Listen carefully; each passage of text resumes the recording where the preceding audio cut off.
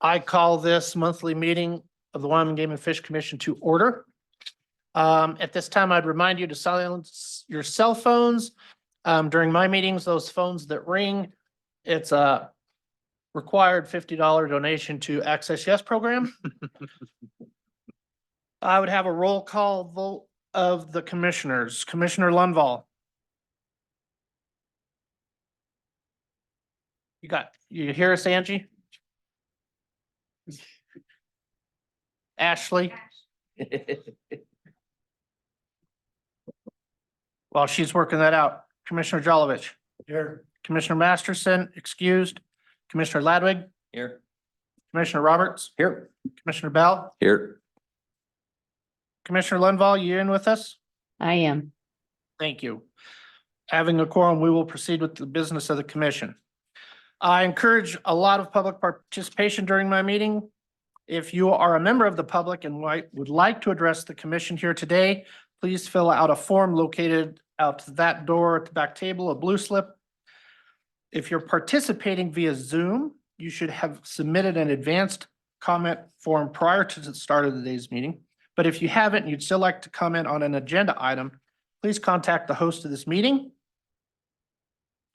I will give you every opportunity to speak and when I do that, please be courteous to others. Please limit your time or I will shut you off. Commissioners, having watched the director this morning, just a reminder, red light is on. No light is off. Sorry. If you would now join me with the Pledge of Allegiance, please. I pledge allegiance to the flag of the United States of America and to the republic for which it stands, one nation, under God, indivisible, with liberty and justice for all. Okay, we are going to be working today off of the revised agenda dated January 2nd. It's a full load. We're going to try and get done on time for Mr. Kennedy, but we'll do our best. I do want to take our time with each subject and digest it thoroughly. So on that agenda, our first order of business will be to approve the open session minutes and executive session minutes from our November 14th meeting. Commissioners, you've had those presented to you and have them today. What's the pleasure of the commission? Mr. President, I would move to approve the minutes, but there has been I think the amended minutes because I think Commissioner Masterson, I know, made some changes in these. I thought his changes were good additions. I don't know if it, but anyway, I don't know if you got to see those, but anyway, I would approve the amended minutes. Okay, it's been moved. Is there a second? Second that. Second by Commissioner Ladwig. Ms. Bell, those comments from Commissioner Masterson were considered in these that are presented? Yeah, whatever that, yeah. Okay, I thought so. Any other discussion on the minutes? Hearing and seeing none, all those in favor to approve as presented, say aye. Aye. Opposed? Aye. Thank you, Ashley. That motion carries. Item agenda 2, Director Nesvik, Happy New Year. Well, Happy New Year, Mr. President, members of the commission. I was wondering before the new year if winter was going to arrive, and it has definitely arrived now. There's no doubt about that. I saw this morning anywhere from -31 to 7 degrees in a 30-mile stretch. That's a record for me, 38-degree temperature swing.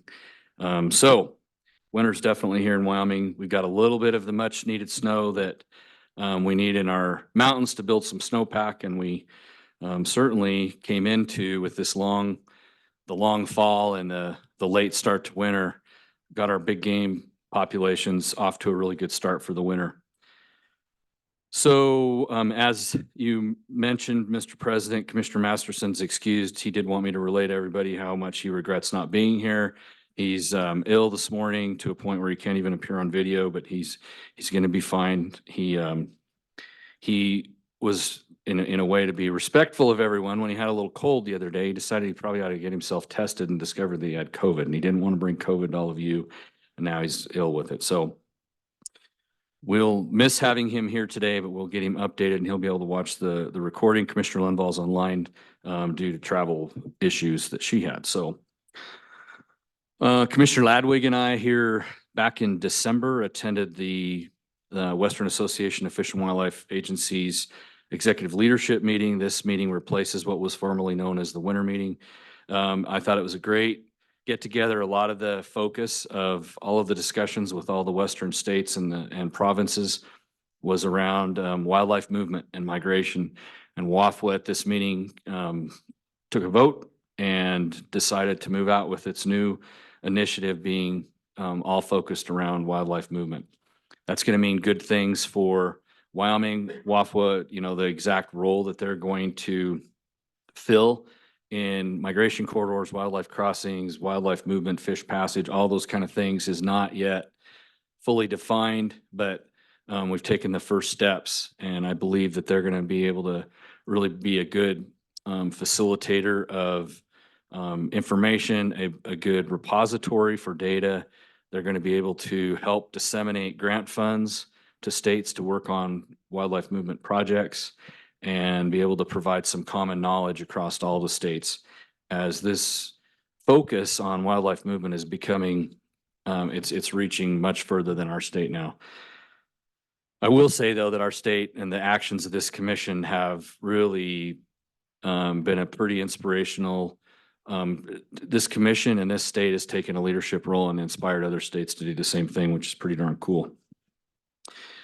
I did want to give an update on elk management, where the department's at. As this commission's well aware, you made some changes and authorities within your regulations here last year based on the continuing concerns we have, as well as many landowners, particularly in eastern Wyoming, but not only limited to there, have with elk populations and over objective elk populations specifically. You know, we've always tried to use our Access Yes program, our hunting seasons, and the way that those hunting seasons are developed, license quotas, you know, reduced price cow-calf, reduced price doe fawn. We try to use all of those tools, and it's actually for decades now been very successful, but there have been some very specific cases dealing with challenging access, particularly on private land, where those tools weren't working anymore. And so we've taken on some uncomfortable, I would say, moves to try to help us more quickly address our elk management challenges. I did want to, I'll just give you an update of particularly with Chapter 34 auxiliary management, elk or big game auxiliary management, give you some updates on how we've used that tool, as well as Chapter 56, which is providing individuals or groups permission by the chief game warden to remove elk, or it's almost always elk, but it could relate to any other big game, but to remove those animals lethally and provide the meat to food banks, or to be able to donate them to folks that'll eat it. So to date, we've authorized a total of 12 auxiliary management hunt permits beginning January 20th of 2023. Some of the unused licenses, some allow unused licenses, and then some purchase auxiliary licenses or have some combination of both. We've sold a total of 622 of these auxiliary licenses so far. In Casper, there's been 4 permits issued, 2 in Area 7, 1 in 117/126 in the Black Hills, and then 1 in Area 3 along the Niobrara-Goshen County line. All permits are currently valid, so we don't have complete reporting yet, but the estimate is that there's been 120 antlerless elk killed in Black Hills, 80 in Converse County, and about 40 on Wagon Hound, the ranch there in the north end of Hunt Area 7. Cody has 1 permit in Area 41, and it's currently in place from January 5th to the 14th, and there's been 17 elk harvested so far. Lander has 1 permit, and it's currently in Area 28, right there near Lander and near Lander, and it just started. They had a similar permit last January through March and harvested 33 elk. Laramie's had 2 permits in 2023, 1 in February and 1 in late July to mid-August. The February hunt was authorized, a total of 100 licenses.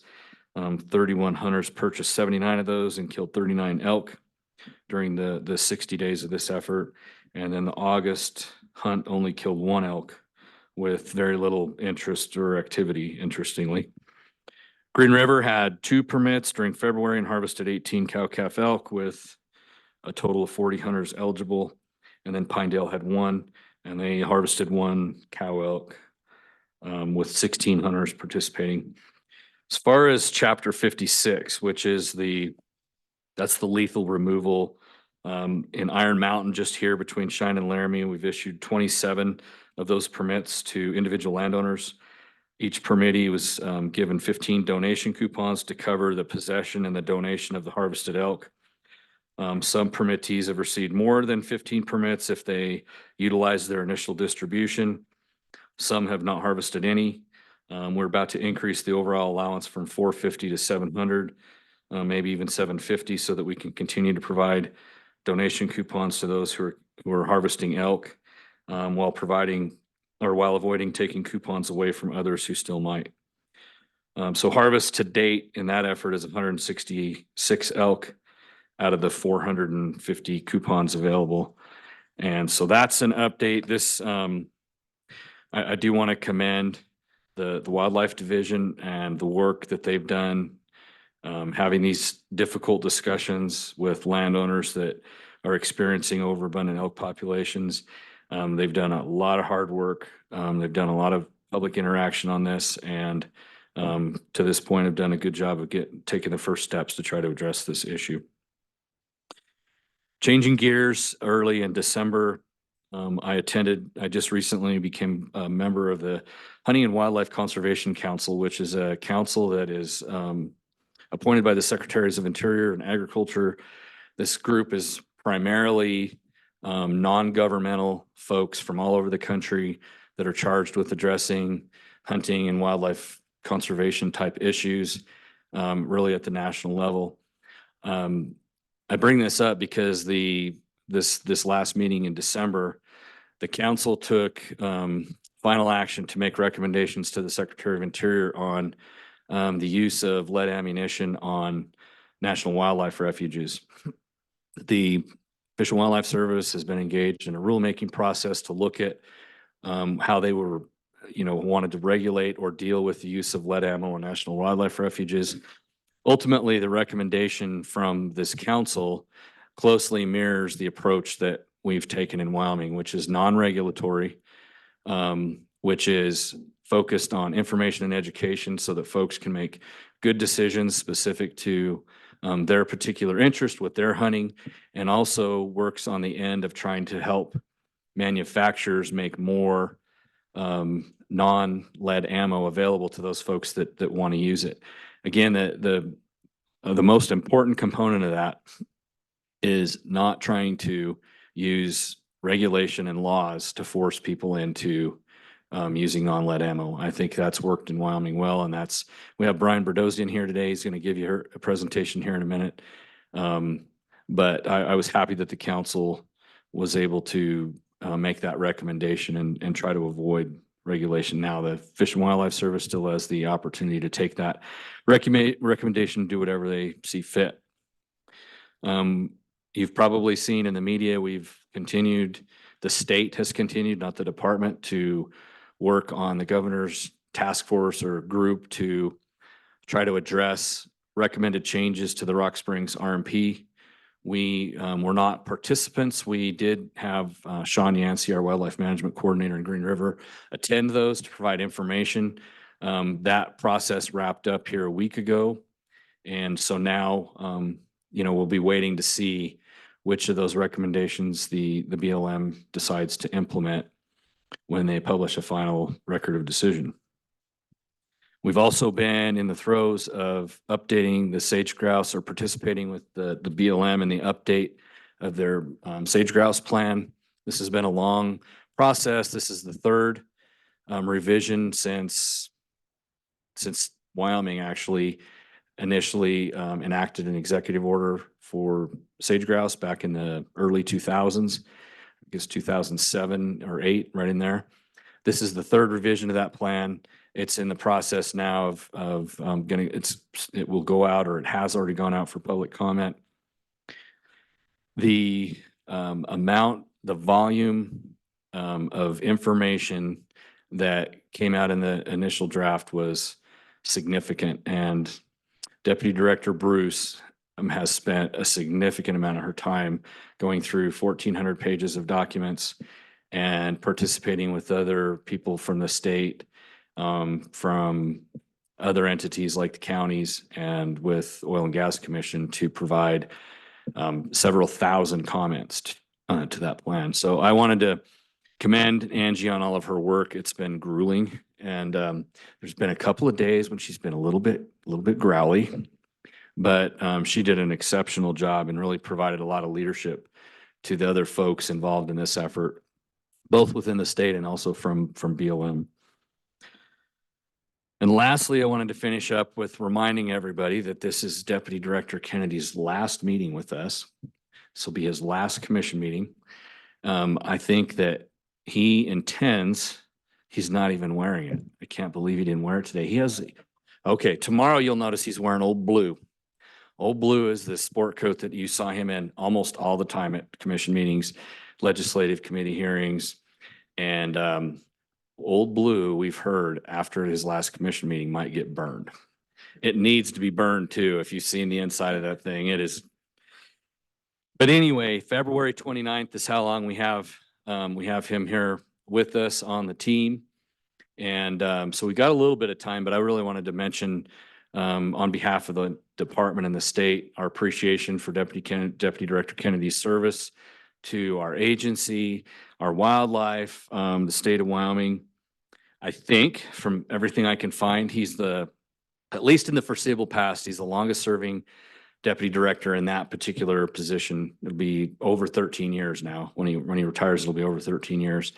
And looking back, at least during my career and several years before that, there hadn't been any deputy director for internal operations that served that long. He's been here with the department for 20 years. He came in as the services division chief, actually over 20 years ago now, and served in that role before he was appointed deputy director by, at that time, Director Steve Farrell. So he's worked for now 3 directors. I'll let you ask him which was the most difficult to deal with.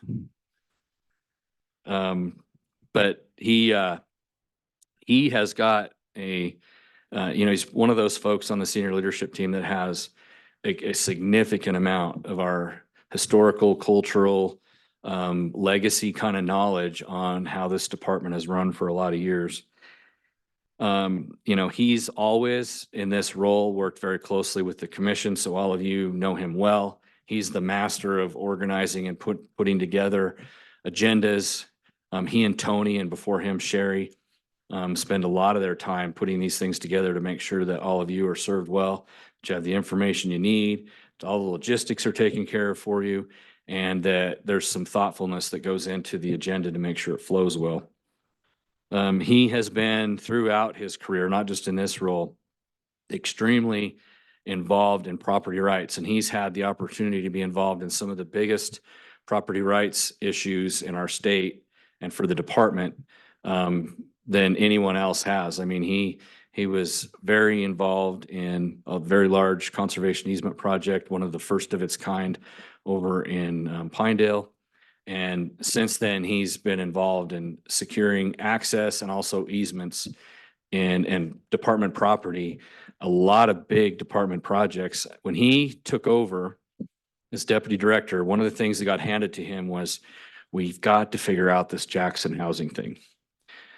That's how long that's been going on. And he was out in the lead to crack the code on that and to get us to the point where we're at, where we're going to have people in Jackson living in department-owned houses here in the coming months.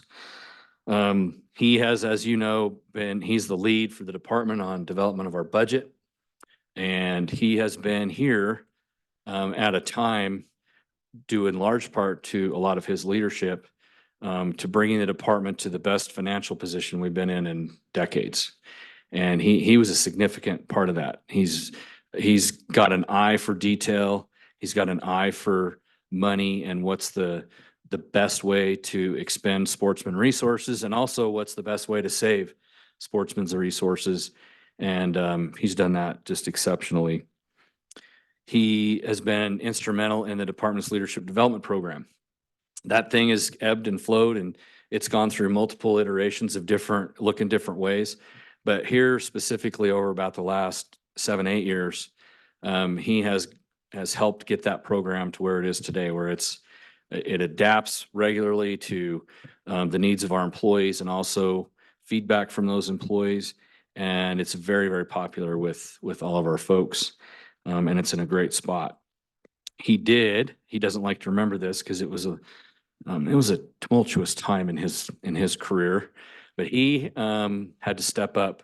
I think it was almost for 2 years and act as both the internal deputy and the external deputy. He had to be him and Angie at the same time when we were without a deputy director for external operations.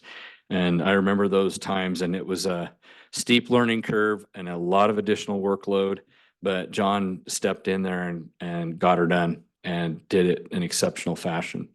Luckily, he didn't do it so well that we never hired another deputy director, but anyway, he got us through a time there where we really needed him to step up. So there's going to be other opportunities to celebrate an awesome career and an awesome contribution to our state and our wildlife, because we've got 6 weeks or so left. But I did want to say to a good friend, thank you, John, for your years and years and years. Thank you, John, for your passion, dedication, patience. He does have to have patience to deal with me. And I do have some concerns about after February 29th. I think that all of our fish and wildlife managers are going to need to reevaluate how we manage walleye and how we manage turkeys and geese, because I have a feeling that one individual may have much bigger of an impact on harvest of those species after February 29th. Also worried about a little bit about kokanee. The trout are safe. All he does with the trout is catch them and release them. But anything else that he enjoys so much doing, he will be doing a lot more of in retirement. So hats off to John Kennedy. Let's give him a round of applause.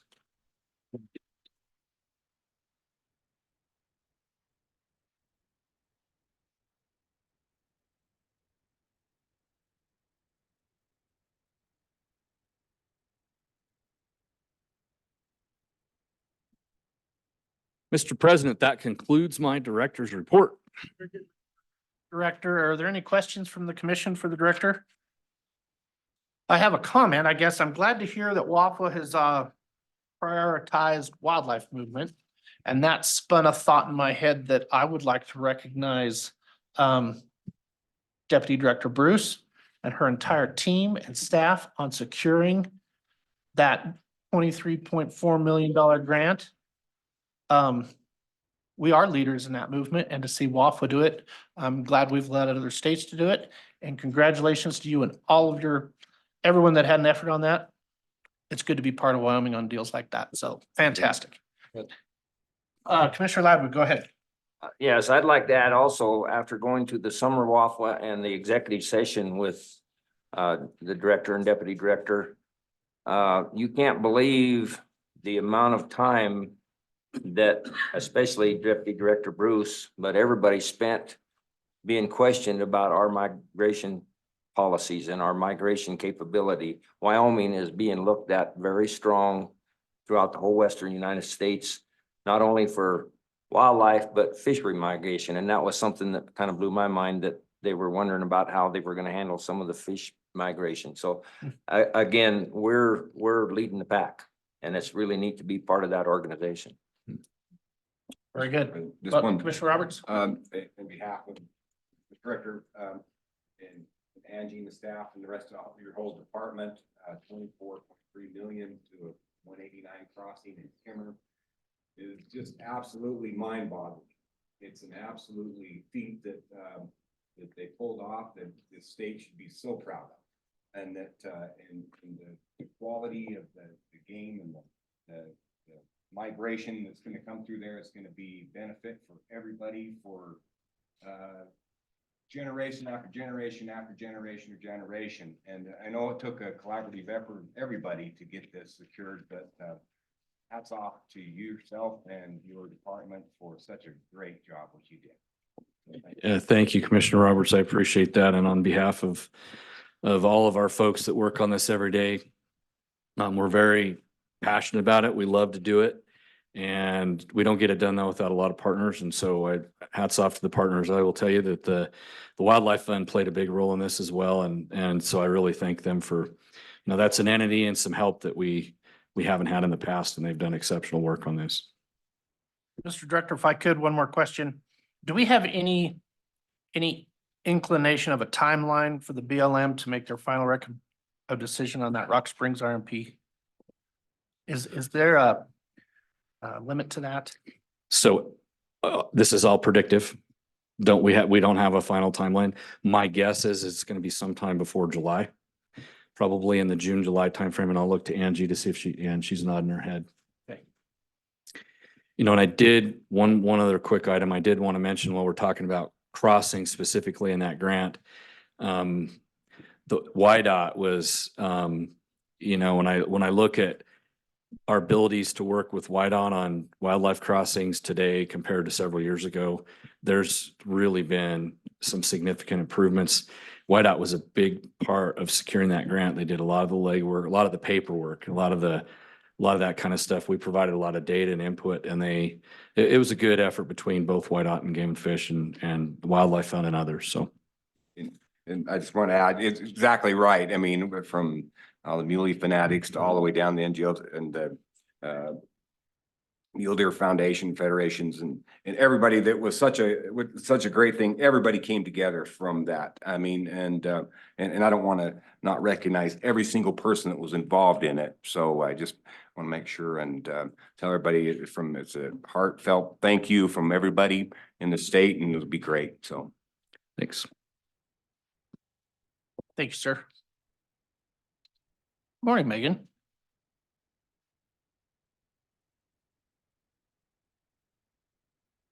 Morning, Deputy Director. Congratulations. Good morning, Mr. President, members of the Commission, Director. As the Director mentioned during his update, Brian Bedrosian is here today from Sporting Lead Free. Brian, come on up. I think the last time you heard from this organization and Brian was in March of 2022. Yep. So it's been a while, and they got a lot to report to the Commission about, and they've certainly been a good partner since that time you first heard from them. So I'll hand it over to Brian. Thank you. Thank you, Deputy Director Kennedy, both for that introduction and as well as all the years of service. Commission President, Commissioners, Director Nesvik, thank you for the opportunity to be here today. I'm excited to give you an update on all that we've been doing at Sporting Lead Free for the past couple of years since I have presented previously. And as I'm very excited to hear that, nationally now we're starting to see the adoption of what we've been doing here in Wyoming. And, it's similarly with all of our ungulate movements and migration corridors, I think we've been the lead on trying to promote the non-regulatory movement towards increased lead-free use in the field for other wildlife benefits. And so I'm happy to report on all that we've been doing. For those of you that don't know me, I've started my wildlife biology career here in Wyoming over 20 years ago, and building on a lot of the research that I've been involved with as the Research and Conservation Director at Teton Raptor Center, adjunct at the university. We started the Sporting Lead Free initiative about 3 years ago now. And if I can figure out, if I could maybe get a little help on how to, okay, great. Thanks. So just give you a little bit of background again, just to remind everybody on who we are and why we do what we do. We are an educational only initiative dedicated to promoting hunting and angling, and also the conservation ethics, heritage, and also promoting our wildlife populations across Wyoming. That has now been so successful, we are branching out nationally, and we've Had the pleasure of adding to our team, Saul Griffith in the back here is our new Wyoming Outreach Coordinator, and Hannah Leonard, who some of you have met before, is now our National Program Director, pushing not pushing, but encouraging other folks in organizations to follow behind. So our mission is to encourage the voluntary use of lead-free in the field and promote sporting and angling, hunting and angling, and our conservation ethics. We are non-regulatory. We believe in education, not legislation. So just a brief couple slides on the issue, just as a reminder. We're talking about the use of lead for hunting and fishing because of its secondary, often unknown impacts to other wildlife populations. For example, golden eagles, bald eagles, loons, and other mainly bird species. And so this, there are avenues of lead that enter our other wildlife systems through all of our upland, big game and fishing opportunities that we enjoy out there. So just in general, on average, you know, we see over 1 million unretrieved wounded pheasants across the United States. And so as those pheasants have a lead pellet or other embedded in them, those are the first ones to get picked off by eagles and other raptors. And so they can ingest lead that way. Similarly, over 4,000 tons of fishing tackle are lost every year. And often, you know, if you pop off the jig head and the walleye's mouth and then the loon comes and eats that, that's how they can ingest lead. And similarly, in big game hunting, we see about an average of 160 tiny little lead fragments in each gut pile that a hunter leaves out in the field that is harvested with lead-based ammunition. I apologize, this is lagging a little bit here. There we go. So just to give you an example of what those fragments look like, this is an epoxy cast, and I have plenty of these if you're interested in looking at them later, of the fragmentation that happens as the bullet enters and goes through the animal. This is a bonded bullet, and that fragment there outlined in red is enough to fully metabolize to kill an eagle. So that's the scale that we're talking about and why it's those tiny little fragments that aren't an issue to other people or other wildlife are an issue to species that have acidic stomachs like eagles. Am I supposed to be pointing this somewhere? Over there. Okay, great. Thank you. Here's some other examples of some cup and core bullets. And then I know it's kind of a little bit hard to see, but all those little white specks in that prairie dog and that deer are those lead fragments as the bullet passes through. So that's what we're talking about. And as we can hopefully see here, this is an X-ray of a bald eagle with those fragments in its digestive tract. Similarly, we can see that with pellets in this bald eagle and tackle, this is a jig head in this loon. And so thankfully there is a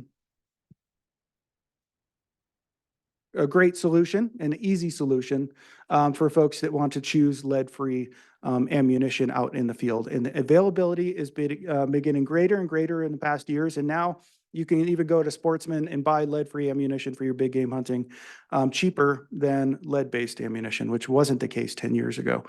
It's a little more expensive if you're talking about upland, but there are plenty of alternatives, steel shot, tungsten bismuth, and other components for non-toxic upland, as well as increasing availability for lead-free options for tackle, both jig heads, lead-free wire for your nymphs if you're fly fishing, and other possibilities. And again, I want to point out we are not an anti-lead organization. I still use lead, I just use it at the range. We promote folks to keep their lead for the range. We're not trying to change the industry for a small fraction of what the industry sells. It's just making that choice when you're out in the field. And it's promoting that positive change within our community as a sporting community and taking the politics out of the conversation. This isn't an us versus them. We want to bring everybody together for wildlife conservation, as well as maintaining public support for our hunting and fishing. And again, I'm going to hammer on this education, not legislation. And thankfully, I'm so excited to hear that this message is potentially going to be adopted at the national level. So we promote our message through 3 different avenues, both the wildlife and human health aspect of the benefits of switching over, the performance, because a lot of people have questions about their performance. of non-toxic alternatives, as well as maintaining our hunting and fishing heritage, which, as we know, is really important.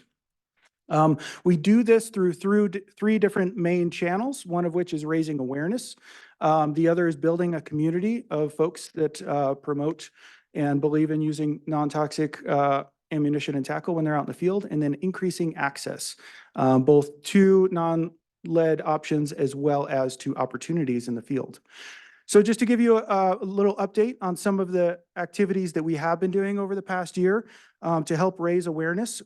We have been a part of and like to partner with a whole host of organizations and have been a part of 37 events in 2023 alone, reaching over 13,000 individuals with partners like the Wildlife Fund, Inspire a Kid, camps, doing, the Becoming an Outdoors Women antelope hunts, as well as a variety of other hunts and opportunities to get out in the field and both promote and help support those organizations, as well as share the message.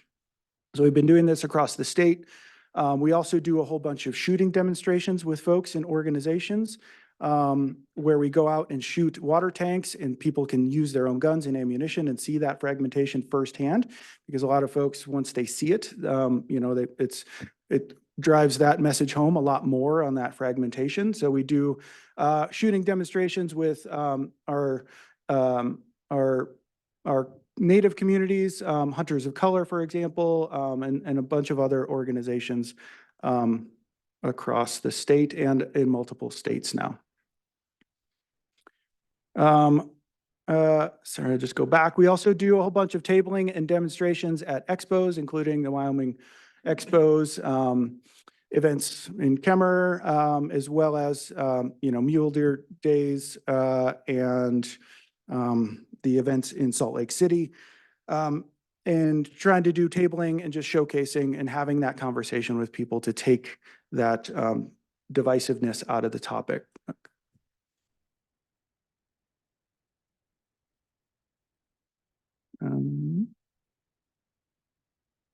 Okay.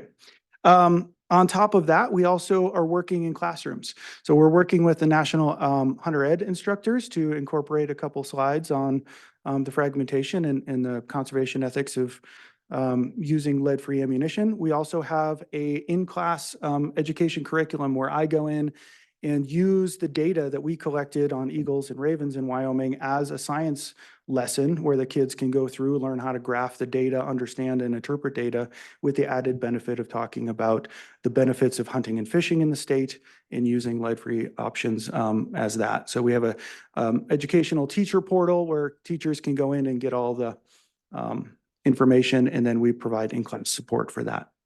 So to help build a community, this is another big aspect of what we do. We've had a 38% membership increase just in the past year alone. The momentum is increasing, and we're excited to see that.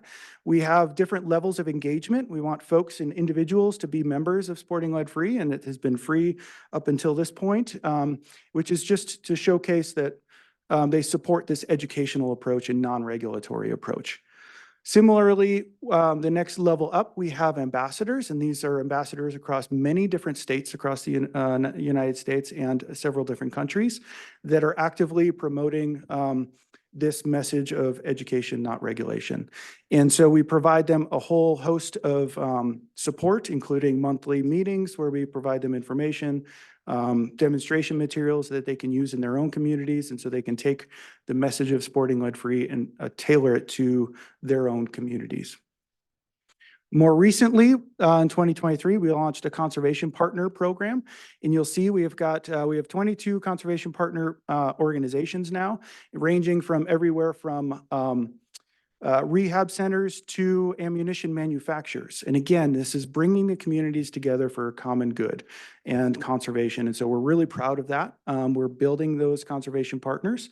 Invite other organizations and folks in this room to consider as well.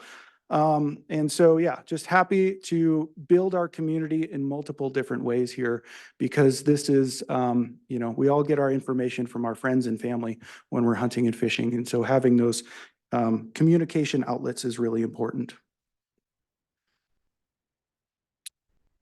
All right. So more recently, last year, I also convened a national leadership summit of every organization that is actively doing outreach on lead-free. And we did this in Boise with partner organizations from the non-NGO sector to tribal governments to other folks that are actively working on this to get everybody on board with the same content and messaging and to get us all communicating better, because this is a national and international issue. And so the more communication we can have, the better. So Sporting Lead Free is happy to kind of take the leadership role within that core organization too. And so we've created communication platforms so we can regularly share content and information as well as maximize efficiencies. We have, as I mentioned, now I'm getting way ahead of myself, we've taken this model that we built in Wyoming at a more national level, and we're excited to expand Sporting Lead Free. We're working with several states now, including Colorado, Montana, a couple in the Midwest, and Alaska, to incorporate with their state agencies as well as other organizations in those states to increase our message and awareness and provide information to them so they can adapt it to their local communities. We want people to kind of buy into the basic premise, but allow them the flexibility to have that messaging for their local communities. And now on the access point, it's not just, we want to put our money where our mouth is and not just preach it, folks. We want to help increase access both to hunting, to angling, as well as to game meat. And so we do this in a variety of different ways, and I'll showcase some of the successes we've had. First and foremost, a lot of people just have a lot of questions on how to switch over. What are the tips of switching over to rifle ammo and things like that? So we've created a guide for those different sporting activities, as well as we have an ammunition finder on our website. So folks that have trouble finding ammunition, lead-free ammunition, they can go to our website and put in their caliber and their grain weight, and it'll pull up all the online retailers so they can order it.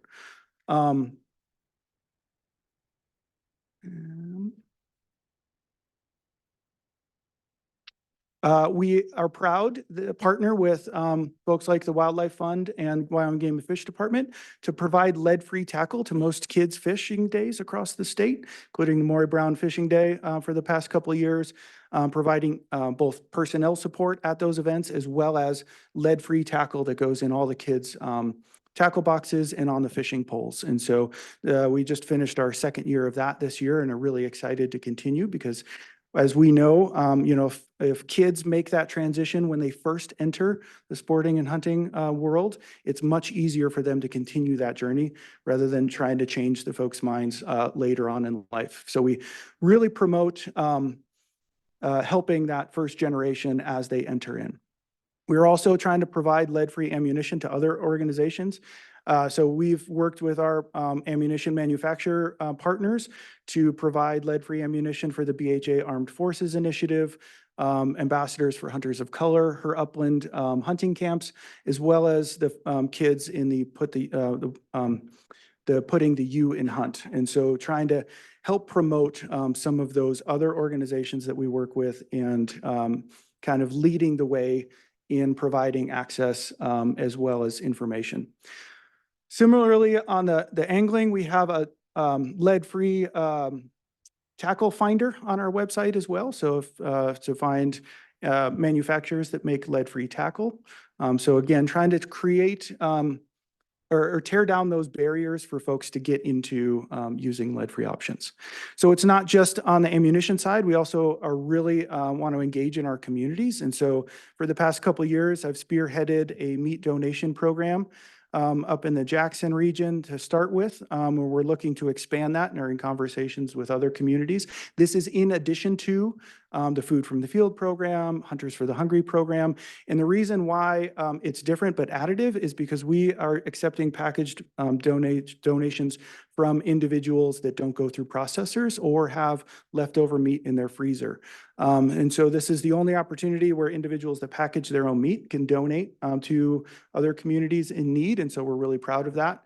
Even with the decreased hunting success this year, we still had over 300 pounds donated through our initial program in partnership with Wyoming Game and Fish Department, WWF, as well as Whole Food Rescue. And so, as I mentioned, we're also in discussions to increase that with Muley Fanatic Foundation down in the Rock Springs area, and really excited to have another added benefit to our community.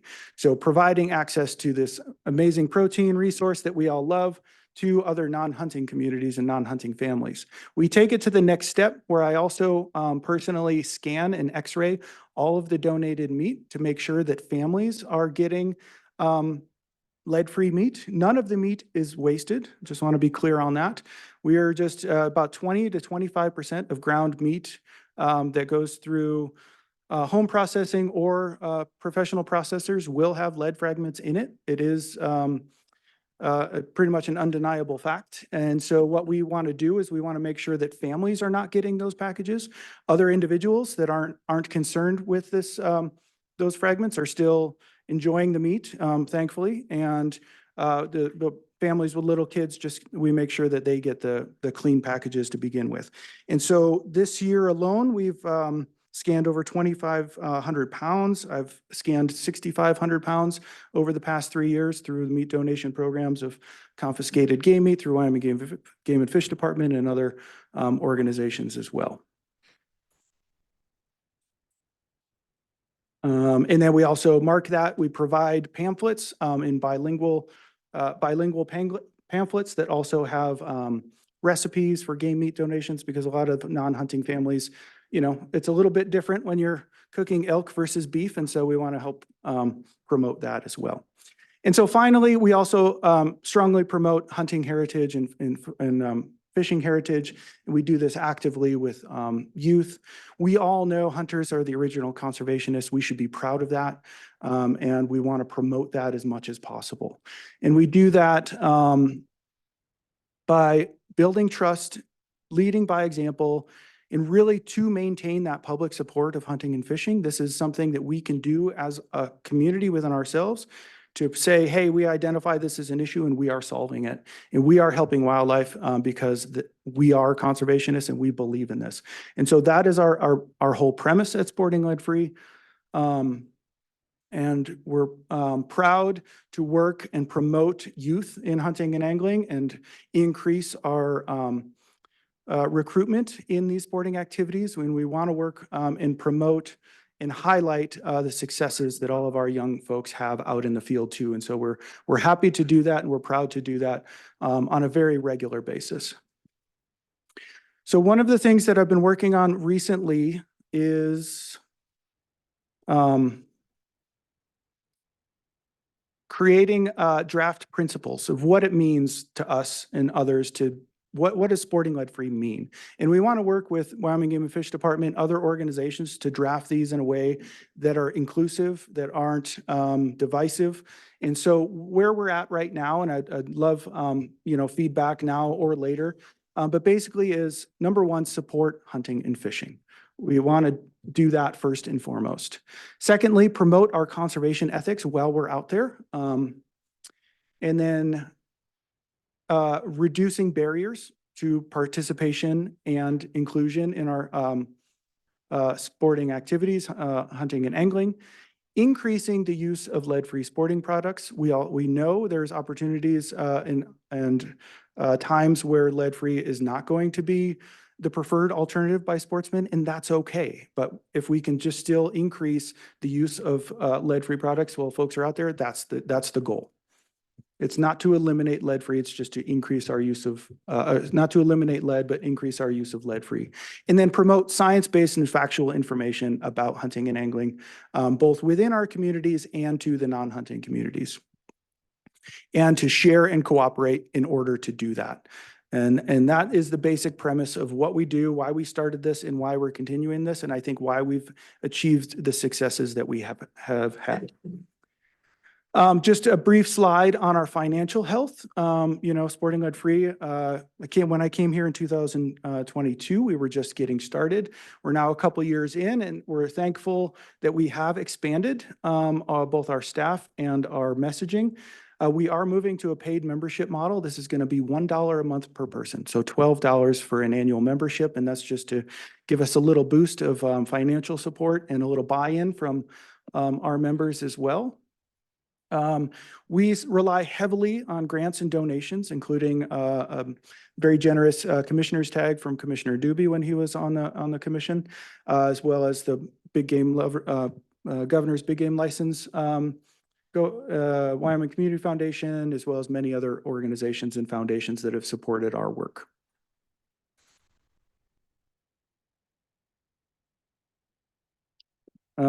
We now are also developing corporate sponsorships. Boss Shot Shells, who manufactures tungsten and bismuth shot shells. Shown here is their War Chief line. They just came out. It's a paper hull.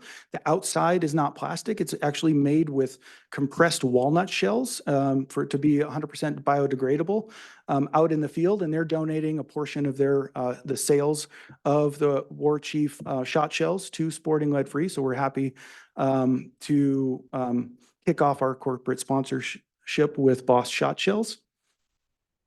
And then finally, in-kind donations, including several in-kind donations from some of our Wyoming companies here to help with our events as well as our fundraising aspects. And so with that, I just, that's the end of what I have. We're just really excited and happy to continue working with you on the commission, the department, all of our project partners, some of which are here, many of which are not. And lead by example. We are doing this in Wyoming over and over again, and just happy to be a part of that with the promotion of lead-free use out in the field. And so with that, if we've got time, I'm happy to entertain and stand for any questions. That's excellent, Brian. Thank you for that presentation. Are there any questions from the commission? Go ahead, sir. So Brian, just briefly, could you describe some of the work that's been done regarding performance of lead-free ammo versus lead ammo? Yeah, so the performance piece is absolutely first and foremost on many sportsmen's mind. I think there have been a lot of different studies, particularly with big game rifle ammunition, most recently on small game and rimfire ammunition. I will say rimfire ammunition in the non-lead realm isn't there yet. It's one more reason why we shouldn't mandate this across the board. Technology has been improving and continues to improve. Lead-free options for big game hunting are way beyond now what they were 15 years ago. Just like every technology, it continues to improve. Price points also continue to improve. Like I say, big game hunting rifles, the main rounds are almost sometimes cheaper now than lead options that are there in the stores. Upland is not there yet. And hopefully as this demand increases, as we build the market, those prices will come down. And so this is, a long-term play and the importance of the educational approach and not mandating it across the board. Yeah. Commissioner Ladwood. Yes, I have a comment, and I think it adds to what you're talking about. I'm one of the other hats I wear. I'm the mayor of a small town, and we're in a water replacement project that's over 100 years old, and we're finding lead pigtails in our water lines. And the federal government at this present time has got an initiative going to remove all the lead lines going to people's water to your house, because it is a problem.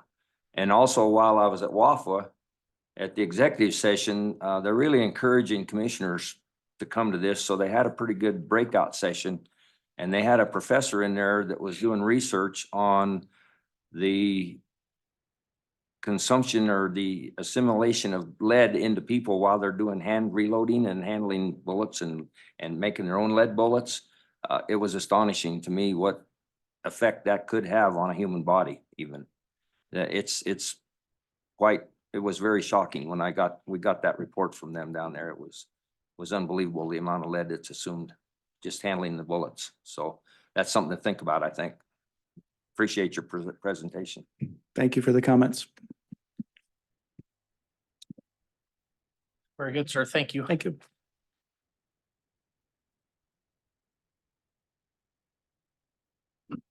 I have on my agenda awards and recognition, but Good morning, Mr. President, Director morning. Nesvik, members of the commission, Eric Woltinger, Chief of Services. Yes, next on the agenda is an award presentation for Kirk Nordyke, GIS Supervisor for 35 years. And I've asked Jason Edwards, who is our Chief Technology Officer here at Game and Fish, to present the award because I'm sure it's full of acronyms, and the only one that I probably understand is CTO, Chief Technology Officer. So I'll have Jason go ahead and give the brief.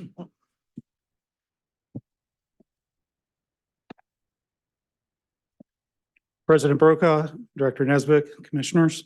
As Eric said, my name is Jason Edwards. I'm the Chief Technology Officer here at the Game and Fish. And it is my honor to present Kirk Nordyke with his 35-year service award. Come on up here, Kirk. So Kirk has 35 years of service with the state of Wyoming, not exclusively to the Game and Fish, but most of it to the Game and Fish. He started out his career in 1988 with the Game and Fish, working at the UW lab for the Game and Fish as he graduated from his master's program. He left shortly after that year to go seek fortune and fame elsewhere, but decided that he really wanted to return to Wyoming. He wanted to return to Laramie. He wanted to return to the Game and Fish because wildlife conservation was at the heart of what drove Kirk. A couple of years later, he was able to get back to the Game and Fish, but was not able to get back to Laramie. He got stuck here in Cheyenne, and he's been here ever since. He was hired on at the time. It was not the Services Division. It was the Habitat and Technical Services Division. And he was doing work primarily on property rights, GIS implementations of property rights. At this time, Kirk was still a at-will employee or a temporary employee. But quickly his supervisor departed from the department, and Kirk was hired on as the supervisor of the GIS section, which consisted of Kirk and any temporary employees he was afforded. That went on for quite some time. It was Kirk and his assortment of people that he could get to stay on in a temporary type position. It wasn't until 2008 that Kirk was afforded his first permanent position underneath him. And I tell you this to just kind of get you to where we are today. Kirk has been the GIS section here at the Game and Fish for 30 years. And today, Kirk manages a group of 4 permanent employees and 1 at-will position. And the reason that we've grown that much is the GIS needs of this department continue to grow, continue to pay benefits for the management of wildlife, continue to pay benefits for the public, their access and their understanding of how to obtain wildlife on the landscape. So I wanted to kind of go through and talk about some of the things, not necessarily the day-to-day activities of Kirk, but for some of the highlights of his career. Because like I said, when you define GIS within the Game and Fish department, you can't define it without Kirk's input and his impact on the organization. So one of the first things that Kirk did when he took over as the supervisor of GIS was he opted to adopt the use of Esri products. And Esri can be kind of controversial, but they are the big name player in GIS technological services. They have quite a history. They have a robust suite of tools. And it's important because there are things out there that you can use that are free. Yeah, free is always good for the state of Wyoming. But at the same time, you don't have the ability to do the things that you need to do to be impactful. And we will see that foresight in adopting a consistent narrative of a paid option to where we get today within GIS. Kirk also initiated and supervised the digitizing of hunt areas and seasonal range layers, things that we take for granted now. Under his supervision, his GIS team supported the first state wildlife action plan in 2005. In 2013, Kirk began working on the first implementation of an enterprise GIS system, setting up an on-premises GIS server and the department's first true GIS-based application, the bear bait application. And I was fortunate enough, I worked directly with Kirk and his team on that application. And basically what this did, and this is just kind of a small little thing, it seems small, how many bear hunters do we have out there? But if you remember, if you're a bear hunter and you would walk into a regional office in the early part of this year, in the February, March timeframe, they would have a big wall up with a big blown up map of the area. And they would have markers all over different sections of that map, registering places where bear hunters could register a section, up to 2 sections, to be able to set a bear bait so that they could be more active in bear hunting. And each regional office is coordinated for their own regional office. There was no statewide coordination effort. It was painful. So in 2013, we decided that we were going to bring GIS technologies to the forefront and create a system that could be operated statewide. And Kirk was very instrumental in doing that by bringing this technology to bear. Shortly after that, in 2015, Kirk set up the department's ArcGIS Online for Organizations project, which is the primary way that we now share ArcGIS information with the public and with third-party users. It is also the driving factor behind some of the things that we do on our website to provide GIS data. And in our new website that we'll be launching here shortly, a lot of that data is going to be coming directly from that ArcGIS Online. Then in 2019, Kirk finally brought the reality to bear that we have a true enterprise GIS solution. And by true enterprise, I mean, it's a centralized system where everyone in the department can access the same layers of data. And before this, you may say, well, isn't that kind of what you should be doing? Yes, before this, we had copies of data out in regional offices on biologist laptops, and there was no consistency. And sometimes that would get us into trouble because we were using data that wasn't consistent, wasn't quality checked. That's a big part of what the GIS team does is they make sure that all those field biologists that are using GIS tools are adhering to certain principles so that when we go and we create documents for the Sage-Grouse Executive Order or the BLM's product, we know for a fact that it is proper and that we are meeting those needs. And Kirk's always been about making things the way they need to be. It also allowed us then to implement new technologies and basically integrate new things. So in late 2021, the governor's office asked the department to take over the adoption of an application called the DDCT. So the Density Disturbance Calculation Tool, which is part of the requirement of the Sage-Grouse Executive Order that any kind of construction in sage-grouse core lek areas has to have an evaluation and determine whether it's going to negatively impact sage-grouse. And that application, basically the governor wanted to free up a bunch of money from his conservation funds and asked the department to take that on. And Kirk was integral in working that. It was not an easy challenge. There were a lot of technological issues that we continue to work through to this day. But we have a better product than we did when we launched a year and a half ago. And those are just part of the things.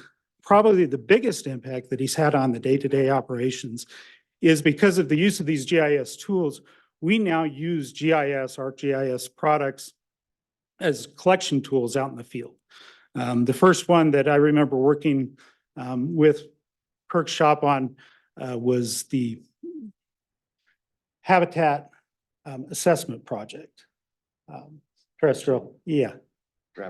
Rabbit habitat. I knew I missed a word.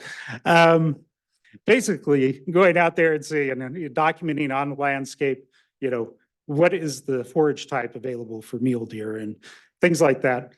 Since then, they've converted our WAS observation system is captured through their mobile apps. We've done a project for the fish division for their WAM. We are about to start on a creel survey project. There's antler classification apps out there, a lot of different apps that have made field personnel a lot more productive and made data collection a lot more consistent.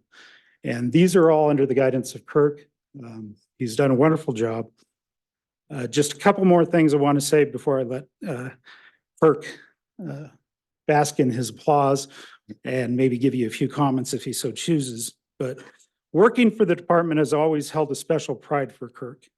He believes in the mission and has dedicated his work to making his section of the department the best it could be. He felt fortunate that his first supervisor that he worked for back in Laramie was the late, great Tom Thorne. In all, Kirk has counted 13 supervisors in his tenure. It has been my honor to support him in that role over the past few years, and I want to tell him thank you for his work and stepping up to every challenge. Thanks.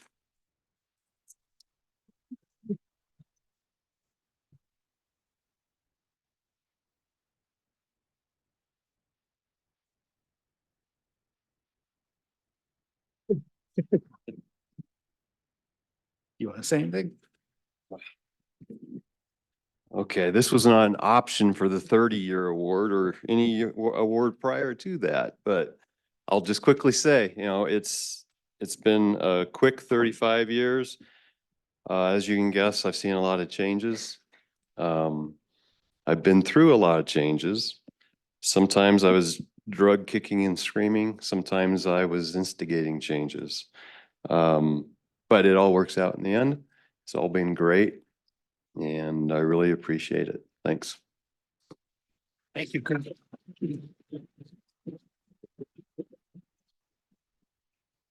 Well, congratulations, Kirk. Thank you for taking the time to make sure the department's data is credible. That's huge. That's the foundation of everything we do. So thank you for your efforts. Okay, we have another award recognition. The Wyoming Fire Chiefs. Morning, gentlemen. Good morning. Thanks for a few minutes of your time today, President Brokaw, Director Nesvik, and members of the commission. My name's Dan Johnson, and I represent the Wyoming Local Assistance State Team. With me today are retired Fire Marshal Lanny Applegate, current Fire Marshal Byron Matthews, Campbell County Fire Representatives, the Fire Chief Jeff Bender, and a Battalion Chief J.R. Fox. The last team for Wyoming was formed in 2010, and our mission is to support families of fallen firefighters. That's our main mission when we were formed. We've expanded that mission statement, and we support really first responders, families of first responders throughout all disciplines. We have supported obviously the fallen fire. We've also supported law enforcement, EMS, and we've been involved with one Game and Fish retirement funeral that we help support. We operate with 70 volunteers. Funds that we have do not pay. They're volunteers, so they're not getting paid, but we use those funds to help train, exercise, and reimburse their costs, plus run our missions that we do. We're currently averaging a mission, more than a mission, once every 2 months. In the last 2 years, we have 3 levels of missions that we run. Level 3 is a retiree that we support the family. A level 2 is an active first responder that passes but not in the line of duty. And then a level 1 is a line of duty mission. We've had, as I said, over the last couple of years, we're doing more than a mission every 2 months. Of those, we've had 2 line of duties, level 1s that we've supported. The way we support the family is through the Public Safety Officer Benefit Program with the paperwork for the federal benefits. That's run through the Bureau of Justice. We also, our team supports with doing funeral arrangements, memorial services, honor guards, pipes and drums, graveside services, receptions, and any processionals that get done. That being said, we're here. I'd like to we're here to formally thank and recognize the support of our program to Commissioner Rusty Bell over the last year. At the same time, I want to thank Commissioners Roberts and Ladwig for their past support. So it's sure important to us. At this time, I'll turn it over to retired Director Lanny Applegate. He's got a few words to say. So, thank you, Chief. Commissioner Bell, would you come up forward, please?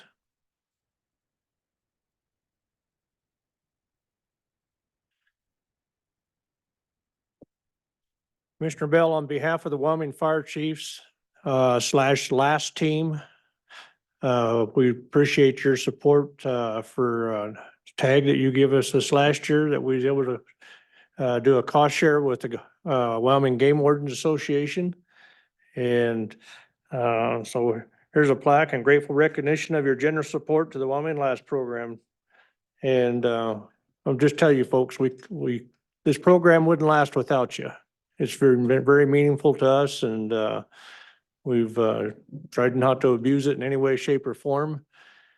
But and I'll finish it with also we have here a check for $2,500 to go towards Access Yes. So thank you again, Thank you. trustee. Thank you, Commissioner Roberts. Thank you, Commissioner Ladwig.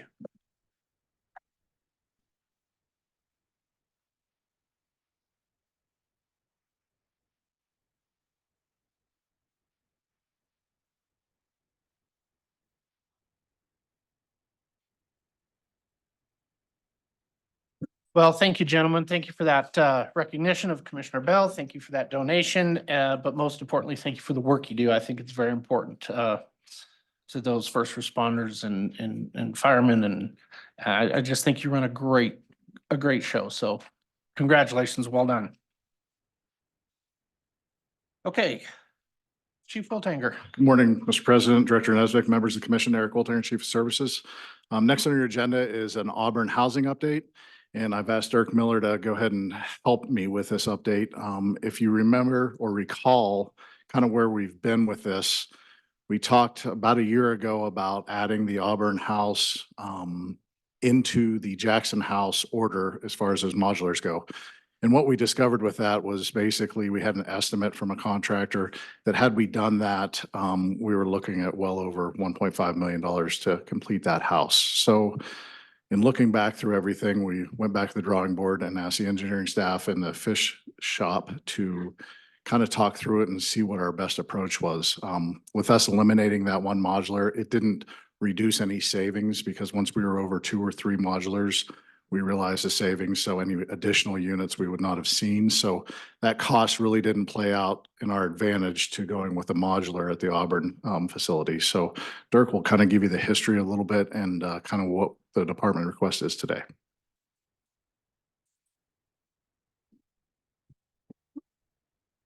Morning, Mr. President, members of the commission, director who's not right here right now.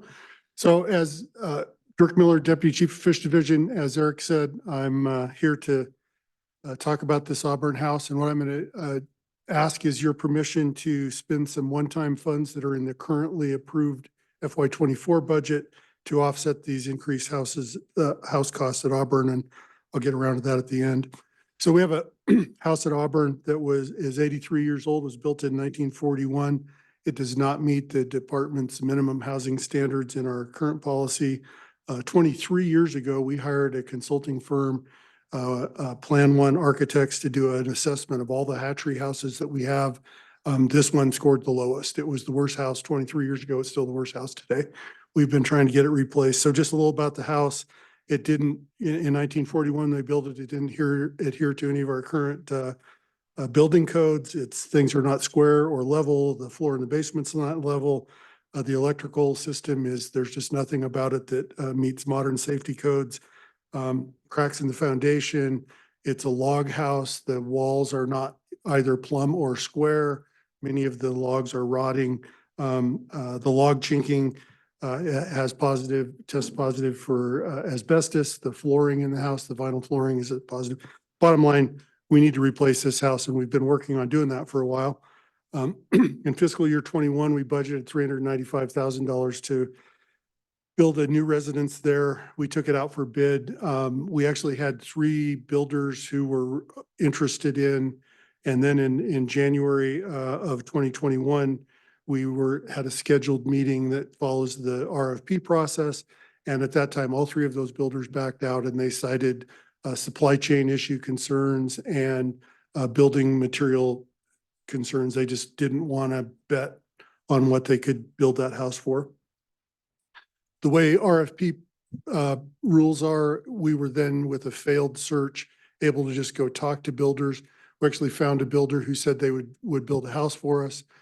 And their bid came in close to what we had, but a little high. And we decided that at that time, let's just wait till COVID kind of slows down and see what happens and go out for a bid again. And then soon thereafter, we said, well, maybe we could tack it on to the Jackson Housing Project. And so we did that as like an add-on. It wouldn't drag the Jackson Housing Project down, but while you're at it, would you build a house for us? As Eric said, that was, darn near 1.6 million neighborhood to build a modular house at the hatchery. And we thought that didn't make very good sense. Again, with the failed process, we were able to go out and talk to builders. And so just we got that price from the contractors last September. We've gone out and talked to builders in the area. We found 2 or 3 of them who would be willing to bid if we get moving on that. And that, it's a fluid market, but they said, $600-ish thousand. Right now in the FY24 budget, we have $489,000 budgeted for a house. So we don't have enough money. If it came in at say 600, we don't have enough money to cover that. So we thought the best approach would be to go out for bid soon. It happens that we have in the FY24 in the one-time expenditures that you all approved, a project to build, to redo, to renovate the raceways at the Boulder Hatchery. And that very much needs to be done. They're crumbling, they're leaking. We need to replace those. But as we looked at that project, we realized that we've got a bunch of projects going right now for hatchery projects. And you all approved the SPEES project that we've began working on. And so we've really kind of reached the limits of what our own conservation engineers can do. And when we looked at the project at Boulder, we also need to do water treatment. And so we thought the best thing to do would be to step back from rebuilding those raceways and ask some engineers to design a water treatment system and a raceway remodel together. And so we've decided we're not going to pursue the construction, but we would like to go out to design. And so that kind of gets me around to the request. And that is, we'd like to request your permission to redirect some of that money. Oh, I didn't tell you. That Boulder renovation project is $750,000 that you approved. So what we'd like to do is have your approval to use some of that funds to offset the difference between the $489,000 we have in Auburn, approved for Auburn, to up to whatever that bid's going to be. We'd like to get that bid out soon. We're working so we can get that done relatively quickly. And then we want to use some of those funds to also hire an engineering firm to do the design for the water treatment and the raceway project together. And so that those two together, we sure hope are less than the $750,000, but then we would use the results from that, the bid that we go out to on, or the design we get back from the engineers. We usually get a construction estimate on the price, and then we would use that estimate to come back to you in a future budget to request probably phases to do that project, but we'll work that in a future budget.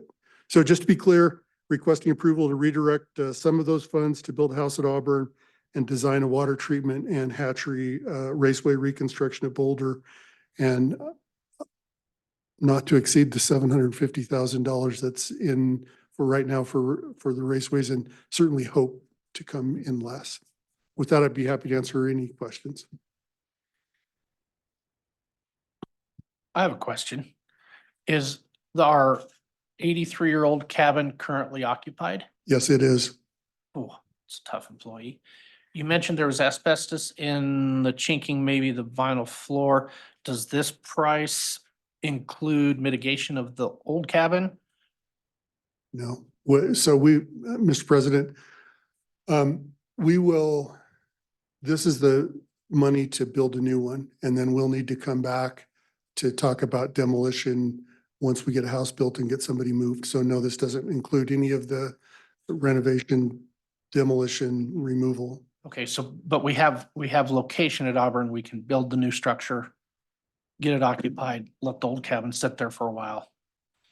Yes, Mr. President, that's the plan. And we have the site, we've done some of the geotech work. We've looked into well drilling. And so we have a site we're comfortable with, and we believe then we would stagger that and it's a superintendent. So in the pecking order of who gets houses, usually the superintendents get the good houses. And so the superintendent is actually in the oldest and most in need of replacement house. He's a tough employee. Commissioner Roberts, did you have a comment, question? I do. Thank you, Mr. President. Okay, so on this redirection of funds, why was it the departments, why not come back and ask for a one-time to supplement that 489,000? Why was it the department's recommendation to divert the funds from Boulder? Mr. President, Commissioner Roberts, because we're not going to get that Boulder project done this year. We just have so many projects going engineering wise. And when we really stepped back and talked about it, said we really need, instead of just doing those raceways first, we need to better plan the whole thing and get a design so that we got all the elevations right and the water treatment's done right. And so either way, we had the decision had already been made not to proceed with Boulder. And so then we started thinking, how in the heck can we pay for this house? Hence my ask today. When did the water treatment aspect of Boulder start coming into play? It's kind of the first time I've heard of it, but that's not. Mr. President, Commissioner, we've known we need to do it. And the crumbling and leaking nature of the raceways made us kind of push that up to the top. And in hindsight, we should have stepped back, said, let's design the whole thing and live with some leaking and crumbling raceways, patch those up for another couple of years to do sort of a more holistic view. Right now, the way we do water treatment there isn't great. If we do a good job with water, like the way we're treating water elsewhere, we should be able to raise healthier and actually more fish on that same water. Okay, so I think I have it just so it's publicly clear. After we do the design work of Boulder, there'll be, the division will come back for another financial request to build that. Mr. President, Yeah. yes, you're right. We will be back in, probably it'll be 2 years, my hunch, by the time we get a contract awarded and a design done. If things go perfectly, we might have numbers in time for December of this year to get into a budget request. 25. Likely the way those, the best laid plans and how it always works out, likely it'll be 2. Solid strategy to me. Any other questions, comments from the commission? Ashley's online hearing. Yes, sir. What's the pleasure of the commission to the department's request? Mr. President, I would move to approve the diversion of the Boulder Raceways dollars, I guess, from that to the Auburn Hatchery House Auburn Hatchery House and design for those raceways. Is that good enough motion? Okay. Thank you. Is there a second to that motion? Second by Commissioner Jolovich. Any discussion on the motion? Yes, Mr. President, how much can we be assured of you're gonna take from that $750,000? How much are you estimating that we're gonna take from it? Mr. President, Commissioner Roberts, less than $750,000. My crystal ball is broke. Every time we've done something with the house, it's come in more. We're expecting that design ought to be in the couple $100,000 range, hopefully less. I hope it's a lot less. I hope we spare that, but I'm uncomfortable predicting a number today, and I apologize for that. Thank you. I think you will get them both done within that budget, but I don't think there'll be much left because I think your house will move. That's what we've learned with building houses. Any other comments, questions? Ready for the question? All those in favor of the motion say aye. Aye. Opposed? My motion carries. Thank you, sir. Thank you. I have to conference with my director.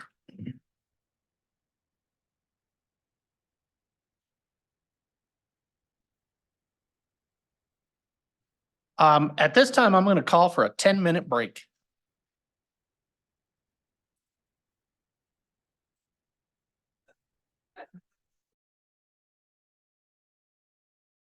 Come back, we're going to resume our commission meeting. Our next agenda item will be Chief King, Wildlife Division, Predator Control Funding. Morning, Chief King. Good morning, President Brokaw, Director Nesbitt, members of the commission.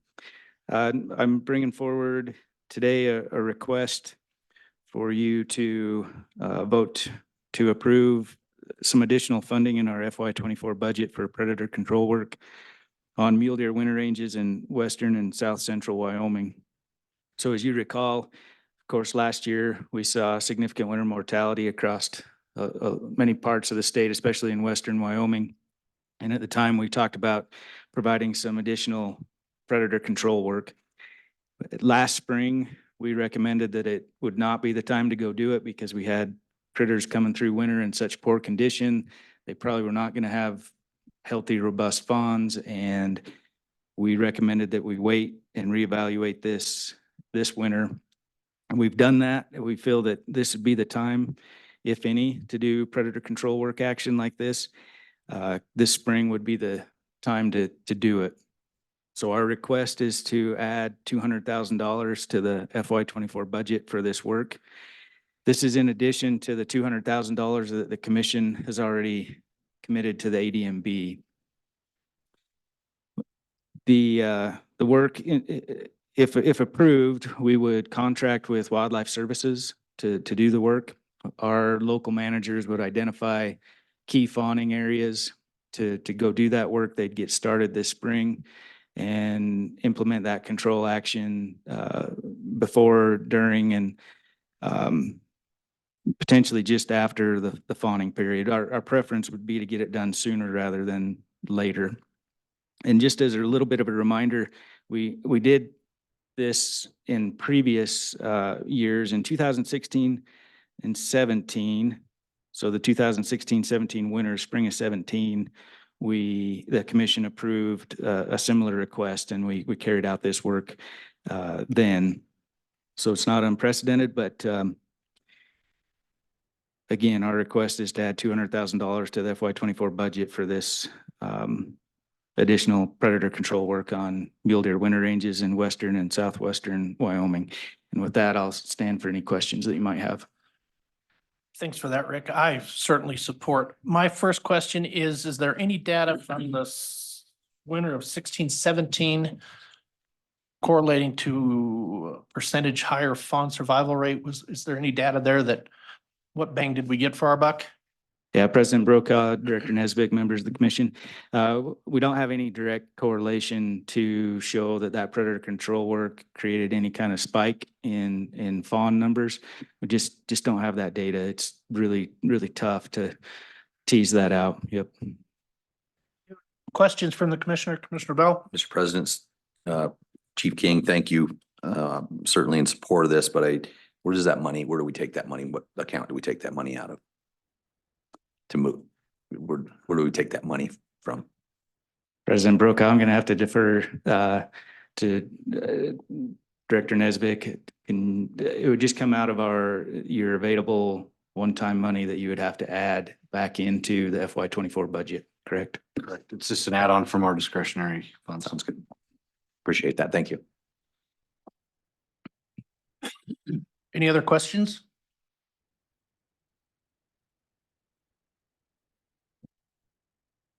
What's the pleasure of the commission with the department's request? Mr. President, Commissioner Ladwin.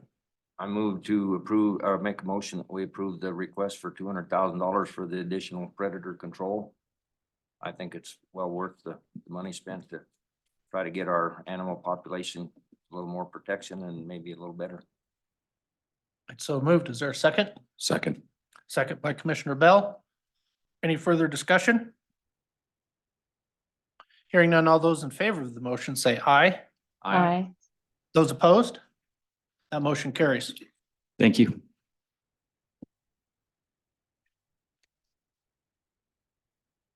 Agenda item 7, our CFO, Meredith Wood. Good morning, Meredith. Good morning. I have a slide, hopefully, for you guys.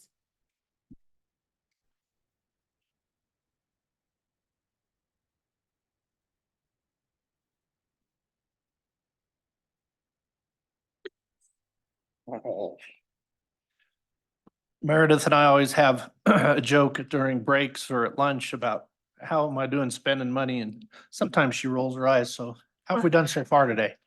Just kidding. Great. Good morning, President Brokaw, members of the commission, Director Nesvik, Meredith Wood, CFO, agenda item number 7, requesting an increase to the commission's FY24 standard budget for a few items. Can you go forward to the next? As the commission is aware, the first group of items on this slide is for 15 positions. The governor recently approved an increase to our total full-time employee cap. The total increase was 32. That'll come to the commission in 3 phases, if I understand correctly, this being the first phase. 7 of these positions are conversion of 12-month AWACS to FTEs, and those are the positions running from the AIS specialist through the facilities maintenance position on the slide. And then there are 8 new FTEs, beginning with the Deputy Chief of Wildlife Division through the Hunter Education Specialist. The request of $983,985 for these positions covers 6 months of operating costs for FY24, seeing how the hiring process is moving forward currently. So that's why the request is coming to you for FY24. Those will be ongoing expenditures. The second line item is to add 2 damage technicians. Those are AWAC positions, 4 months each in the Laramie region for elk management. The third line item is the University of Wyoming Cooperative Research Unit. On an annual basis, we have been giving the university $440,000 in total, $200,000 for aquatic projects, $200,000 for terrestrial projects, and $40,000 for support funding for the co-op. In the development process of the FY24 budget, there was an oversight of the terrestrial projects and the unit co-op base funding of $40,000. So that is to bring that amount back up to $440,000 in total. And then finally, you just heard from Rick about the $200,000. So I won't go over that, which you approved. So bottom line, the increase to your FY24 commission budget that we would like to ask is $1,244,000, $45.22. I'll stand for any questions. We'll have some questions for our slides. It is, I apologize. The 200,000 you just approved in the prior agenda item, so I just took it off. Gotcha. Okay, let's go back. Let's digest on these a little bit. So the top 7 were contract employees. Now we're going to make them FTEs. President Brokaw, that's correct.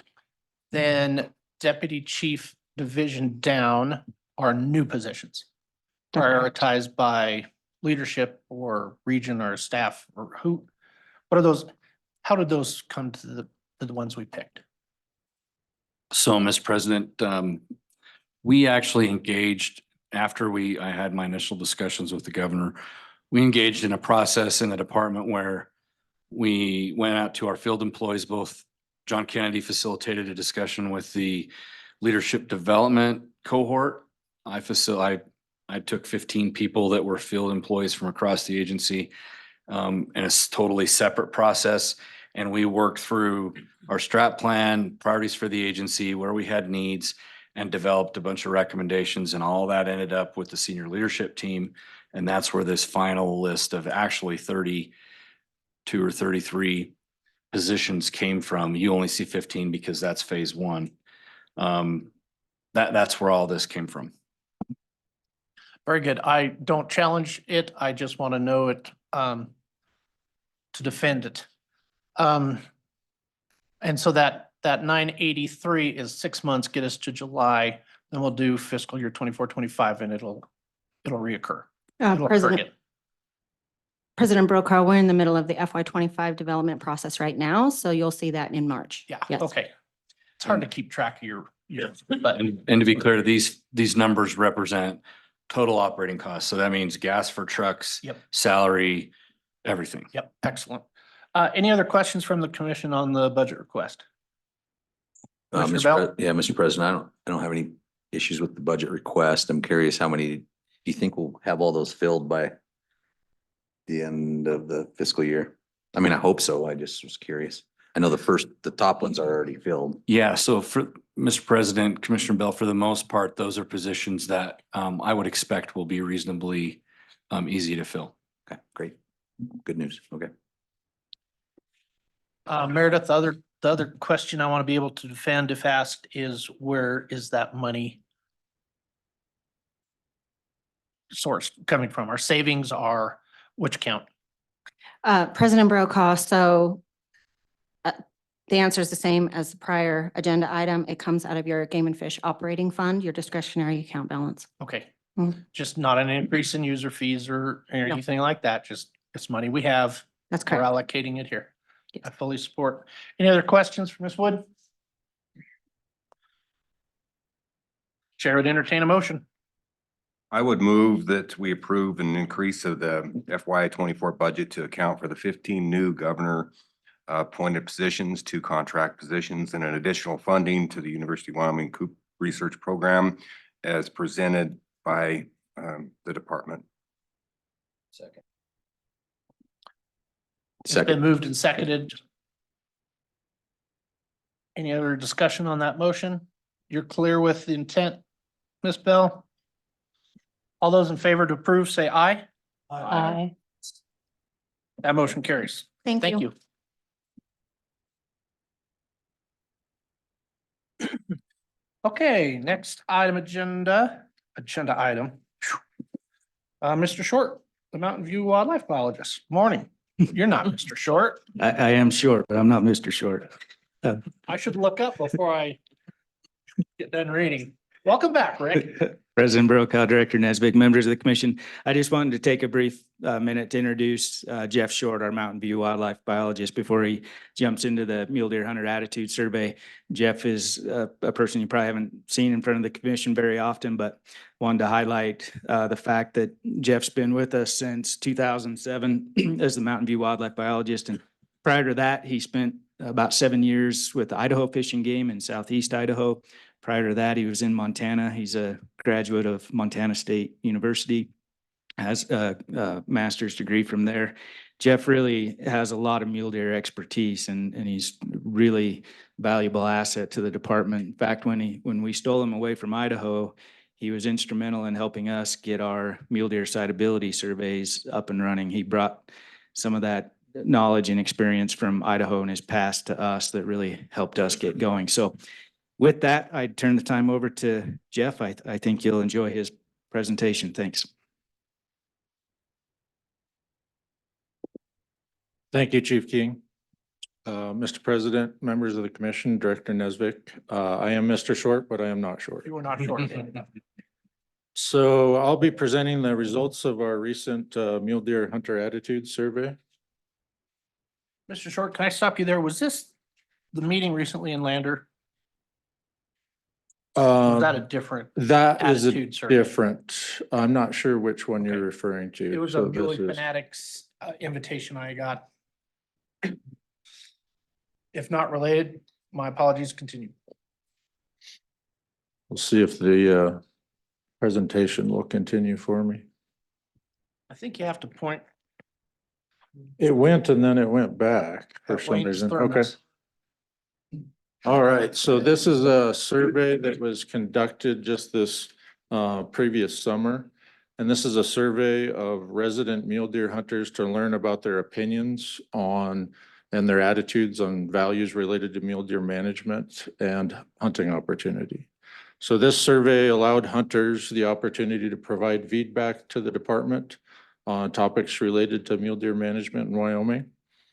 And this is a very important survey because this really tells us what hunters want to see out of their resource.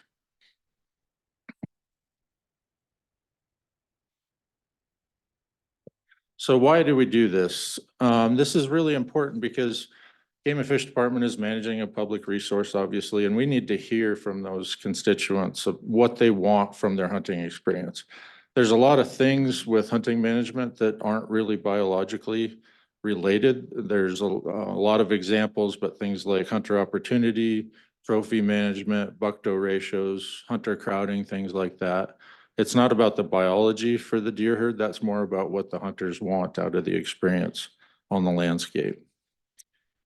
So we just got this data right before Christmas, and we've got as much of this data kind of put into this presentation that we thought was reasonable. But there's a lot more digging that we can do. We'll go through about 17 of the 28 questions when we go through this. And one thing I'll make note of is this is different than our annual harvest survey. Our annual harvest survey is more about trying to get biological data, harvest information. Although we do ask hunter satisfaction in those surveys, it's not really designed to look close at what people want out of the management of the resource that we're looking at. So this dives into a lot more in depth on the subject matter. So the methodology on this survey was conducted by Wyoming Survey and Analysis Center. A lot of folks call it WYSAC. This is at the University of Wyoming. And this is a lot different than we've done it in the past. In the past, we've contracted surveys like this out to private bidders. This has been a really great resource, and I want to thank Michael Dorsum with WYSAC for getting this done really, really fast. We had a very tight turnaround on this. We wanted to get this out to hunters just this past summer before the hunting season started. And they really worked hard on this and got it turned around in about a week, which was amazing on this. So we had folks at Wyoming Game and Fish Department coordinating with them on what the survey questions should be. I also want to thank Eric Newkirk with the Game and Fish in our science and research section. He was instrumental on working with WYSAC on this. And then Eric also put together the data slides for this presentation here.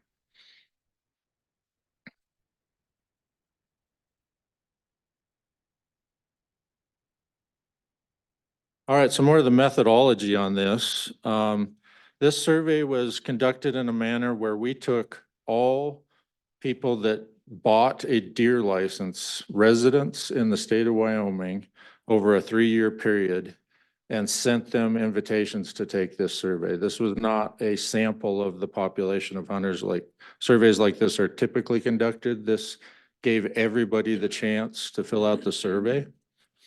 And so we got 10,183 respondents on this survey. We did, however, remove respondents from people that said that they did not actually hunt mule deer in those previous 3 years.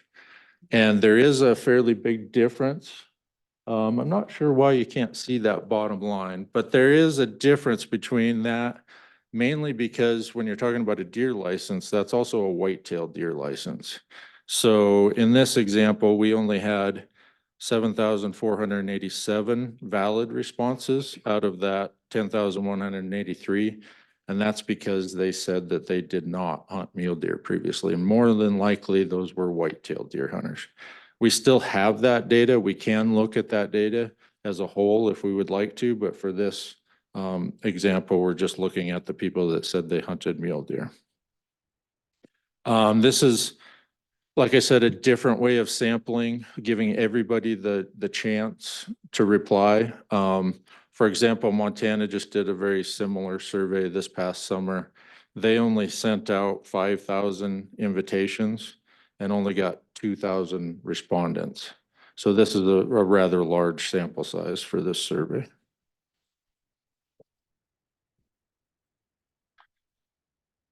Some more methodology. What we did is we sent out emails to all those people that were on that list.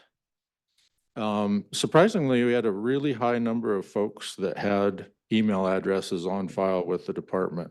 So we got almost 90% of folks sent this out electronically. For those that did not have an email on file, we sent out a postcard, and that postcard had an address to go to in the invitation and a code that they could use to fill out the survey. So the survey itself was completely electronic.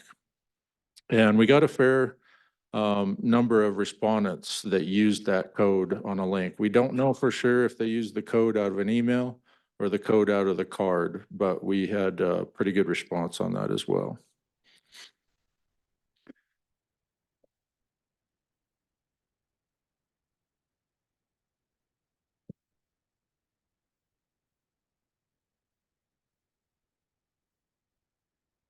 All right, wanted to show a little bit of a comparison between this survey and how some of these surveys were done in the past. In the past, we had done that sampling regime similar to what I referenced in Montana, where they pick a subset of folks.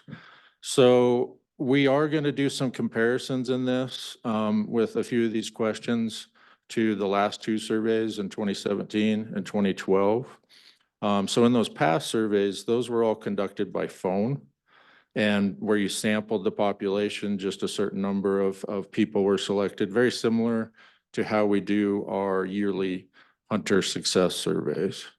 So the one thing that's very different with that is the phone surveys are very persistent at going back and bothering people that did not answer it originally. And that tries to get rid of some of the survey bias. There tends to always be a bias between the people that choose to fill one of these out and that choose not to, that we want to try to take account for. Phone surveys are much more expensive in that regard. And then, like I said, those past surveys were done by a private contractor. So in 2023, this survey was completely electronic. Like I said, sent to all individuals who bought or applied for a license for the previous 3 years, that'd be 2020 through 2022.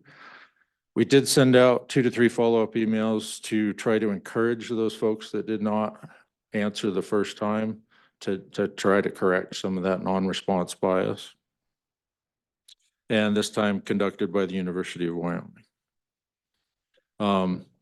One thing is, you might notice it's rather unfortunate that if you look at those past surveys and this survey, they were all following very bad winters that had quite an effect on mule deer population. There's also been EHD events on the east side of the state that have corresponded to that. So a lot of times I feel like in these recent surveys, we're looking at kind of the bottom of the barrel and how people feel about where mule deer populations are, and rightly so.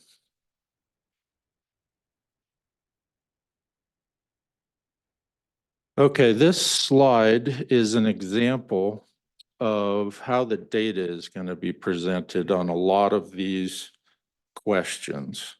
And this is just an example slide to kind of give a placeholder and an explanation of what you're looking at.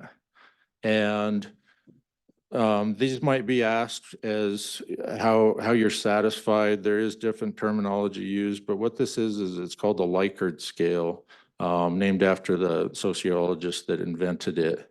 And it's fairly standardized with 5 different choices, ranging from, in this example, extremely satisfied to extremely dissatisfied. So a lot of this, the norm is to combine those that say somewhat satisfied and extremely satisfied and call those satisfied. So you'll see both of those data points, the somewhat and extremely, and the total that's satisfied on there. Do I need to, I have another copy of this. I don't think they're going to be able to see the data. I think we should. I think this is important enough. Let's take a little break and see if we can't get our presentation better on, Mr. Short. Yeah, it's a good idea. Asking that specifically address issues or problems that they're having. So in the Montana example, they were asking more questions about, should you hunt mule deer in the rut? Should you keep your season open through November? Not so much asking, should you go resident regions? Should you do limited quota? Because they're just in a different conundrum than another state might be.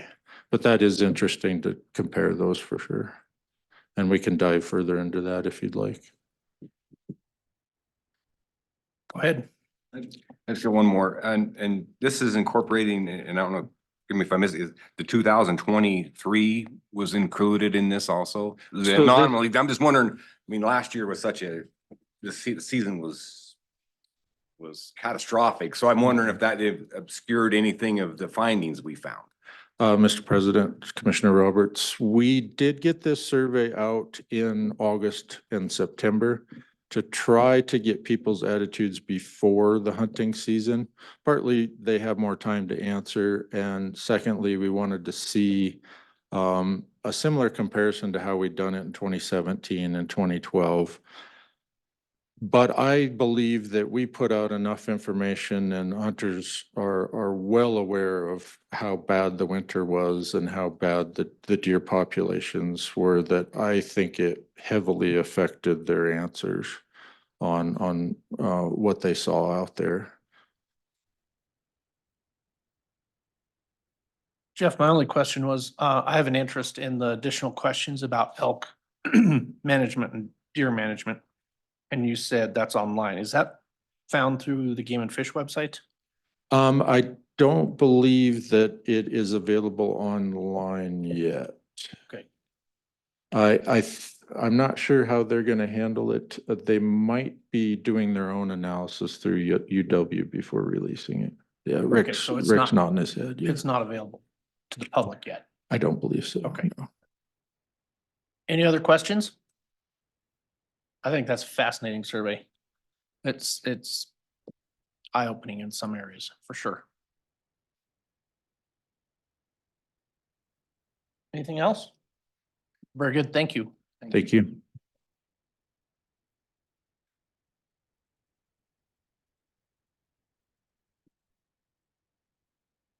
Next agenda item will be Ian Tater with our statewide mule deer initiative projects for our fiscal year 24. Morning, Ian. Good morning.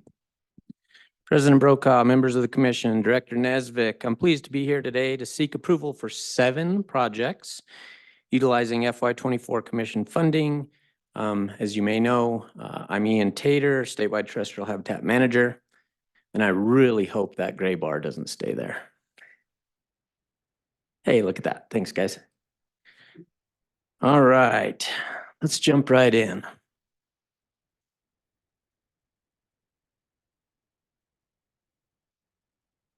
think this is the wrong PowerPoint.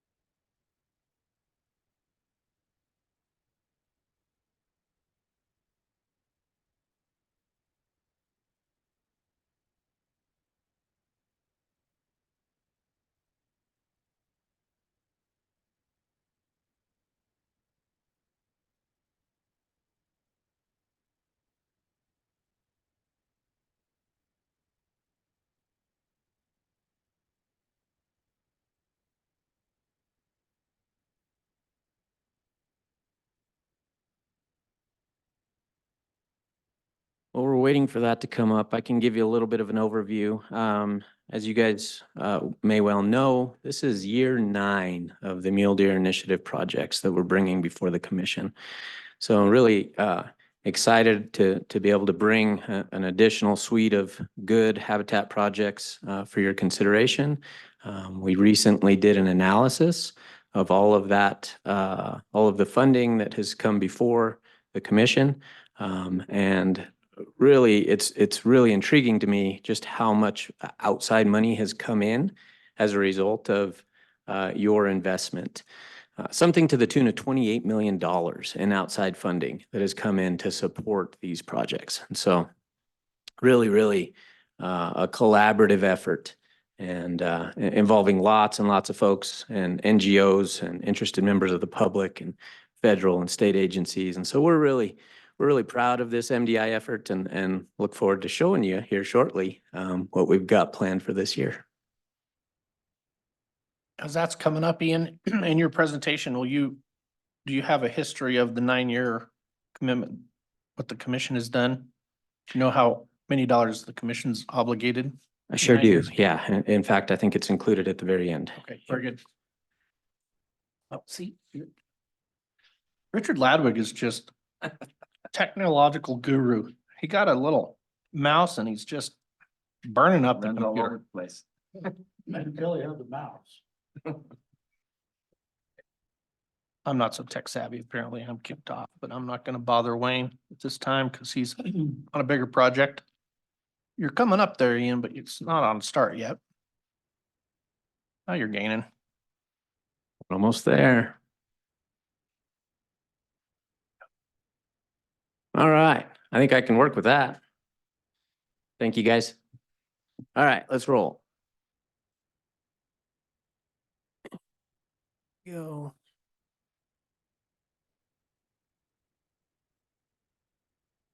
All right, what is the Mule Deer Initiative? So MDI projects are a result of statewide grassroots effort by the department and lots of stakeholders.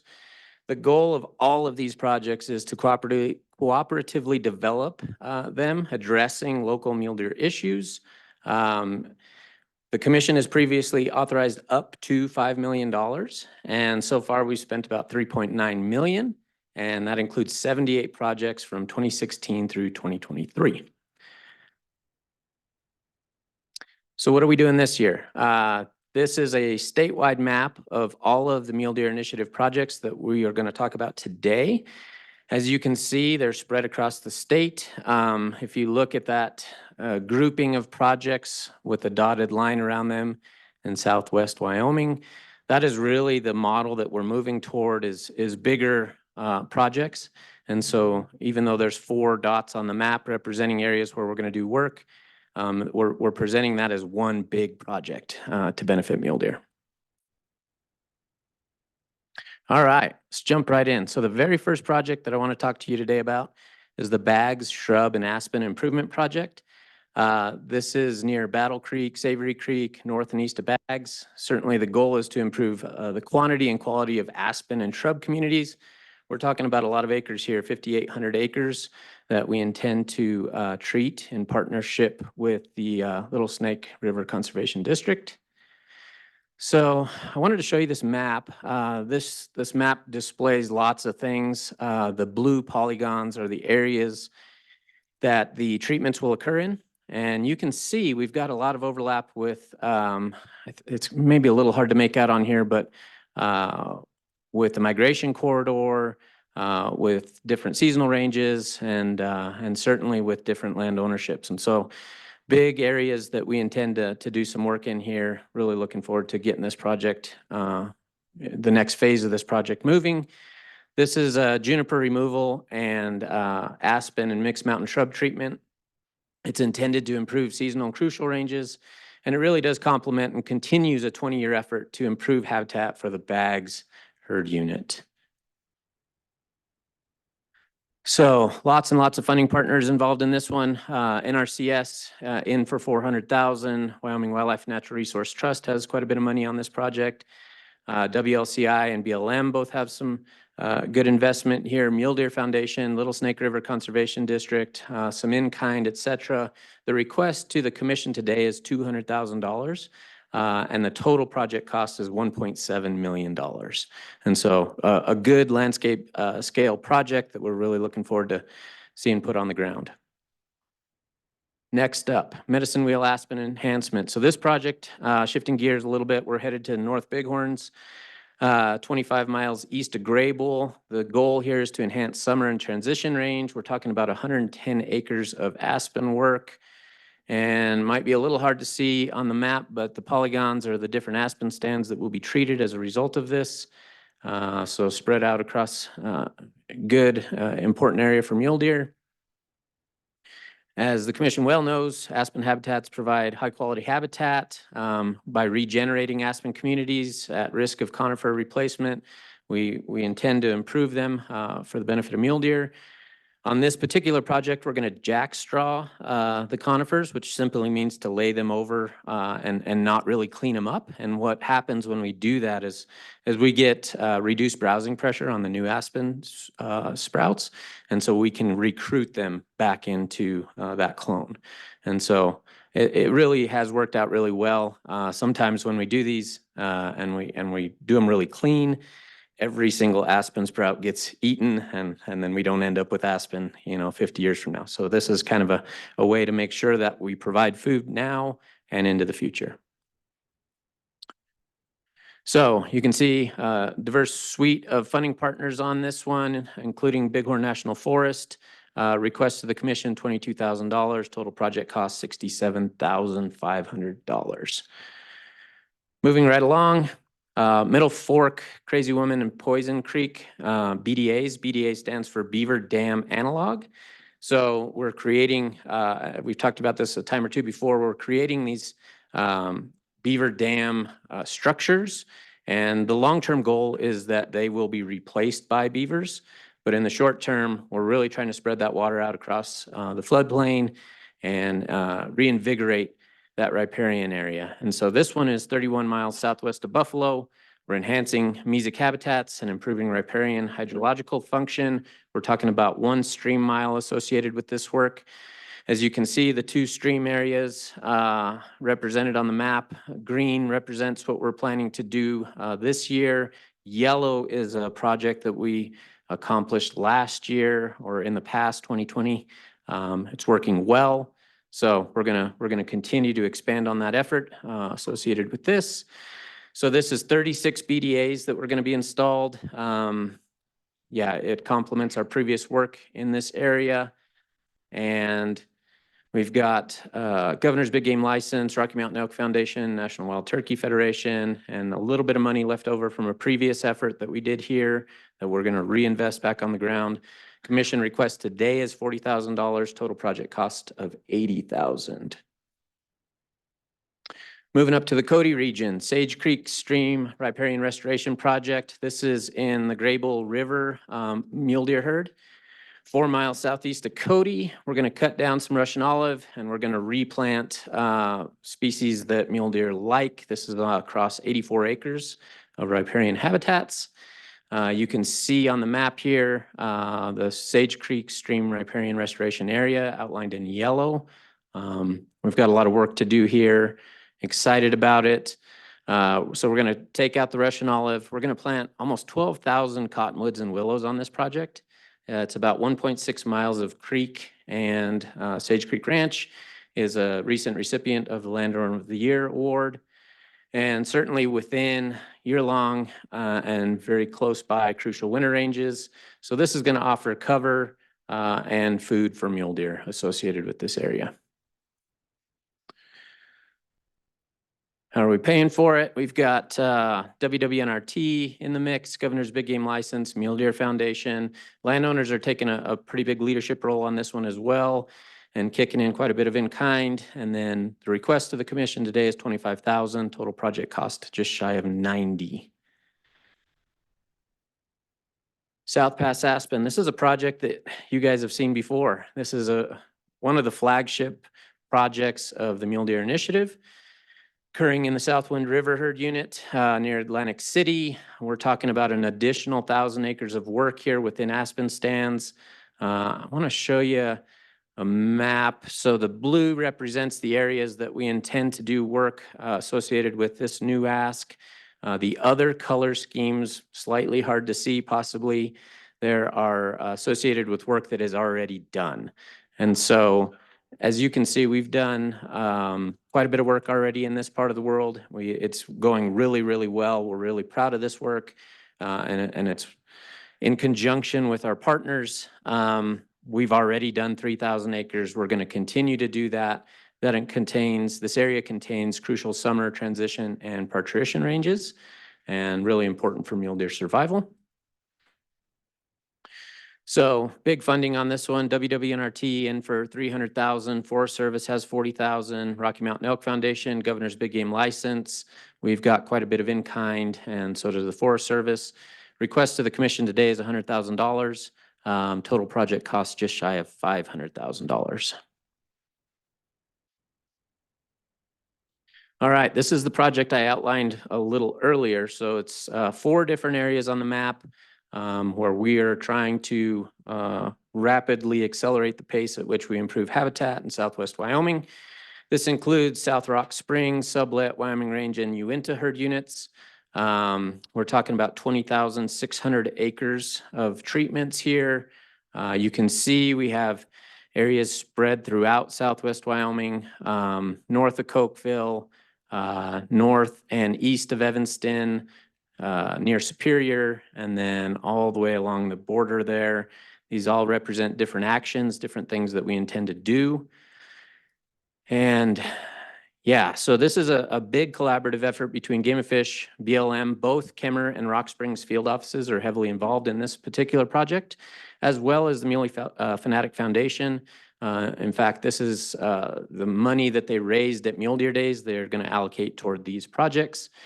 The intent here is to hand cut, pile, and burn 1,100 acres of juniper on Iron Mountain, and that's in the South Rock Springs herd unit. And then we're going to spray just about 20,000 acres of cheatgrass in the other 3 herd units.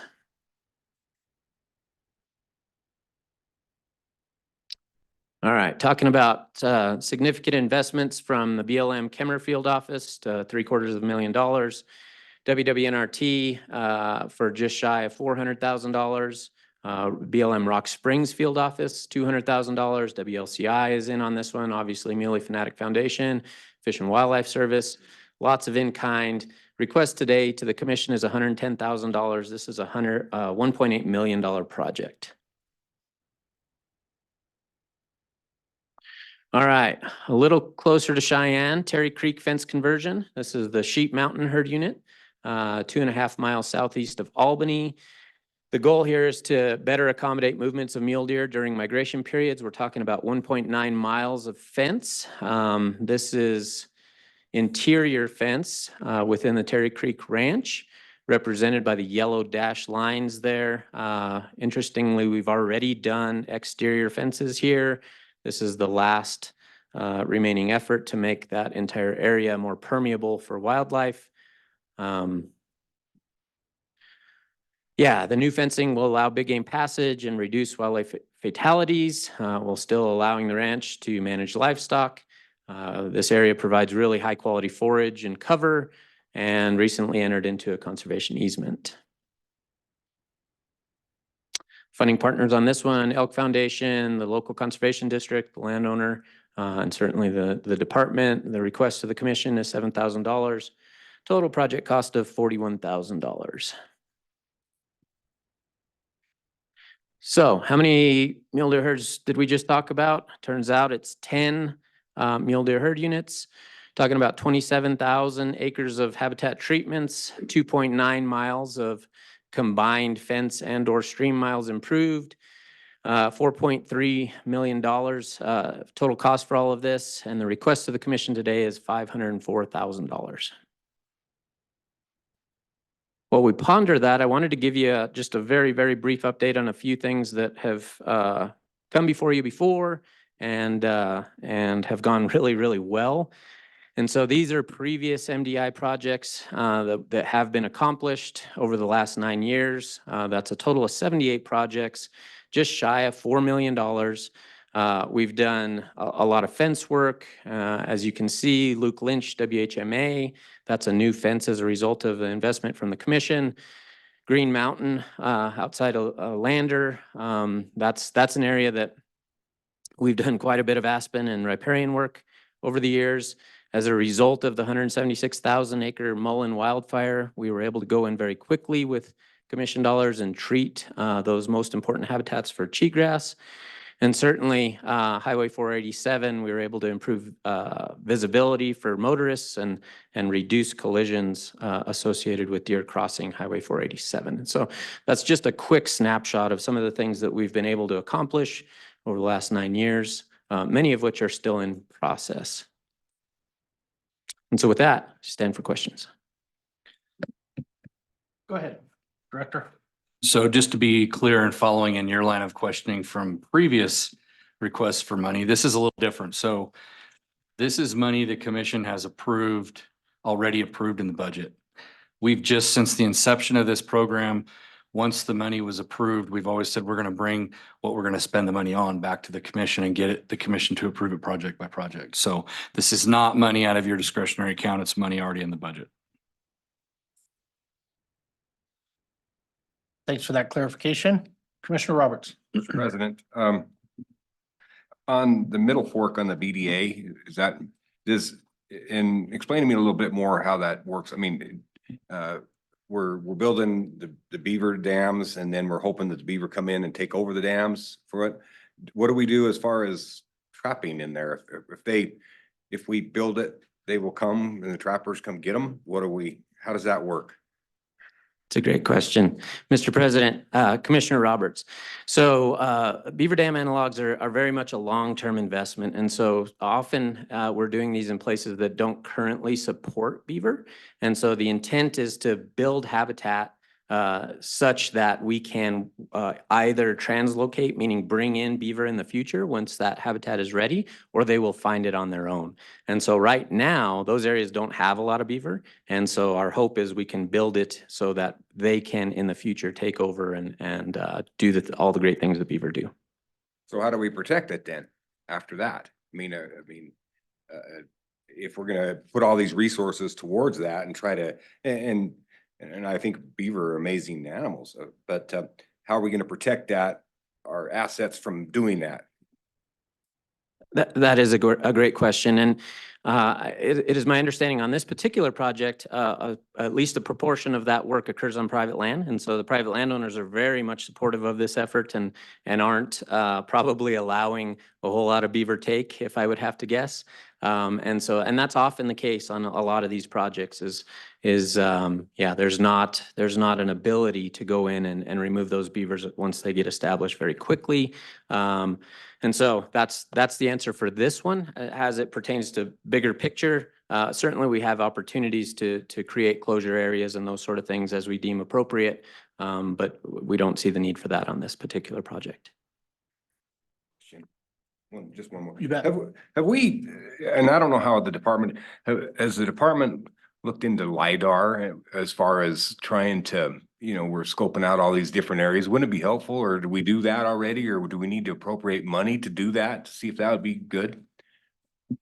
Mr. President, Commissioner Roberts, that's a great question. And in fact, the state of Wyoming was flown for LiDAR recently. And so as that data gets processed and becomes available, it's a great tool for us to be able to utilize as we start to make determinations on appropriate places to reintroduce beavers. We're in the early stages of analyzing any of that data, but it is now available. It's a great tool and a great resource, and certainly something that we're looking at in conjunction with partners. Yeah, and I think to add to that, Ian, the commission contributed 250,000 here a few years ago. Is that correct, to LiDAR work? I remember something about that. Yes, Director, you're absolutely right. We did contribute some additional money. That was for a slightly different effort, although still applicable to what you're describing. And that was for invasive annual grasses and determining whether or not we could use a combination of LiDAR and color infrared imagery to figure out where cheatgrass was on the landscape. And so, yeah, there's a lot of uses, a lot of utility for LiDAR. Would it be helpful for the commission to maybe look at spending some more money on LiDAR to help out? As far as a one time, or we think we got it covered? So Ian can correct me if I'm wrong. I'm not aware of any gaps right now, any need, but is that right? Yeah, you're correct, Director. That, as far as I know, at the moment, we're in a pretty good shape. In fact, we have several concurrent efforts that aren't necessarily utilizing LiDAR for invasive annual grasses, but we're in the middle of really digging in on every single possible way to get a better understanding of where invasive annual grasses are. And we looked at LiDAR. That didn't work as well as we had hoped. And so we've slightly changed course and we're moving forward with some other ways. Right now, I think we're in pretty good shape, but as soon as we identify a gap, I'll make sure you're the first to know. You know, I have a couple questions. So as I recall, we did the commission's approval in 5-year increments.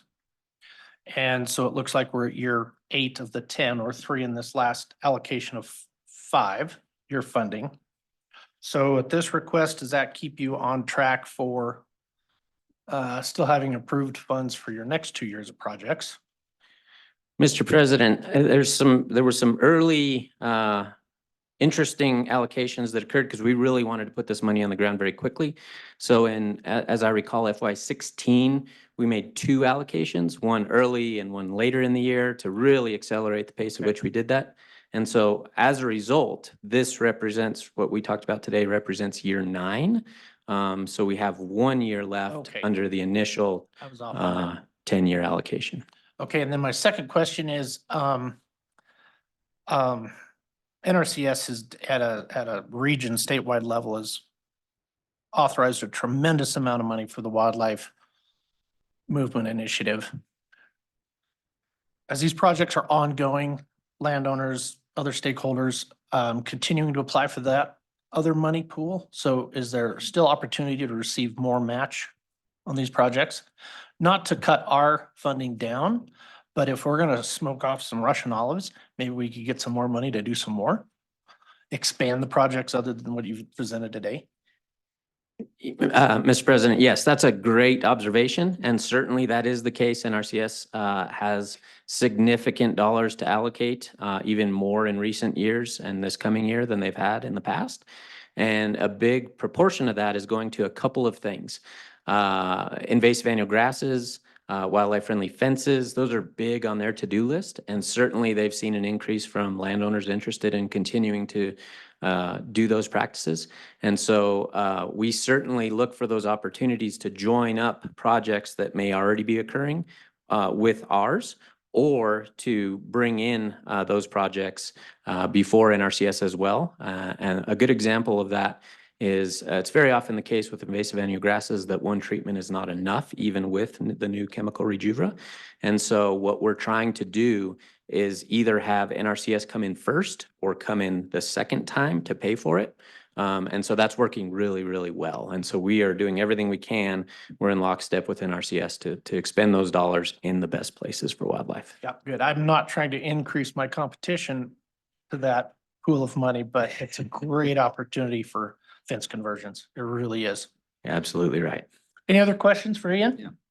Go ahead, Commissioner Ladwood. So to be clear, you're asking for 504,000 this year. And then at the end, it says 9 years, 78 projects.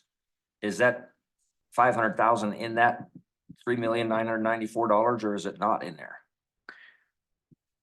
Mr. President, Commissioner Ladwick, I do not believe it is part of the 78 projects. So that is that's what we previously did. So then we add the 7 from this year to that. So we'd be up to 85 projects and, just shy of 4.5 million. 4.5. Correct. So that leaves you $500,000 for the 10th year? Correct. That is correct. Okay, thank you. I think it's a good initiative. I think they're good projects. Any other questions from the commission? You ready to go?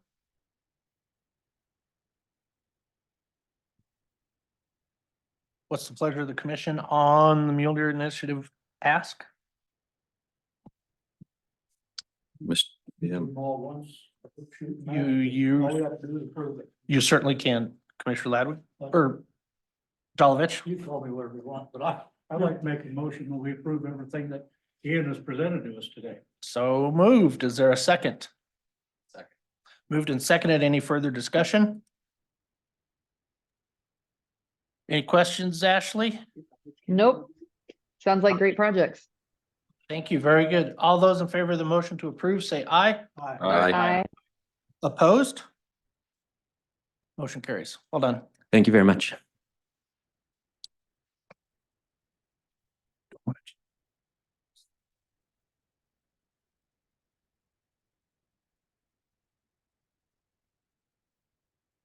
Okay, on our agenda, we're to the lunch break, but first we need to do a call to the public. Is there anyone in the room that wants to speak? I do have one for agenda item 10. John, are you here? Yeah. You be able to come back after lunch? Okay, we'll hold your comments till the agenda topic then. Is there anyone online that would like to comment? Any other public? Very good. We'll take an adjournment for lunch till 12 o'clock. I mean, sorry. Good afternoon, everyone. Welcome back to our public session of our January commission meeting. We left off prior to agenda item 10. That's where we will resume. The way I'd like to do these, I am getting some public comment sheets. So we'll have department presentation. We'll have questions from the commissioners. We'll have input from the public, further discussion before we vote. So with that, welcome today, Mr. Thompson, Large Carnivore Supervisor. Thank you, President Brokaw, members of the commission, Director Nesbitt. Other people get introduced by their bosses. I don't get it. Because I'm up there. Turn it on. People hear you. Dang it. Do I get that cool little black icon too? Yeah, you got it. Covers up your slides. All right. Yeah. And the, wait, what? Well, they're doing things now, so. Bless you.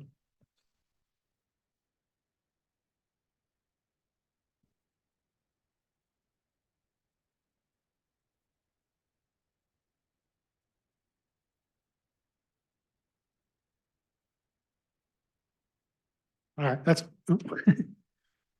I'm glad I could bring winter over to this side of the state. We've been talking in Lander, we've had winter since November, but it obviously hit us all, reminded us of winter.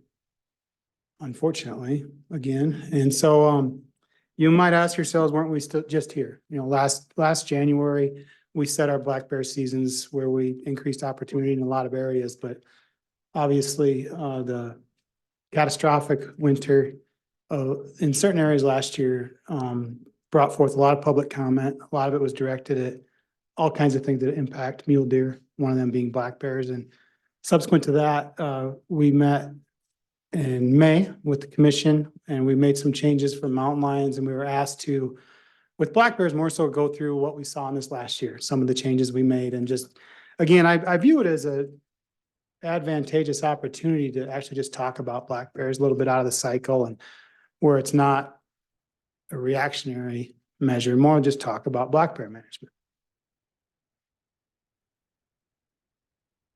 Okay, so I need to go back a little further. Of course, for the 3/4 of the last century, black bears weren't really managed. In the 70s, they were classified as a game animal. Prior to that, as with most things, everything was done, government eradication programs, poisoning, things like that. Once they were listed as a game species, they started to be managed as a game species in the 70s. And prior to 94, we had no harvest quotas. It was regulated by season length and date and a bag limit. In 1994, the first management plan was written where we established bear management units and also a female mortality quota system, because females are the driver of the population, and I'll talk more about that. Again, as more interest was and more information was garnered on species such as black bears, we were able to kind of revisit how we look at these species. And we revised the management plan, in 2007. Again, looking at that female mortality limit system. So there's a cap of females, but males can be killed until that female limit is met or the season end date. This was based on vulnerability of sex and age classes to harvest and allows the opportunity while maintaining black bears. There have been a lot of adaptations to baiting regulations through time. There's been a couple lawsuits now. Previously, there was a lawsuit to the Forest Service as grizzly bears expanded into areas where they hadn't been for eons. We had to do some changes with black bear baiting.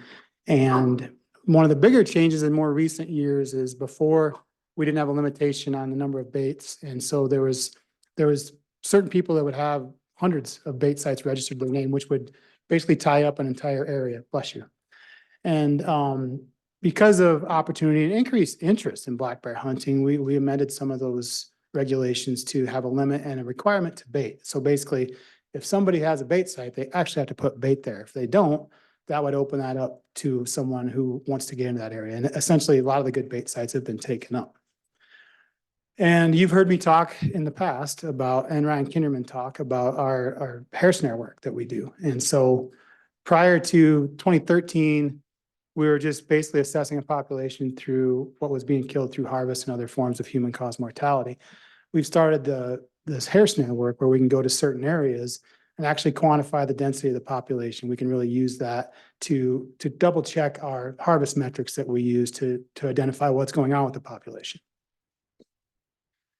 And so just some real general black bear ecology. They are an opportunistic omnivore. They are primarily vegetation based in Wyoming. They're associated with forested habitat throughout North America. And, we don't have the bear habitat like the eastern part of the US. They get bears that are bigger than our grizzly bears there. They're eating acorns, or acorns, depending on where you're from. But they're eating that hard and soft mass we don't have that level of production here. So our bears don't get as big or as high density. They do have a lower fecundity than ungulates. Basically, females aren't breeding until they're 4 to 5 years old, and it's a litter every couple of years. And average of about 2, usually even sex male-female ratio, which is higher than grizzly bears. Grizzly bears are every 3rd year, and they don't reproduce till they're about 5. But what we see is once a population gains a critical mass, they are able to grow. And what we've seen in Wyoming and most of North America is with regulated harvest and management of the species, we have seen increase in distribution and abundance in many areas of North America. We do not manage these animals like deer, elk, or pronghorn, and that's okay. And that's a good thing because they're very different species. And so that's why we do things differently. We manage on a 3-year cycle and we evaluate the population differently.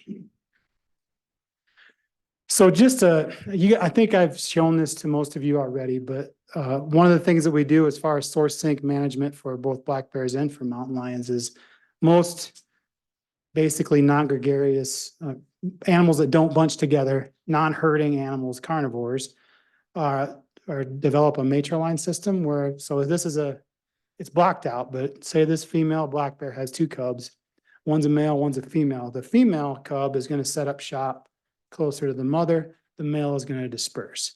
And so through time, what we see is this happening. It's called phylopatry, but the females kind of develop a matriline with their sisters and mothers in an area, and the males are the ones that are more dispersers. They're the ones that go into new habitat. They're the ones that go into an area when a bear has been taken out of the habitat through hunting. And so just an example from the Grays River, and this is just a hypothetical example. What you'll see is you'll have a hunt. We have high levels of harvest in the Grays, so you'll take out this segment of the population. These young males that are born will then disperse into those open habitats because it's still good bear habitat. And so that's what we see. And this can make it tricky that we'll see a higher level of subadults in the harvest, but that's why we look at multiple things to evaluate what's going on with the population. And so again, we use female mortality limits versus a general system. Again, the less fecund species, females drive the overall population dynamics of all species. Look at what we do with mule deer, with elk. If we want to do something with the population, we're looking at the female segment. The same goes with bears. As we progress into the spring season, so bears are different. We hunt them in the spring and the fall. A lot of the hunt in the spring is baited hunt. This is when most people hunt and target black bears. As that season extends through time, more females are taken because more females are vulnerable to harvest and available for harvest. Now, selectivity allows for more males to be taken without negatively impacting the population. And of course, weather impacts the ability to get to sites in spring. Now, tracked vehicles has changed that immensely. A lot of places that you just couldn't hunt in a decade ago or more, people can get to with tracked vehicles. So in the end, the female limits allow us to maintain populations on the landscape or reduce populations on the landscape, but also provide for more opportunity. And this is just an example on the x-axis. It actually has weeks into the season. So from starting, and what we see, this is general population dynamics. The males come out first. Males are more available, but we do see males tend to shy away from bait sites during the daytime period until females go into estrus in June. And so if the season goes into June and the females are available, we see the females get harvested at a much higher proportion as we move into June. But that's also when males are more vulnerable because the females are in estrus. So we do use a mandatory check of black bears. Again, this is still our primary insight into the population. So we can look at each animal harvested. That is a grizzly bear, but it was a really cool picture of an old grizzly bear. We look at the teeth, we look at the sex and age of an animal. You know, we're harvesting 450 to 500 bears a year. So it's not overly burdensome to have those brought in so we can assess what's going on with the population. It allows insight into who's baiting, whether the hunt is outfitted or not, where it's occurring, obviously, and what other people are seeing. We take as many comments as we can to have better insight into that population.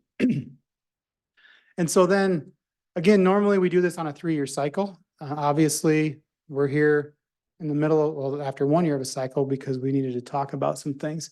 But it takes into account that life history. It allows us to assess trend better. It allows us, if we have a year where you can't get to sites and you have a low harvest like we did in some areas last spring, that gives you 2 more years to reach those harvest limits in those areas. And it plays into life history, right? Because a bear is going to have at least 1 reproductive cycle during that 3-year time period. And again, we do adapt and change within the cycle when necessary, and generally have opened them because of public comment. So there are 3 primary criteria that we assess when we're looking at a population just from the harvest metrics. And it's based on vulnerability to harvest. Interesting enough, the woman in the picture in the last slide, Emily Davis, just completed her master's thesis at University of Wyoming, looking at fair use of bait sites. And it actually solidified the notions of what is available and vulnerable to harvest, which is a benefit that I guess we were right when the plan was written in the past. So we look at the percent of adult males in the harvest, percent of females, and then the age of those females. We look at all those things in combination. And just to give you an idea, so at the end of a 3-year cycle, there's a several 100-page report that comes out with all the hunt areas, all the BMUs with these graphs on them. And we send these out to the field. We meet with the field, we meet with the public, we meet with the commission, and we look through each hunt area or each bear management unit and look at what's going on with the population. So this is an area with fairly low level of harvest. So all the things point to a population trajectory increase. The bottom one is blocked out, but we look at those in tandem with each other, and this would be an area that's indicative of an increase. And since we've implemented the hair snare work, that's really helped to inform our management along with the harvest data. So you saw this presented last year, and I usually present it when we do our annual update, but we're able to quantify an actual density of bears in certain areas of Wyoming. So we've done this in several areas now. You can only see the grays and the bighorns on there. We've also done the Sierra Madre areas and Laramie Peak area. The Grays River was an area of very high abundance, but our goal was to reduce the population, and we've seen a subsequent reduction in that density of bears compared to what it potentially could be. We projected a much higher potential based on the bear habitat there. You can't see it on there, but the Sierra Madre's density is about 11 bears per 100 square kilometers. And so using that data, we actually increased those harvest limits because there's more bears available for harvest. And another thing we can do, and this is probably even more important, is when we go in these areas, we're collecting teeth of these animals. You can actually go through and quantify what is considered sustainable mortality in a bear management unit. So this would be to maintain the population where it's at. You look at the teeth and you look at the several different reproductive parameters, age at first. You can tell by their teeth when they had cubs in subsequent years. So you can look at the dentality and when they had their first litter to determine what the actual sustainable harvest rate for that population. And in the gray, it's 5 to 25% across the US, depending on habitat and your overall density. And we see 18% sustainable. We're well above that in the Grays River. So, but that's indicative of we're decreasing the population, which is the goal with those harvest limits. In the Sierra Madres, again, we stated that we were right around 22% for sustainable mortality based on the teeth information, and we're below that. That's why we went with an increase in those limits 3 years ago and last year, or 4 years ago and last year. Again, we synthesize all this information to give us a better understanding, and also couple that with our regional people that are on the ground, seeing what's happening, hearing from the public, talking to bear hunters, talking to the public to come before you with the information. So I think it's also beneficial while here to go through a general hunting background. Obviously, we've seen an increase in interest in bear hunting, an increase in bears, and an increase in bears taken through hunting through time. This is through 2022, fairly increasing trend. Again, we're harvesting upwards of 500 bears a year, black bears, and about 3/4 of that is from resident hunters. 2/3 of that is taken over bait. We have about 19% of our hunts are outfitted. Most of those are over bait, which makes sense. If you're bringing in a client, you want to take them to an area where there's a high likelihood of having a bear on a bait. About 16% is through archery. And I got to remember this one now. So for bait sites, I think we average about 4,500 bait sites in the state. About 96% of those are registered to Wyoming residents. Maybe it says so on your slides, but again, we're 4,000 to 5,000 bait sites annually that are registered. And now you saw that where it went down, that was where we changed some of those regulations. We've seen an uptick as more of those have been incurred by people and people are baiting them. Again, we're just seeing a lot more interest in black bear hunting. I think it's very important to talk about black bears and predation. You've heard a lot about that in the especially last year, but we always hear about that. Many moons ago in this room, we had a big discussion about black bears in the Wyoming range, and the comment was eating them up like popcorn. Basically, we have data from the work from the Hobbs School, Kevin Monteith's work in the Wyoming range, and all of his fabulous students, where they have done cost-specific mortality of mule deer fawns. And so with almost 600 mule deer neonates monitored, we actually see a very low level of black bear predation. So overall, under 6% of all mortality, which is not considering to be limiting the population. So this is all mortality. So of mortality that's not limiting what the population is going on. Less than 6% is through bear predation. Less than 5% is through that neonate predation. So I kind of tweaked that within a month of when they were caught by the crew. Basically, bears can only catch a neonate for a week or two. And so some bears are good at killing neonates. I'm not going to deny that. In areas of really high density of bears, they can impact a population. It's just not something that we've seen with over a decade's work in the Wyoming range. Interestingly enough, we've seen the two that are hidden are malnutrition and I think disease were double the amount of mortality than was seen with predation.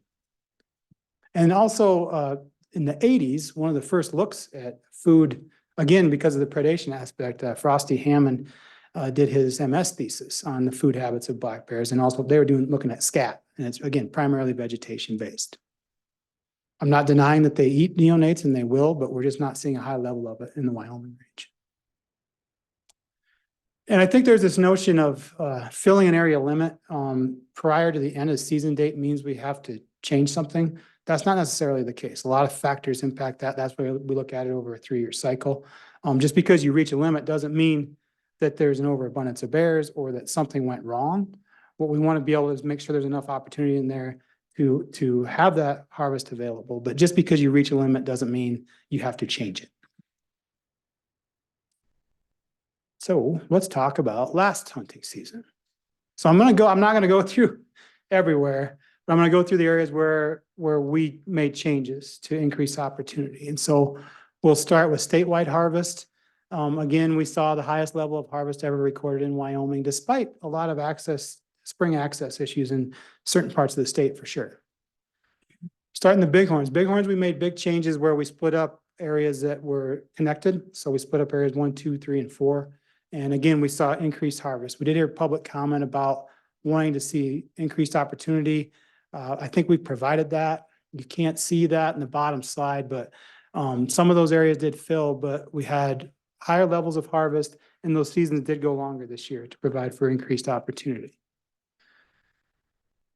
In the Sierra Madres, again, that's an area where we heard quite a bit from the public about increasing. And again, we had the data to support increasing, so we increased it again, resulting in another high level of harvest. Again, we saw those seasons go later than they had in the past. And the same goes with the Laramie Range harvest. You know, that's where we did work, most recent work on the DNA work. And it's amazing. In some of these areas, you don't expect to see a lot of bears. We had a very healthy, robust black bear population. And because of that, we increased harvest and resultant with an increased level of harvest in those areas and an extension of some of those areas later. I did throw up the Grays River because that's been an area of interest. Now we have high levels, high limits there. We did not achieve those last 2 years. Last 2 years ago was probably more related to the dynamics of the population that we had high harvest before that. Last year was just an access issue. So people couldn't get in there, but we did extend that area 11 fall season into November this year to allow for increased opportunity, and that was not met.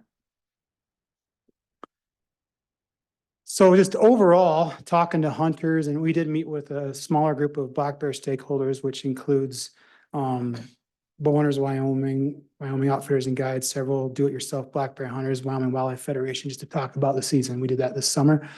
General support for the changes in the bighorns especially, and then in the other areas. Obviously, there's a lot of talk. Certain people had issues getting to bait sites in the spring. And that's why we have that on a 3-year cycle. The harvest levels that we saw supported the management objectives. We met again with the regions.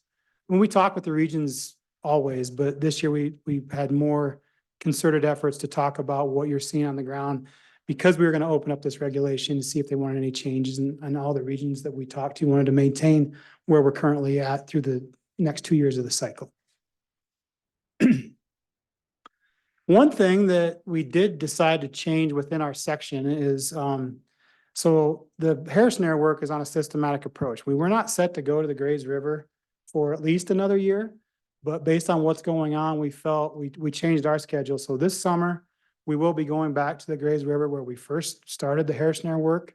I think it makes sense to go there to look at the densities that we're going to collect, to look at sustainable harvest and what harvest is on the ground. And so that'll really inform what happens with our next cycle as well. So I think it makes sense logistically to move that cycle up and do that this summer. And so since we were talking to you, we decided it made sense to open up this regulation for public comment. And because we made some changes to some of the baiting regulations, we were able to fix a couple things that were brought up when we met with our stakeholders. So again, we met with the regions and talked about any changes to limits. And based on what we saw on the ground, we didn't feel there was any need to change any limits. But we did want to change a couple things in the language. We moved a chunk to a different area where it made more sense. And basically, you'll remember that we changed it to no more than 2 containers. We heard from some individuals that really use 3 containers. Again, that's not a hill to die on as long as you're not putting out more than that amount of about 8 cubic feet. So we did propose to change it to 3 containers and then change the language from anchored to secured. Anchored was just not a palatable word to some people. So those were the regulations we took out to the public for public comment. We did not have very much attendance. These were in November. We held them in each Wyoming Game and Fish region. I think we had a total attendance of 24. There was, I think, 6 in Cody. Most of them were not there for black bears, and then 5 in Lander that were interested in black bears. A couple of them had 0 attendees. But we did receive 10 comments. Basically, there was 9 online and 1 written. One was asking about the bighorns and an early closure. I think we've addressed that with the changes we made last year. We'll see what happens through time. We had one requesting an increase in area 9, which we just did. One requesting a pro-9 change, which we did do from his to there. One asked about a question of if somebody kills a sow this year that they would have to sit out next year. I think that would be too big of a change to incur during this cycle. So it's something we can evaluate for the next cycle. There was a request for more harvest in the Snowies and Laramies. Again, we did increase those limits and had record levels of harvest last year. There was a question as to making a person choose between baits in the spring or fall. Again, I feel that's outside the scope of this current regulation. And there was an asked to extend to June and basically a definition of water. We did extend several areas to June 15th for consistency across the state, and the water is defined by statute. There was one comment that supported the increase of 3 containers and requesting an increase in the female mortality limit in the grays. And also one comment specific to deer predation and seeking increased limits on lions and bears, and also seeking more research on predator-prey dynamics in Wyoming. And there was a written comment of support. So those were the comments that we received through the public comment process. I realize you've gotten some since, but those were what we got during the public comment process. And so therefore, we recommend the commission approve the black bear hunting seasons as currently proposed. Very good. Thank you, Dan. All right. And some Any comments. questions on proposed changes to chapter 3? Yeah, Mr. President, I have a question. Go ahead, Mr. Robert. Could you talk a little bit about, in the Grays River on the female, increasing the female quota? As far as, what the department's recommendation is, that just staying the same, or it seems to me the most comments that I get is the increasing the female and then also increasing the season. So Right. could we address that a little bit? Sure. I mean, so the Grays River area is an area where we have seen increased levels of harvest through time. Several years ago, we did increase it up to 30. And then after subsequent decline in the population, we moved it back to 24. Again, that population is managed to reduce the population. So the current limits in place are meant to reduce the population. Now, we do see, you saw that slide with the male sub-adults moving in. What we see is a younger age structure in that population, which kind of makes it look like there's more bears at times. There could be more bears in there, but the goals are to reduce that population and maintain the levels where they're at. If achieved, I realize we haven't reached those limits in a couple of years, we would definitely see some impacts to that population. So the department wants to leave them where they're at. And this is based on discussions with those 3 regions that it kind of co-occurs. Any other questions for Dan?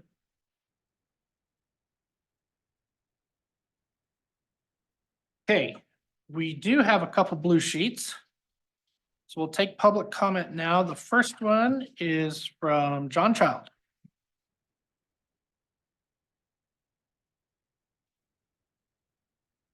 Get my glasses on here. Fellow commissioners, Director Nesbeck and President Brokoff, I appreciate the time you're giving me. My name is John Childs, sheep producer from Cokeville, Wyoming. I've been there for 35 years. I have 8 forest allotments on the Bridger Teton. In the last 35 years, I've gradually seen the depredation on our sheep increase. It hasn't been drastic, but it's increased. The last 5 to 6 years, it's really spiked. Okay, we're running 5 to 6 guard dogs per herd. And it's just getting, and then we had last year. Okay, last year was unreal. They were hitting on us. In my letter I wrote to you folks, 4 out of the 5, well, it was 5 out of the 5 because I visited with my boy and I forgot about the Hobble Creek incident where they killed 3 or 4 in the Hobble Creek. Time we got in there, we wasn't able to verify them. And one example, one of the problems we're having is verification. Getting in there to verify them because it's all backcountry. Some of my allotments is 2.5 hour ride on horseback to get back there. So to try to get one of your personnel's in there to verify is not really working. And so one example also is I run my yearling herd in Krell Creek, and that's in the Grays River. I have 4 allotments in the Grays and 4 were on the Smith Fork side. And black bear come in and killed on us one night. Was able to verify it right there because it was right close to the road. Well, 2 days later, we counted that herd of sheep. I was out 10 yearlings. Okay. We never found him. them yearlings are valued anywhere from $250 to $300. So not only we are getting killed on, you know, there's nothing worse than a black bear. I've dealt with predators for close to 50 years. I've been in the business. When they come into your herd, they scatter your sheep. You know, it ain't like a coyote or even a wolf, you know, because I think they think the wolves is a guard dog, and, you know, they're not real tore up about it. But a black bear just, I mean, they go ballistics. One example, I had a ewe show up in the main street of Afton, Wyoming. And since I've been up there, I've never ever had that without a lamb. Right in Main Street, the cop calls me, hey, we got this ewe right here. Come get her. And that was on one of my herds that was getting hit the worst. And so that's what we're up against. I've made some suggestions. And one of the deals, like last year, is, and I don't take a rocket scientist to figure this out, there's no mule deer. So no fawns for them to eat. What they're gonna go to? They're gonna go to the sheep, okay? Because last year, the vegetation was unreal, probably one of our best years. The tall forbs, the flowers, the feed that we had never did dry out. So we wasn't dealing with one of them dry years. And when we have a dry year, then them bears do get a little bit more aggressive. Last year was a perfect year, but there wasn't the fawns there for them to eat on because there's just no deer. I mean, I do a lot of monitoring, riding ahead of the herds, behind the herds monitoring. I rode clear into Strawberry, back up, made a big old loop, ahead of Bear Creek, back down. I'd seen one deer track and that was it. So you do have a problem with your mule deer. So a couple of my suggestions is removing the problem bear. And I know you got a personnel guy there in the Grays River and he's totally against that. Okay. That would really help because I think a lot of these bears are killing every year. They got the guard dogs figured out. They just bully their way in and they go to killing. Okay. That would be one. Second is the increase in the number of quota, both in area 16 and area 11 in the Smith Fork area. Okay. And also extending the spring season by 2 more weeks. Because what we're up against also is a lot of my allotments are high allotments to where they can't access, the hunters and the sports people cannot access them at that, you know, them earlier season. So you extend them, they can possibly get into that country because them bears are not even getting touched. For instance, the Lake Alice allotment of mine, you know, that's high remote country and that's got one of the biggest bear concentrations there is around. Wildlife Service, Steve Moyle's been there for probably 35, 40 years. And he says there's more bears in that area than anywhere. Okay. Third is, what if you put a black bear tag back on them elk tags like you used to years ago?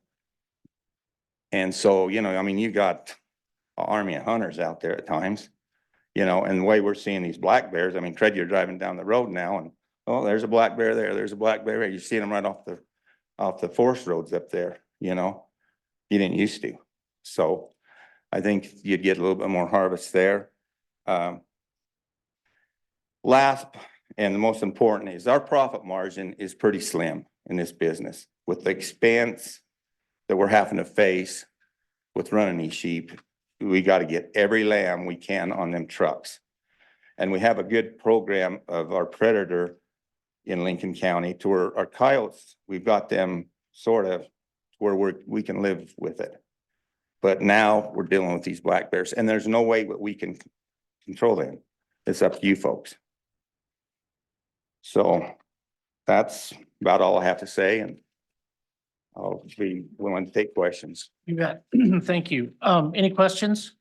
I just had one. What's the biggest predation? What is your biggest culprit in your sheep? Right now is the black bear. Before, you know, years ago, it was the coyote. But like I said, we have a real good program, predator program going on in Lincoln County. and that's another story, you know, I'd like to address one of these days. But, you know, we're doing a lot of work on your winter range, both county and wildlife service. And so we don't have near the coyote problem. I mean, I think maybe 4 or 5 problems we had all last summer with the coyotes. But the bear was just constantly, would go into one drainage, bingo, we'd get hit. And before we'd pull out of that drainage, go into another drainage, and we'd get away from them. Not now. Boom, they're hitting us. So right now it's the black bear by far. Any other questions? Okay.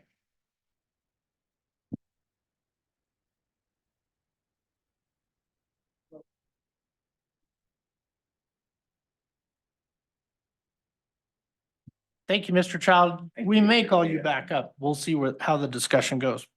Our second public comment is online. Joe, but Wayne's shaking his head. Joe bailed out. He's not online. Is he on the phone? Is he in the hallway? Joe Condelis. Condelis. He's president of the American Bear Foundation, Cody, Wyoming. Gale Construction. Sure, let's try Gale Construction.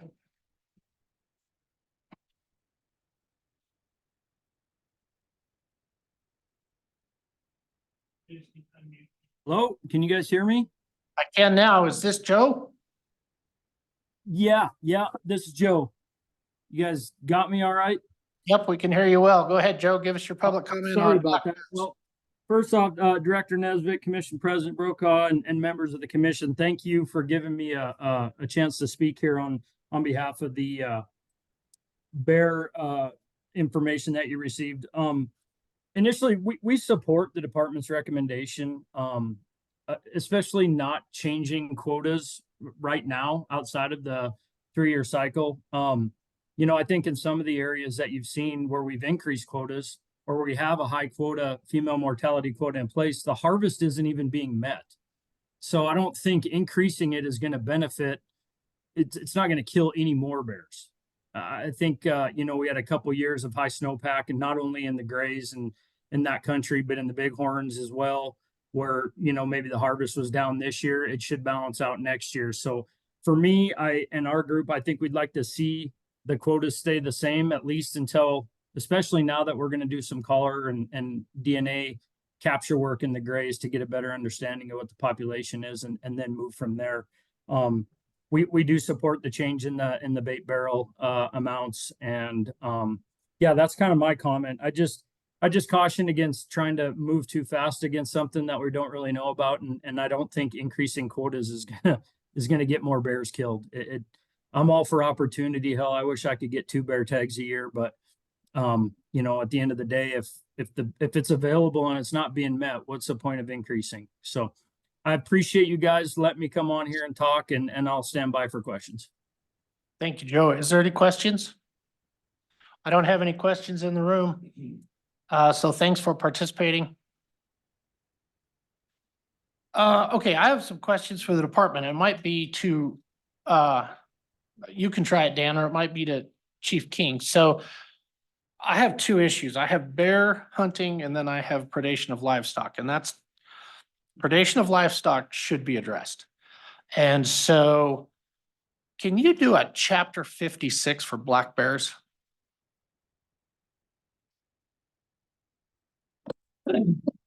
President Brokaw, Director Nesbitt, members of the commission, Craig Smith, Deputy Chief of Wildlife. Can you do a chapter 56 for black bears?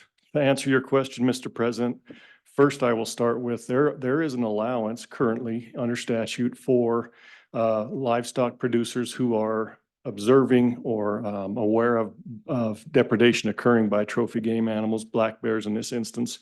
If they see them, they can take that animal without any other permit required. In addition, we can issue chapter 56 permits to to a producer, for instance, and allow them to take a certain number of black bears, or more likely a specific case by case basis. If there's really having issues in a drainage, that we allow the take of a bear to help alleviate that. We've offered that in other places in the state in the past. Oftentimes it's met with a little bit of resistance. They don't necessarily want to take that on themselves, and I won't speak for anyone in the room, but many of these producers do have herders that are Basque nationality and don't speak English, and getting sometimes that communication on what's allowed and what isn't can become problematic.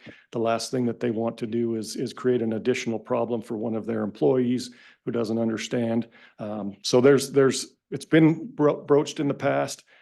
We have done it, and it's out there, but there's been some pushback from producers from my experience in the past. Okay, I appreciate that, Craig, because that's kind of where my thought process is going, maybe not just issue of 56, but if a livestock producer has predation and has a problem bear, and I'd like the department to defend itself with the accusation that Mr. Child said that the department was reluctant to remove a problem bear.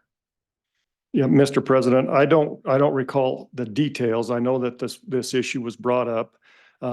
Our folks do have, there's a couple things here. Our folks have the ability to go ahead and authorize removal of a bear. They can do it themselves. We do have a contract with Wildlife Services in order to ask them to do that type of work, and we do utilize that, not only to have them verify and investigate depredation and authorize payment basically on our behalf, but to actually do the extra work to take those animals out. So I guess my answer might be if there's a specific situation like it sounds we might have here, that we have some work to do to make sure that everybody's on the same page and that we can try to address that situation going forward. I thank you for that. And it seems to me in this situation for this one producer, I know it's not a blanket fit. But if we could get the producer and the department together and address the problem and nip it in the bud and be done, that seems like good business to me. So on sheep predation, I would suggest that. Mr. Child, go ahead. What's your comment? We tried time and time again, especially in the Grays River. There was no way.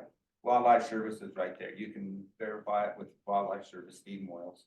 He was right there wanting to take the problem bears out. Your James Hobbs would not get us killed. So there we go. Well, let's get you and the department people together. Let's resolve that. Craig is in charge of that department, that position now. And so let's see if we can't get that resolved for you. Back to the overall bear management thing before us is chapter 3. Is there any other public comment or questions from the commission on the department's proposal for chapter 3?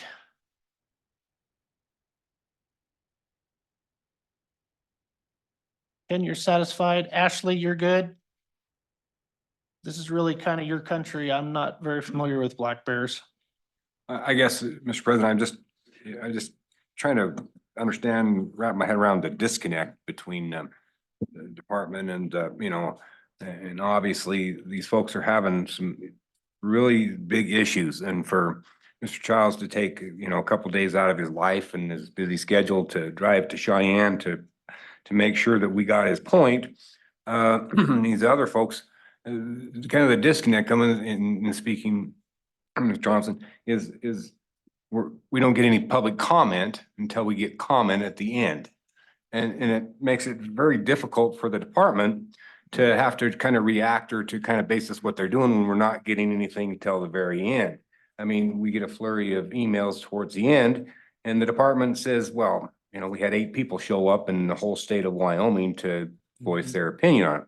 So I'm concerned about what the disconnect is as far as this, because obviously, and I think, I think we can address that, internally with, getting a few things done to help him out with the black bear up in his stretch. Because what he's talking about, he's talking about some really rugged country, and he's exactly spot on what he's talking about. I don't know if that's enough to persuade to change a whole season to do so, but I do believe that he has a problem, and I'm concerned that we need to see, and I see all of the the deprivation and I get all of the billing for that and I review it, but, and I don't recall seeing very much if you're claiming that much from your sheep, which I would encourage you to do as much as you can. And so it's a 3-to-1. I'm gonna get paid for 30 sheep, which is $6,300. I just assume not take that money. If we can solve the problem, I just think you probably could have tripled that loss and would be more Well, realistic. we want to pay you for that loss. That's what the whole system's designed for. So I would encourage you to take advantage and address the problem that we have up there. And I think everybody's willing, and I think your point came across very valid today. So I appreciate you folks showing up and hopefully we can do something. And I appreciate the department, all of their work that they're done on it. So with that, I have no more questions. Very good, Commissioner Roberts. I agree with your analysis that it grew into two issues, chapter 3 and then a predation situation. I appreciate Dan's presentation on chapter 3. I support the department's continuation of the regulation to fulfill the next 2 years of a 3-year management cycle. I think that's critical in bear management. So I'm completely comfortable with the chapter. If you guys don't have any more questions, we can move along. What's your pleasure? Well, Mr. President, I'll move that we approve the revised chapter 3 bear hunting season. It's been moved. Is there a second? Second. Thank you, Ashley. Any discussion on that? Any questions on the language change? Seems pretty cut and dry to me. So any discussion? Any discussion on the motion? Hearing none, all those in favor of the motion to approve chapter 3 is revised and presented today, say aye. Aye. Opposed? Motion carries. You have a chapter 3 bear egg. Craig, if you'd continue to work with Mr. Child, appreciate that. We'll get you some resolution. Next item on our agenda is, I'll turn the page.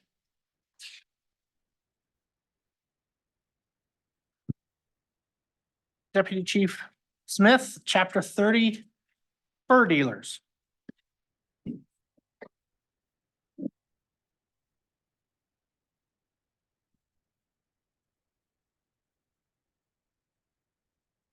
President Brokaw, members of the commission, Director Nesvik, here to present the draft Chapter 30 regulation governing fur dealers. For your pleasure.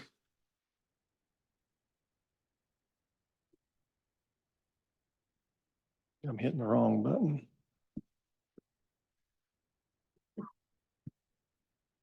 Well, I can't even see that from here.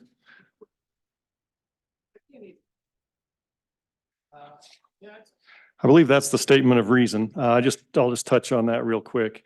So this regulation hasn't been reviewed before the commission in a long time. I think it's been since 1999 that we take this out. So, we have kind of a revolving schedule with these regulations to make sure we do a little bit more timely things, but occasionally one like this gets pushed down to the bottom of the list over and over again.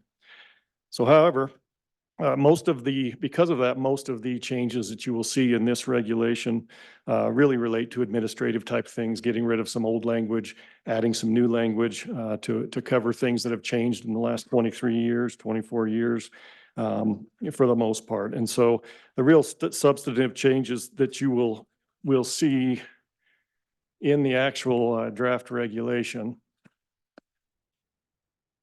And that seems like it went too far. Oh.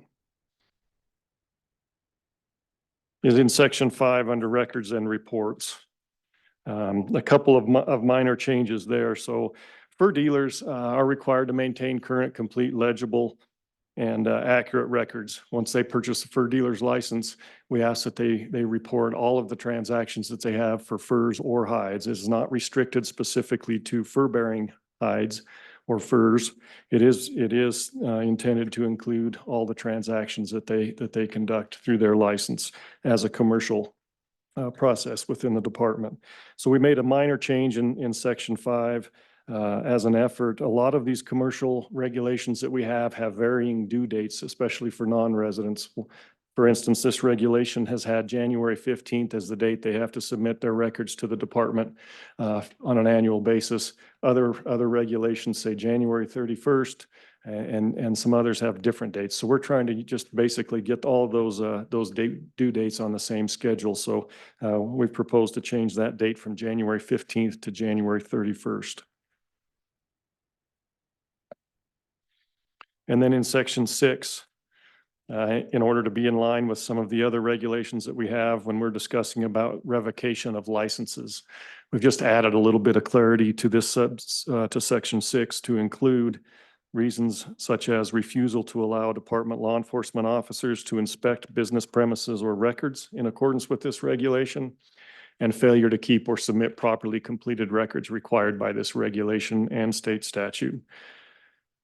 These are things that we could have considered before, but we thought for a little clarity, we could insert them into the regulation. And then you'll see some red line changes there as well under subsection B, which just has some really old antiquated language in it. And then section 9 is a savings clause, which we have gone about taking out of all of our regulations as we make changes to them.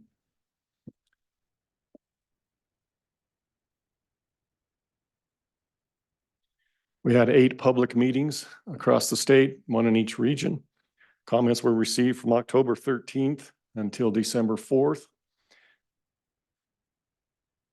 We received 3 total comments within that time frame. One was to suggested developing signs to notify the public that trapping activities are taking place. The department does not have the authority to require signage as such. And then we had 2 comments that generally support the proposed regulation changes. And we had one comment that was apparently submitted during the period, but we did not receive a record of it. And you've subsequently received an email with that comment included. And so that's the summary of the comments that we received on this chapter. And with that, I would ask the commission to approve chapter 30 as presented. Thanks, Craig. Commissioners, any questions for Craig? I have a question. Yep. Go ahead, Commissioner Ladwig. Concerning that last comment, so you're saying that the way the reg is now written by the word that says all hides and furs purchases covers that comment? President Brokaw, Commissioner Ladwig, yes, I believe that the intent is to require all transactions that take place by the fur dealer to be included in the end of year report. And that my opinion is there's no need to insert additional language specifying anything else. Thank you. Commissioner Jolovich, did you have comment? No, sir. Any other comments, questions on chapter 30? Commissioner Bell? President, the only one I have a question on and is under the new section 6, refusal to allow Department of Law Enforcement officers to inspect their business premises. So I understand that, but I also think that's all inclusive of your premise. And so I'm curious at where that stops as a law enforcement person and how, if that puts us in any kind of, do we have any issues with that? President Brokaw, Commissioner Bell, great question. I guess what I would revert to is our practice. I believe it's in our taxidermist regulation that used to be there that required that. We'd always internally required that our wardens would not just do snap inspections that we called ahead and said, hey, we'd like to meet and go over this stuff with you. I think that's where the intent with this comes in. And I might have to defer to Mike Choma if he has additional information on where we developed this. But I guess in terms of our concerns with that and what our direction to our enforcement employees would be is that we're not just doing spot inspections on these types of things, and that we have due diligence and plenty of lead time so folks are available and ready to do that. And just follow, I know in the taxidermy, regulation, we allowed I think it's a 48-hour window, or there's got to be a 24-hour contact before you do that. And that inspection includes not the whole premise, but the log, the taxidermist record. And so I was just curious if there's any comparison in 2 commercial industries how that might work or not work. And honestly, I don't know much about this commercial industry. So other than they sell fur, right? So anyway, I was just asking the question because I lived that world in a different commercial at time, and that language was troublesome to a business. Fair enough. I see Mr. Choma working on that idea, so when he's ready, I would like to hear his input on that language and if we are protected under unlawful search or seizure or whatever. He's Would asked get- for a brief moment. He's asked for a moment. Okay. Let's move on with the chapter. Any other questions? Concerns? You guys aren't killing time very well for me.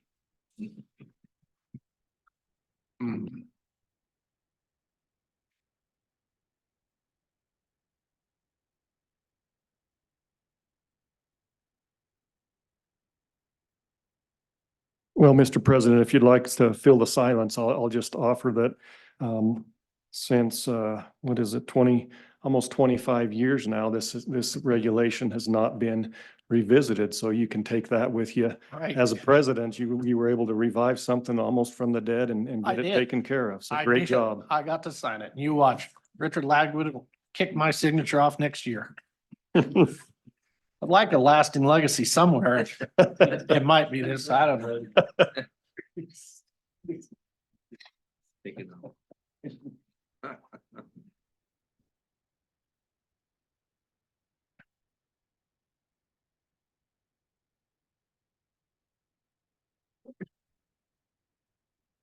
Mr. President, members of the commission, Director Nesvik. So that language came out of chapter 36, the taxidermist regulation. But as I look now, in chapter 36, we referenced a 48-hour time period that Commissioner Bell was referencing. We did not do that in this one, but we certainly could. But it goes back to what Deputy Director Smith was talking about as far as our standard practice of contacting the commercial operator, letting them know, what we would like to do for an inspection or records inspection, and working it out with them one-on-one.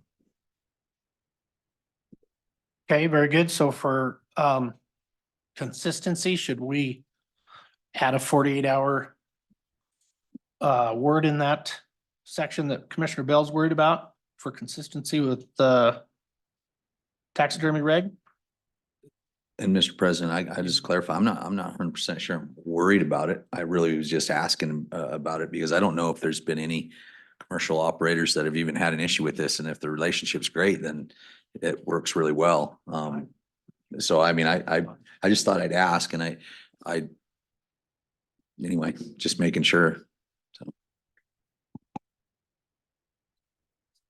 Yeah. No, we're still on questions to the presentation, so we don't have an emotion.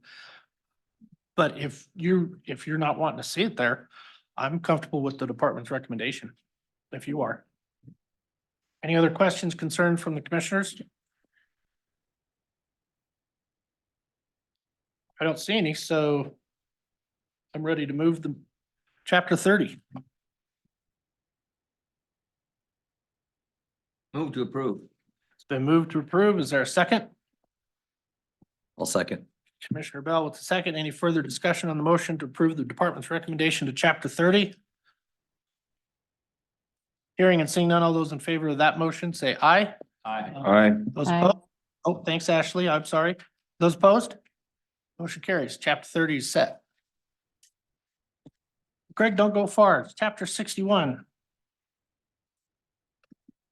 President Brokaw, Director Nesvik, members of the commission. Chapter 61 draft collection of shed antlers and horns is our next topic. So there was some statutory changes that occurred during the last session that prompted our review of this regulation that we'll get to here in just a moment.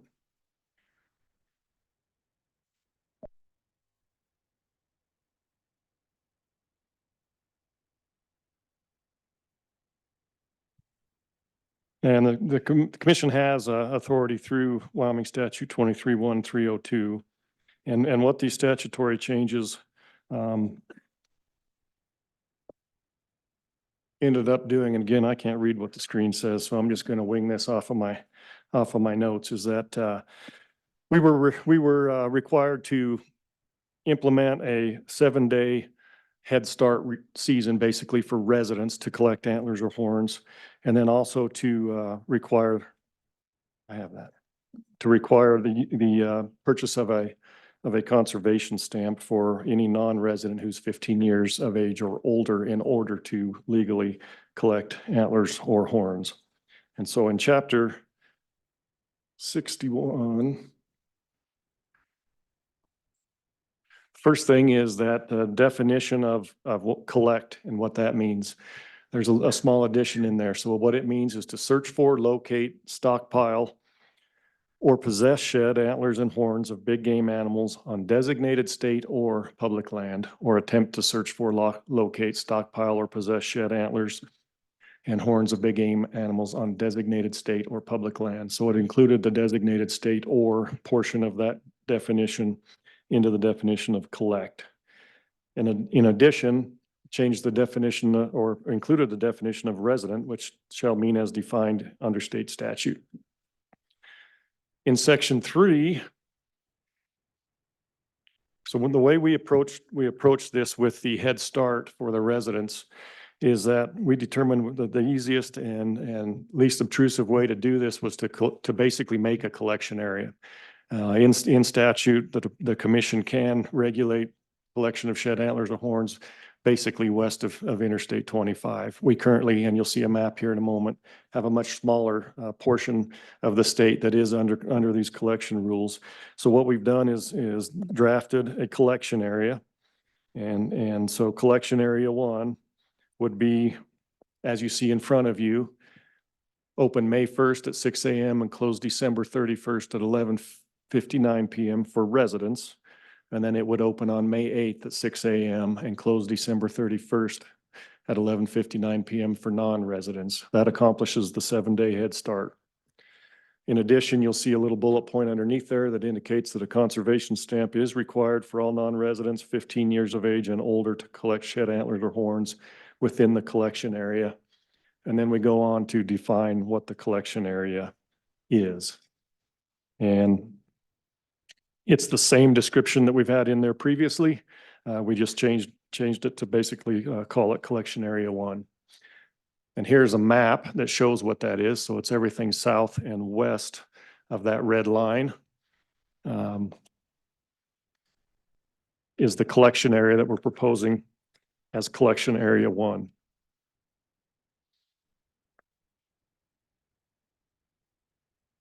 Again, with public commenting, each region had a public meeting to discuss these proposed changes.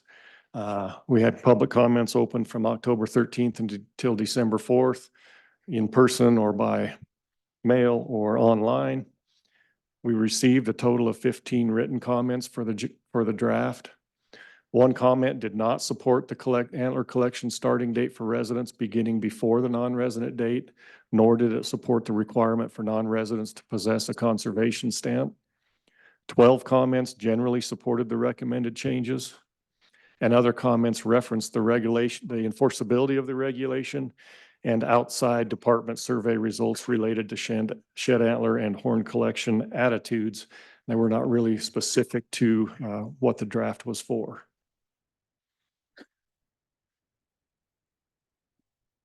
And that's the gist of the comments that were received. Are there any questions? Thank you, Mr. President. I received an email on, and I'm assuming everyone received it on that. What are we doing to do the 100% disabled veterans as far as the shed hunting? In all of the other things, we allow that 5 days prior to the hunt or whatever for the disabled veterans. Have we looked at something that would fall in line with that? And I understand that I understand that that might not be something that would be practical or thing for the National Elk Refuge. But is the department looked at anything to kind of clean up to see, you know, this gentleman's thought was, hey, we have it on everything else. Why don't we have it on the shed hunting? And he's being 100% disabled. He has a valid point. So is there and like I said, I don't think there's on the National Elk Refuge, I think that's a different beast because it wouldn't well, maybe it's not a different beast, but I'm just wondering if we've addressed that on the disabled veterans, which we need to be real cognizant of. Thank you for that, Commissioner Roberts. Yeah, when I got that email and read about it, my first thought, the question I wanted to ask was the May 1 opener is also in step with a lot of the opening dates of our HMAs and our commission-owned lands. So I don't know how we would allow, how would you do that? Give that 5-day extension to a disabled? Sure, President Brokaw, Commissioner Roberts, great question, and thanks for the person bringing that up to our attention. I'm not sure that we've had any in-depth discussions about this particular topic previously, and what I would offer for you at this time is that there may be some merit to that. I don't know, I think we need a little time to actually review our authority on whether we can implement this specific to the shed antler regulations. We know that we can do it for hunting type regulations, and this may or may not fall in that. And I think rather than putting our attorney friends on the spot right now, we might need a little bit of time to review that. In addition, you mentioned the elk refuge. There are also human presence closures on Forest Service and some BLM lands and our own department lands that might be a little bit problematic to make a change for that on this day. But I do think it's something that we can consider as we look forward. Commissioner Nesvik. I apologize. Don't demote me like that. Director Nesvik. Mr. President, the one thing I would highlight, there's a pretty big difference between these two issues. So with regards to disabled veterans and their abilities to hunt early, that's directly related to an opportunity with really no measurable biological impacts. The focus of this antler collection regulation is really not on providing antler hunters opportunity. It's on protection of wildlife. And I think that makes this different. We don't want anybody out there in the name of protecting wintering big game, regardless of their, any kind of disability. We certainly have a lot of deference and a lot of opportunity and a lot of privilege for those folks. I'm a veteran myself, but I think this is much different. Good point. Anything else? Mr. Smith? President Brokaw, I don't have anything further. I'd ask the commission to approve the regulation as presented. What's the pleasure of the commission for chapter 61? I'd like to make a motion to accept it as presented. So noted, Commissioner Jolovich. Is there a second to that motion? Second by Commissioner Bell. Any further discussion on the motion of the department's presentation? Mr. President. I'm lost. Yes, ma'am. Thanks for the save, Ashley. No, no worries. Just wanted to put it out there and have it on the record that I have talked about this with Mike Choma, and we will be looking into it more just so that especially, and I've contacted the gentleman as well that emailed all of us. But yeah, definitely not as black and white as the hunting regulations in the fall, but something we'll definitely be looking into. Good. I appreciate you doing that, working with Mike on that. That's good. Good effort. Any other discussion on proposal of chapter 61? Seeing none, all those in favor of the motion to approve, say aye. Aye. Opposed? That motion carries. I'm not ahead of schedule. Thanks, Mr. Smith. Next item. Yes, sir. We'll take 5 minutes between this next one is quite lengthy. 2 hours. This next one is lengthy, and yes, Commissioner Jolovich, I would give you a 5-minute break. 5 minutes, we'll reconvene. Everybody. Oh, everybody gets to go. Okay, welcome back to our Tuesday afternoon session. Our last item on today's agenda is damage claim appeal 23187. Go ahead, Deputy Chief Smith. President Brokaw, members of the commission, Director Nesbitt. As you mentioned, we have a damage claim appeal number 23187 from JT Nunn at TY Cattle Company. Just to give you some quick background and some additional information. Department received a claim from Mr. Nunn on November 21st, 2022 in a claim amount of $78,351.25 for damage from elk to native grass, hay, and fence damage, which you have in your packet, the affidavit submitted by Mr. Nunn and supporting information. And that's the information that the department had to consider when we investigated the report or the claim. You also have a copy of the department's investigation report. You have a summary, and we'll go through that here in a little bit later. That kind of looks at the discrepancies and the differences in the categories and why we are a little bit apart here on this claim. One thing that I will mention to you now is that in preparation for this claim,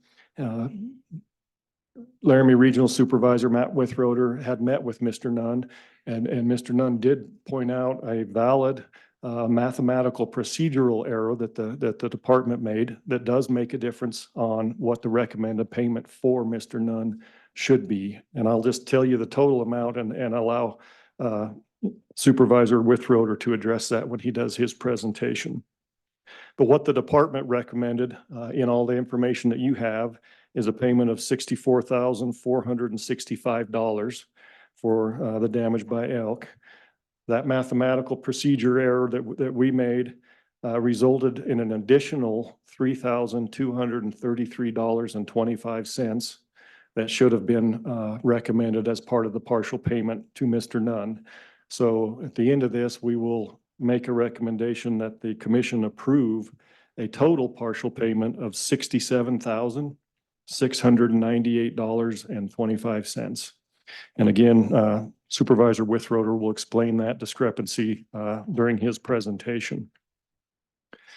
So the way we will have this occur is we'll have Mr. Nunn come forward. I believe he has a presentation. He can provide that information to you, and then Supervisor Withroder will come up after that on behalf of the department, and then we can answer questions after that. So Wayne, do you have Mr. Nunn's presentation? You ready, JT?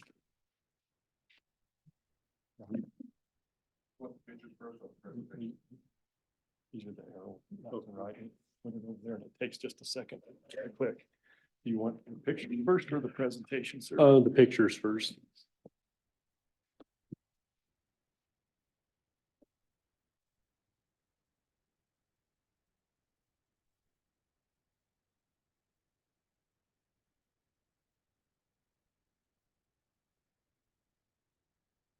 Okay, well, I'd like to first thank everybody here for taking the time to listen to this appeal. I know you have 2 hours allocated for it, but I really think that we can get through that a lot quicker. I'd like to keep it concise and just whip right through it, and the discrepancies are pretty obvious, pretty straightforward, so we'll just address it that way. I'd also like to say that nothing that I present here or say today is meant to be taken personally or discredit any information that somebody else has put out there. It is my obligation to defend the claim the way I see it, and so that's why I'm here today. I would like to ask, do all the commissioners, did you guys get a copy of the information I sent that included kind of a summary of my case and the other documents? Did you have a chance to look through that, or? Yep. Okay, because I have some written copies if any of you would like to, have a written copy to go through it. Mr. Nunn, I'd like a written copy if I could, so I can make notes on it, please, if you have one. Excellent.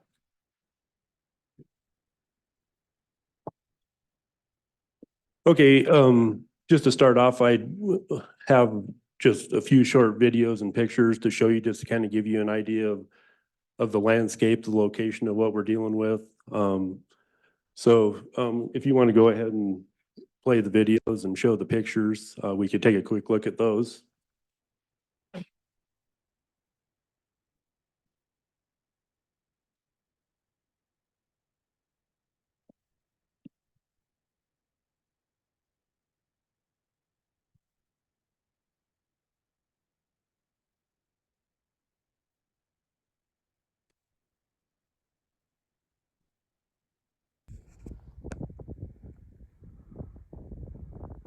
Ethan, seeing them up close and personal.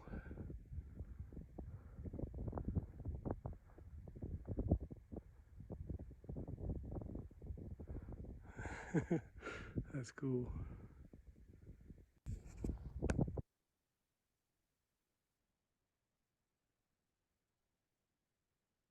Almost.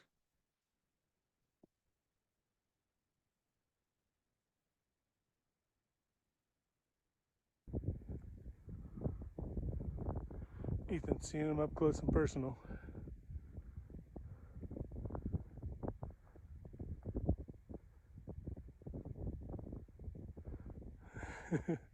That's cool. There goes the herd. I got a calf over here and Ethan's got a bull down.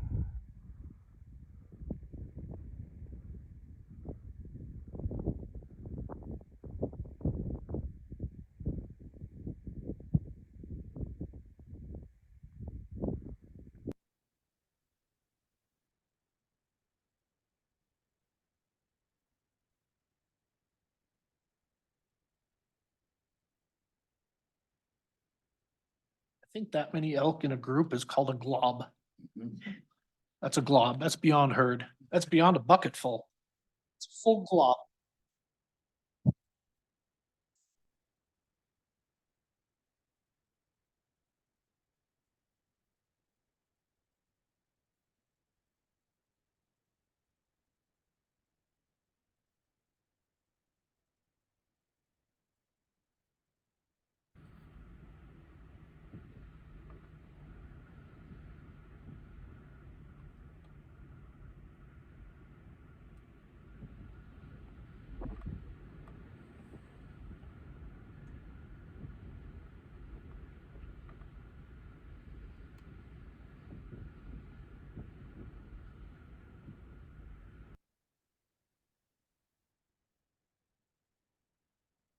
JT, these videos are just off your camera, your phone. Yeah, and a lot of them are from hunters that I allowed on the property.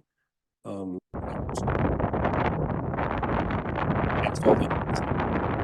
go to help document the elk and take videos just to help us all see kind of what we're dealing with.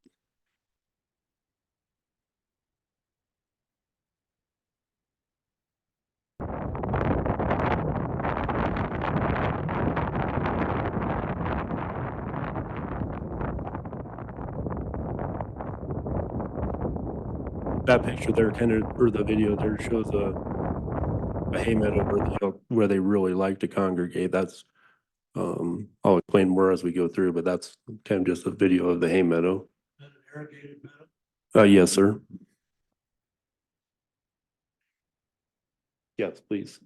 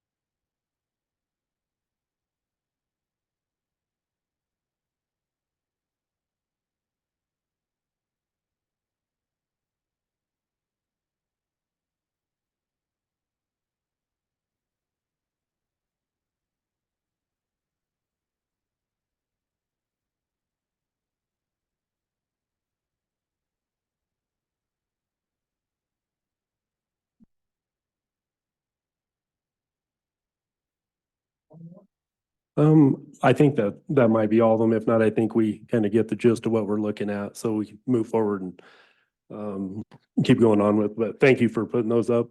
If you don't mind, put up the PowerPoint now and we can move on through this.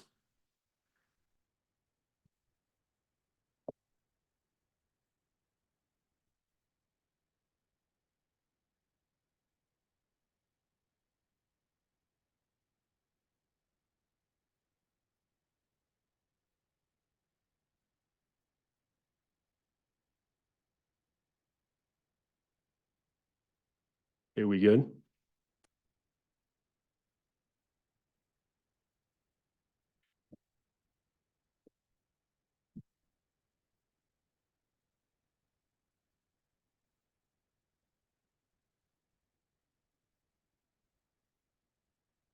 Okay, I think we're good to move forward.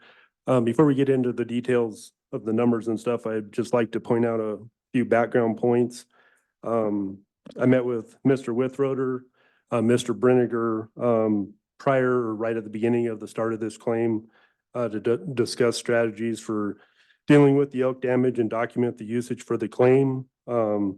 At that time, I agreed to work closely with Mr. Brinegar, who was the investigating game warden, throughout the claim period to basically agree or try to agree on the extent of the damage. So during the course of the claim period, I had multiple meetings with Mr. Brinegar to discuss elk locations, observed elk numbers, strategies to try to alleviate the damage and ways to redistribute the elk. I tried to take all possible measures to work with the department, Mr. Brinegar, Mr. Withroder. In doing that, we did a chapter 34 hunt, depredation hunt, and also I allowed over 100 mostly resident hunters to access my land free of charge, trying to figure out a way to move the elk around and get a harvest on them. The other thing I'd like to point out is there was many observed herds of elk that were adjacent to my property, either on public land or private land, that we did not count in our observed numbers, which more than likely than not ended up on my private property within 12 to 24 hours, but we did not include those. Then at the end of the claim period, I met with Mr. Brinegar to discuss and go over the final elk counts on his investigation report that he had given me at that time.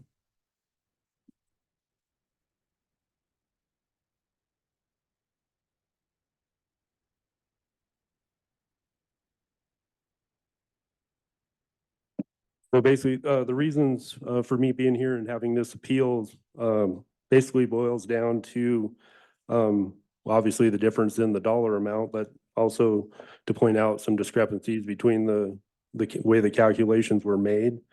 After I submitted my claim, I was sent a copy, right? I met with Mr. Brinegar, and at that time, and this is at the end of my claim period, Mr. Brinegar provided me with his investigation report. So based on that and the numbers I had, I filed my claim. I thought him and I were in agreement. I've worked closely with him and Mr. Withroder on doing this claim. So I thought we were in agreement. After I submitted the claim, I received a letter back from the department recommending a partial payment. And with that, there was a second investigation report, which I wasn't quite sure how that came to be, but that's what was with the letter. And in that second report, there was 36 days that contained 2 observations in the same day. 21 of the 36 observations were zeros. 19 of the 21 were on days when elk had been documented either by hunters or ranch personnel or Mr. Brinegar or other game and fish personnel. When you substitute these zeros in, that substantially reduces the number of elk per day that were on my property. And you're probably asking yourself, well, why are there differences between zeros that the department had and the numbers we documented? There was new personnel that were asked to go out on the property and make these observations. They probably weren't familiar with the area. Mr. Brinegar was on, I believe, medical leave for a certain period of the time. He's very familiar with the property. So during that time period, I feel like there was some errors in the documentation just because the personnel weren't familiar with the area and maybe not the most acquainted with trying to locate and find the elk. So I kind of came up with an example that maybe helps make sense of this for you guys. So let's say you had a river or a fishery where you have a 6 fish limit. If a game warden observes a fisherman in the morning and he has 2 fish, and you observe him again in the afternoon and he has 8 fish, are you going to tell him that he has 10, or are you going to tell him that he has 5? So that's just kind of my comparison to what's going on here with these numbers, just to help try to make sense of it. One discrepancy that was pointed out, and now it was not brought to my attention until I got here today, was on the calculation of the elk use splittage. How we split the elk and the calculation that was made. That was one point that I was going to point out today that was a discrepancy that I had noticed. But that was addressed before I came up here. So that's taken care of. And basically that's just saying that the average elk use should have been taken out of the total number of elk, not out of a percentage after they split the usage between the pasture and the meadow. Yeah, I went on to show those calculations, but there's no need to go further into that because that's already been addressed, and Matt spoke with me about that when I got here, so we don't need to go into that. During the course of the claim, Mr. Brinegar made multiple observations, and it was documented in one of those that Mr. Brokaw, I believe, came on the property and with him, and just to see the extent of the damage. So I feel, it's valid for Mr. Brokaw to maybe share his thoughts and what he saw while he was out there. So, Sure, whenever you're ready. So commission, public, after Mr. Nunn's last appeal, Warden Brenner called me and wanted to give me a tour of the property and to, I don't know, make a better understanding of what was happening out there and share Mr. Bringer's frustrations. And we went out that day and I've never seen so many gosh darn elk. We probably saw 2,000 elk that day. Not all of them were on Mr. Nunn's property, some were across the fence. But we went for a walk across the pasture. It's in a rotational plan for spring calving, I think. And when you have that many elk out there, there's nothing left blown in the wind. And I'd never seen that before. The other thing Mr. Bringer wanted to talk to me about was I have authorized a 34 for your area. And with 100 tags, low success rate, a lot of nocturnal elk on the creek. And I wanted to see that and see what strategies we might do. Ms. Bringer was asking me about floodlights, sirens, night scopes, all kinds of different things. So I have been to the property and that was my experience there last year. There's a lot of elk. Okay, thank you for sharing that. So during the course of the season, during the chapter 34 season as well as the regular season, I did not have any restriction on the people that I allowed on the property trying to gain, mainly redistribute the elk because it's very hard to hunt the elk in the terrain they're in. They can see you for miles away or at least a mile away when you try to come in on the main road. When the snow gets deep, it's hard to get in there. I have to be somewhat considerate of my neighbor that has to drive that road every day. And when there's hunters driving up and down the road and, making drifts and making it harder to get in, it is hard for people to access it. So the accessibility can be an issue. This winter, it's starting to be, as of about a week ago, getting very hard to access the area. But not to get sidetracked on too much, but there was considerable costs that were not included in this claim. And I'm fairly familiar with the language in the, what's legitimate for a claim and what's not. the consequences or consequential damages definition, goes to say anything that's not a direct result of the damage that I occurred. But when that number of elk come out and graze the property to the extent that they did, it basically forces me to change my operation, very substantially, meaning the livestock I would normally put out on the area, first part of May, I have to keep down on hay meadows, feed them additional hay. And that, that's money out of my pocket that hay could have been sold.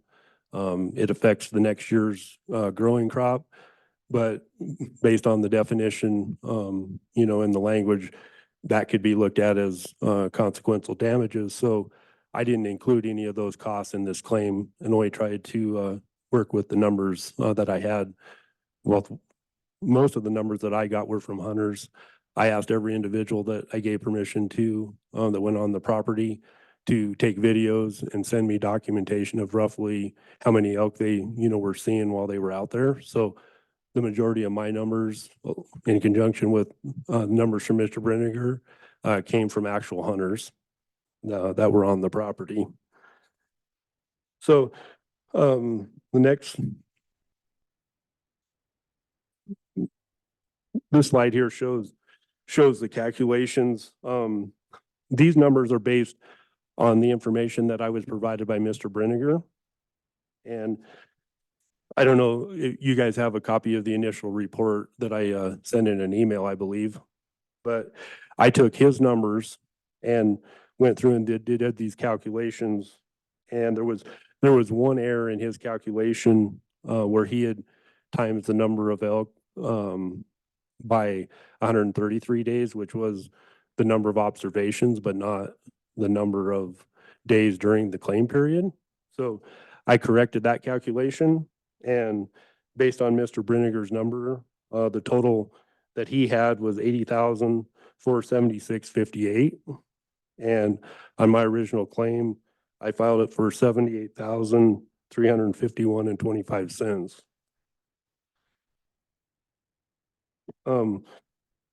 So basically, I mean, it's discrepancies in the numbers.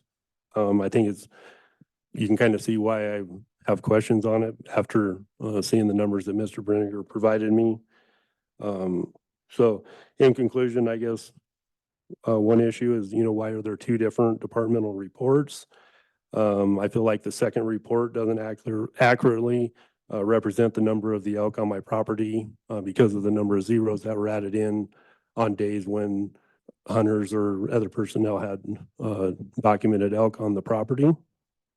It's imperative that you look at how the numbers are calculated to really see the issue that we have here as far as the discrepancies we're talking about. And this claim is only a fraction of the actual cost that I incurred because of this damage. In closing,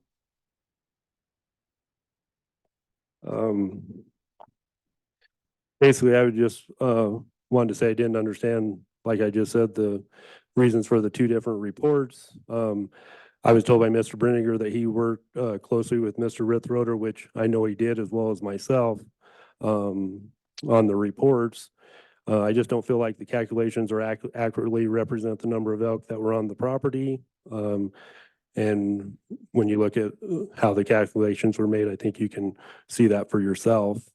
So that's pretty much the long and short of the information that I'd like to start off by presenting to you. I do have another paragraph in the letter or the summary that I sent you guys that goes into some other details about the AUM calculations and the value that the department puts on an AUM or what an elk conversion is. But I think that's information I'd appreciate if you guys, read at another time. It's not really, it is somewhat relevant to my claim, but is maybe into something that would help us find a more sustainable way to, deal with this problem. But that's pretty much all I have to present right now. Thank you, Mr. Nunn, for that presentation. Any commissioners have questions of Mr. Nunn at this time? Okay, thanks, JT. Matt? All right, Laramie Region Supervisor, Mr. Withroder. I think this is on. Good afternoon. My name is Matt Withroder. I'm Laramie Region Wildlife Supervisor.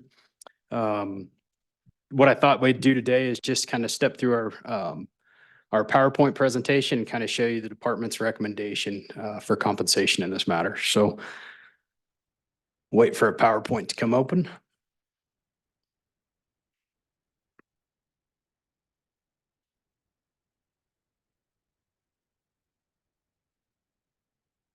Next slide, please.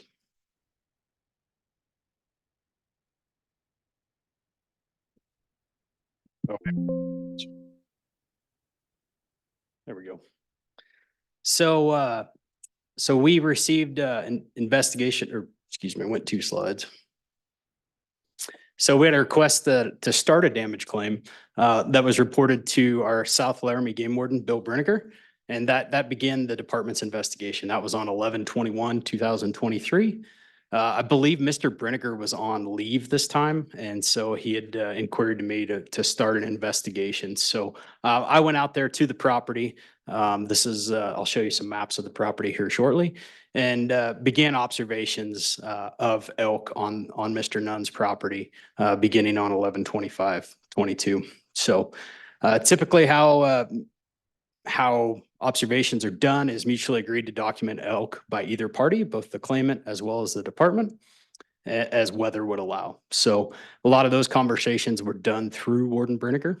And then the department utilized multiple observation points. These were recommendations from our South Laramie Game Warden, Bill Brinegar. You know, we could see them from the Sand Creek Road, which gives us an elevation gradient, the Bull Mountain Road, which I'll point out earlier, as well as Gel Mountain to the west. So damage period began 11/21/22 through April 26, 2023, consisting of 157 days. Where do I aim this at? Nope, screen. So the department counted elk on Mr. Nunn's property and in the general area. So in the department's investigation report, we utilized 118,977 elk that were observed in 167 observations. These were observations were both of the departments and those provided by Mr. Nunn. So where I'll kind of jump into some of these observations here in a second. So 11 of the 11 records were not used in this damage calculation. And I can dive into those. 10 were observations that were used by Mr. Nunn. And those, according to our notes and discussions with Warden Brinegar, those were assumptions of elk being on the property as opposed to actual observations. 1 was not used. That was a department count where weather conditions decreased visibility. So short answer is we went down there to begin classifications or to begin counts. We ran into, I don't know if it's a snow squall or whatever, but we were getting to the property and we couldn't observe anything. So we omitted that. So a little bit about those observations is that 4 were noted. I think these were in December. And I can dive into a spreadsheet if you'd like to, where it was claimed that we didn't go out. Then again, those were observations by Mr. Nunn. 2 of the observations were duplicate counts in which we provided, I believe they were both department counts where JT had claimed that elk were observed and that Bill had told him how many elk were observed. And the department also included those counts. So it's like a dual count. I don't know if that's making sense. It would be like if I told JT, hey, I saw 100 elk this day. JT reports that I reported 100 elk, and then I also reported 100 elk. So it's a duplicative. And then 1 of those was weather, and then 4 other were assumptions. And these 11 records that weren't utilized to come up with that 118,000 elk days. Those were discussed with Mr. Brinegar, that was the lead officer in this. And as we were combining spreadsheets of both the claimant's counts and the department counts, Bill had recommended that those not be included in damage counts. So they were omitted because of those reasons, being assumptions as well as decreased weather. We have had a large herd of elk that have been winter in this area. We're guessing for over 10 years. When I go to a map, you can kind of see some of the topography that this damage claim is in the area of. So. All right, so I don't know how that's showing up on the big screen behind me, but Mr. Nunn's Ranch, approximately 9,141 acres, kind of has three categories of damage as described by the department. So one, we have a growing cultivated crop, and this is 180 acres along East Shell Creek that are native hay meadows that are reserved for livestock production. So I'm going to just dive into this. So I think there's a pointer on here. Anyway, maybe, but it's just these irrigated hay meadows right here in the lower right. They're typically a little green. I don't know if you guys can see those clearly or not. And so that's approximately 180 acres, 200 acres. And the reason that I bring this up is there's again those differences in how the department calculates that through Chapter 28. Then there's extraordinary damage to grass, which is approximately 8,961 acres. And that has a different calculation of damage where that is above average use or excessive use. So I wanted to highlight that. And then the third is improvements or what we call fence damage for this particular claim. So the department investigation report utilized attributing these elk down here to 1/3 to use of those on those hay meadows, which is a growing cultivated crop, and 2/3 use of elk on the native rangeland, which is the extraordinary damage to grass. So outlined in red, it's not coming up very well, but on that left picture, you can see that is Mr. Nunn's private lands, kind of intermixed as you move west with some BLM. The white line on the bottom is the Wyoming-Colorado state line. So we believe that a lot of these elk move in from Colorado, and typically, correct me if I'm wrong, JT, but show up November, December timeframe, and usually hang out till mid-spring. So depending on snow locations. So the road that you see off to the right of the other picture is let me see if I got a pointer on here. Do you guys know? Gotcha. I'll go to here because you guys can't see that. So this is the Bull Mountain Road. Again, that's a private road. It stops up here with public access. So this is a private road. And then actually, turn around here. So this is the Bull. Oops. My apologies. So here is the Bull Mountain Road. And then this is over south of Woods Landing. And as well as, so a couple observation points would be along the Sand Creek Road, where we can glass into here off of Jelm Mountain, and then also driving right along the Bull Mountain Road. As JT alluded to, this country gets a fair amount of wind, fair amount of snow, makes travel into this area pretty cumbersome.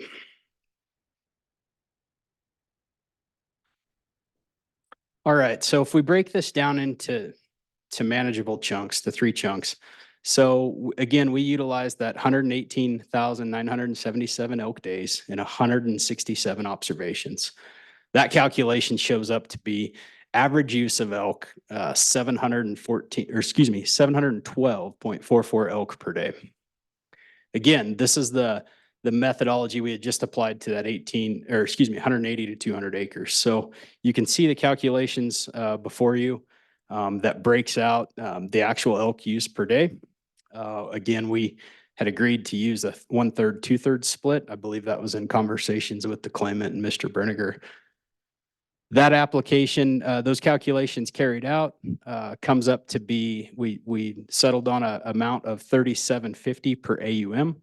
And so that segment of that 180 to 200 acres of the native hay meadow, or as what we would classify it as, is a growing cultivated crop, came with a recommendation amount of $22,147.50.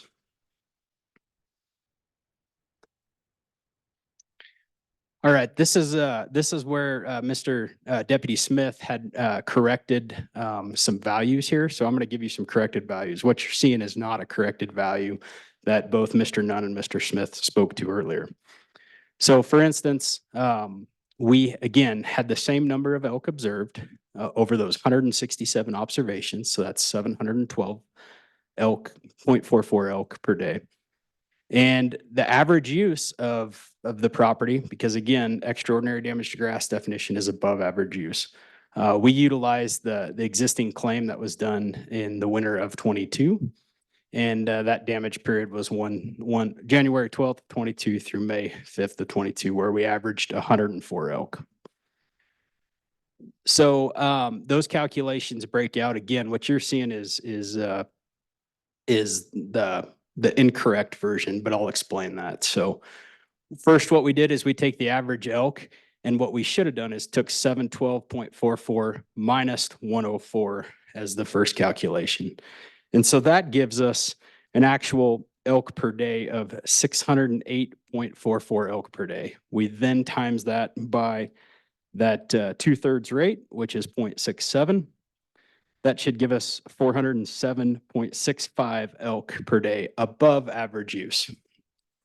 Those calculations carried further on out, total to, let's see, we had 1,024.02 AUMs. And so basically that's a change from the 937. So short answer is the extraordinary damage grass to payment would actually be $38,400.75. So that's that discrepancy that Deputy Smith spoke to earlier, as well as JT acknowledged, and JT and I spoke about that today. That I found this as I was putting this PowerPoint together and reviewing it earlier this week. So basically, we did one of our calculations out of order. Any questions before moving on?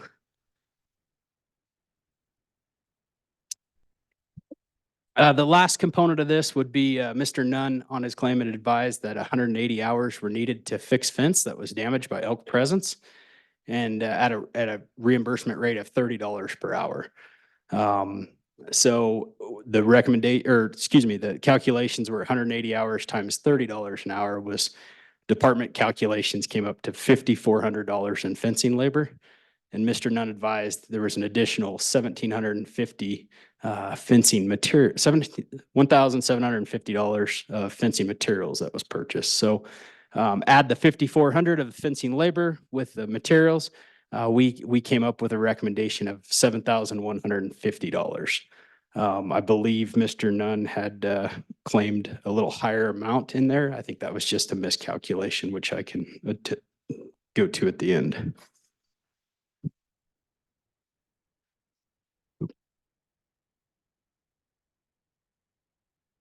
Sorry. Oop. So in summary, discrepancies between the department, the claimant and the department records. The claimant's recommended reimbursement of fence damages. I just spoke to that at the last slide.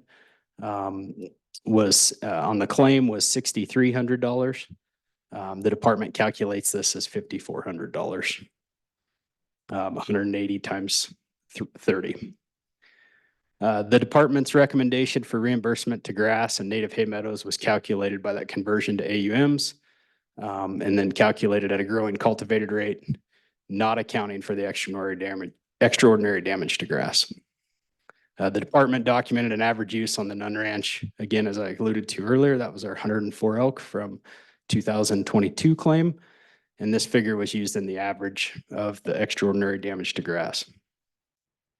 And I spoke to a little bit earlier, the 11 records that were not utilized in the damage calculations because I believe they were assumptions. And again, this was recommended by our first officer, our investigating officer, Warden Brenniger.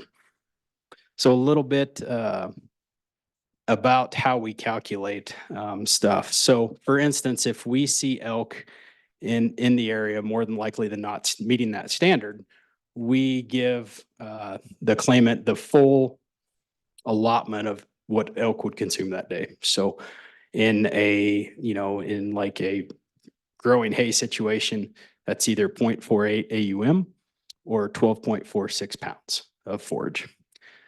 So for instance, if in the same, along with the damage period, so JT was talking about the use of zeros. Zeros are data. So if the department goes out and looks at elk and say we see 100 and the claimant maybe sees 300.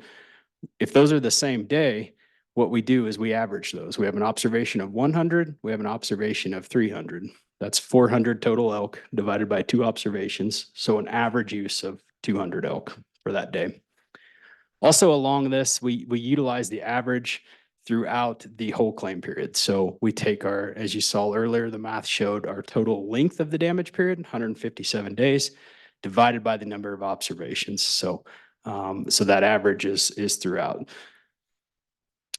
So I thought I'd here talk about a little bit about our season structure and what does it look like we're doing as far as utilizing a season structure. So our 2022, 2023 season structure as follows. So as you can see, we have some type 1 licenses that are available for any elk. We have our type 6 licenses for 200 cow calf. And then specifically to address this and other damage problems within Hunt Area 8, we chose a type 7 license. So that begins August 15th through January 31st. And that's 100 cow calf licenses targeting those elk on private lands. So as kind of alluded here, license numbers are largely driven by the amount of access for hunters. As JT noted, he has been very open to access and allowing hunters on there. It's just been difficult as elk move around throughout the hunt area to stay with them. We do have a hunter management area just to the east of this, the Cherokee Park Hunter Management Area. So we do get quite a bit of access down there as well. JT alluded to what we've done with our Chapter 34, our auxiliary management seasons. So what we did here is we authorized 100 antlerless elk permits, valid for the month of, February, and primarily targeting those elk on private lands for doing damage. So as you can see from the map on the right, here's Mr. Nunn's ranch. Here's another ranch that operated in this 34. As well as another ranch up here. Mr. Nunn also has property up here that he wanted to stay on, some of these wintering elk and some river elk, which are further to the north. Out of that, we sold 79 of 100 permits were purchased, consisting of 31 hunters, and we were able to harvest 39 additional elk.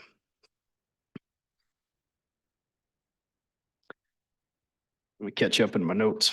So again, this figure doesn't necessarily represent or does not represent those amendments that I talked to earlier. So for as far as the department's evaluation, the growing cultivated crop, that stays the same at $22,147.50. The only thing that was changed was the extraordinary damage to grass. That is increased to $38,400.75. And then the fence damage at $7,150.00. So that brings a total department recommendation to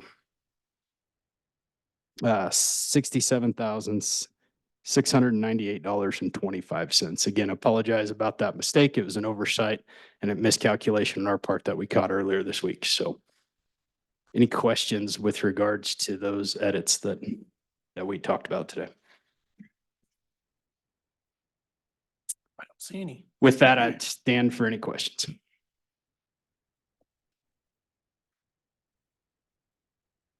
Ashley, do you have any questions at this time? No, sir. Right now I'm just running calculations on my calculator. Okay. Thank you for that, Mr. Withroder. So the way I get my arms around this is we now have with the additions, we have a difference of $10,653, which I believe comes back to the average of 104 elk from 2022. Essentially making up the difference, where it looks like the claimant didn't subtract that, looks like the department subtracts that. So extraordinary damage, that definition, I don't understand why we carry a average forward. Whoever, jump up. That's not directed specifically to anyone, just for my clarification on the definition of extraordinary damage, that a producer has to carry the previous year's average forward.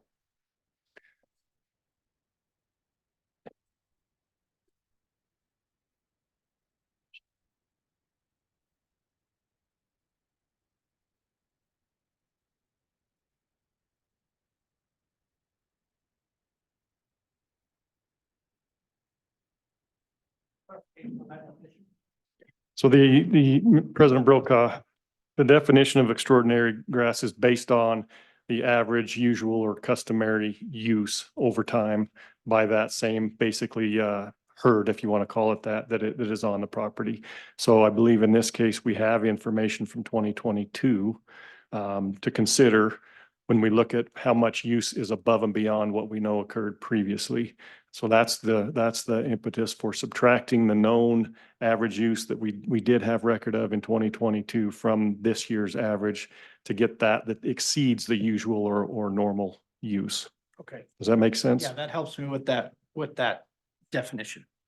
Any other questions from the commission? Commissioner Roberts working on one. Yeah, I was just, where is is there a difference in the fencing between the department and, because I know that the 7150 amended fence damage from JT, is there a difference between, are you guys on the same?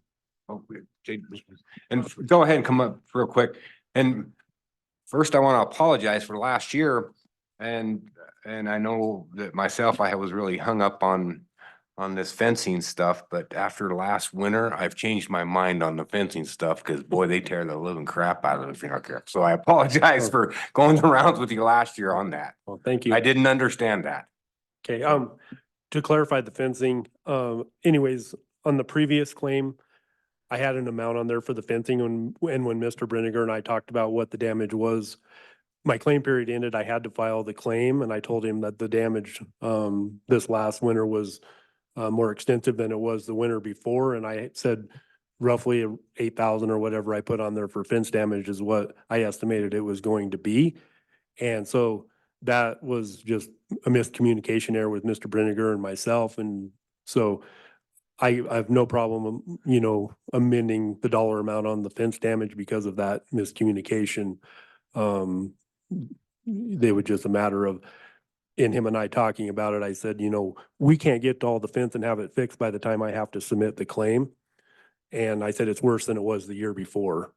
And so I believe the year before was the lower number. And I just, in conversation, said it's roughly probably going to be more like the 8,000. And so that's what I put on there, but I have no problem, going with the lower number on the fence damage. To answer that question, do you want me to make any other points or go ahead and? Well, let's see if there's any. Yeah. Mr. Let's see if there's President, any more questions. Okay. Commissioner, just go have ahead. one Commissioner quick Bell. question, and I think you had a slide up there that I think in November 21st, I don't know if we can pull it back up. It was your calculations that you had from Mr. Brinegar. Maybe you guys had talked through some numbers and then the numbers, you felt like the numbers changed from then until now. And I'm curious about, I guess I'm curious if maybe somebody can help me figure that out.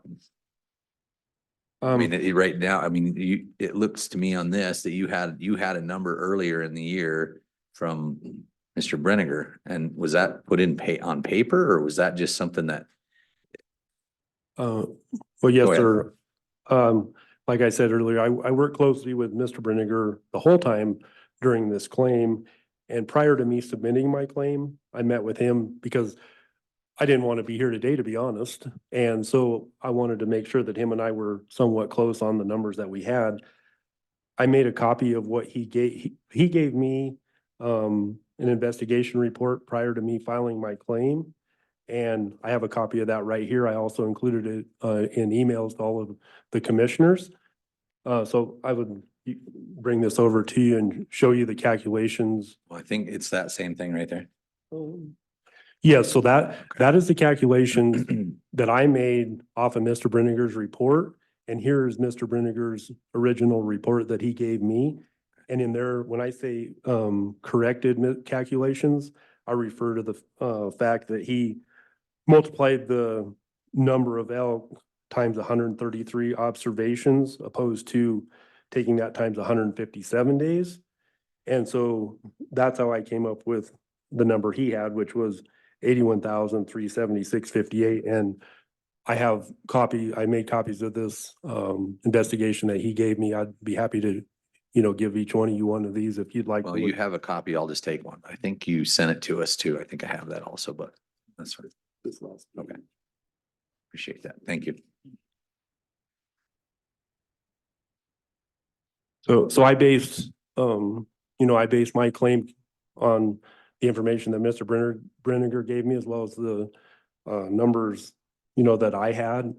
Well, like I said, a lot of those numbers were documented by hunters in conjunction with numbers Mr. Brinegar had given me. Matt made a good point. He pointed out that there were 11 omitted records of observations that were said they were assumptions. When I had hunters go out, they'd go out multiple times.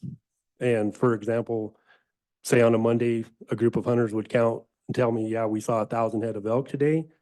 The next day, somebody else goes out and sees elk and they tell me, yeah, we saw a big herd of elk. We couldn't get close enough. There was a lot of elk.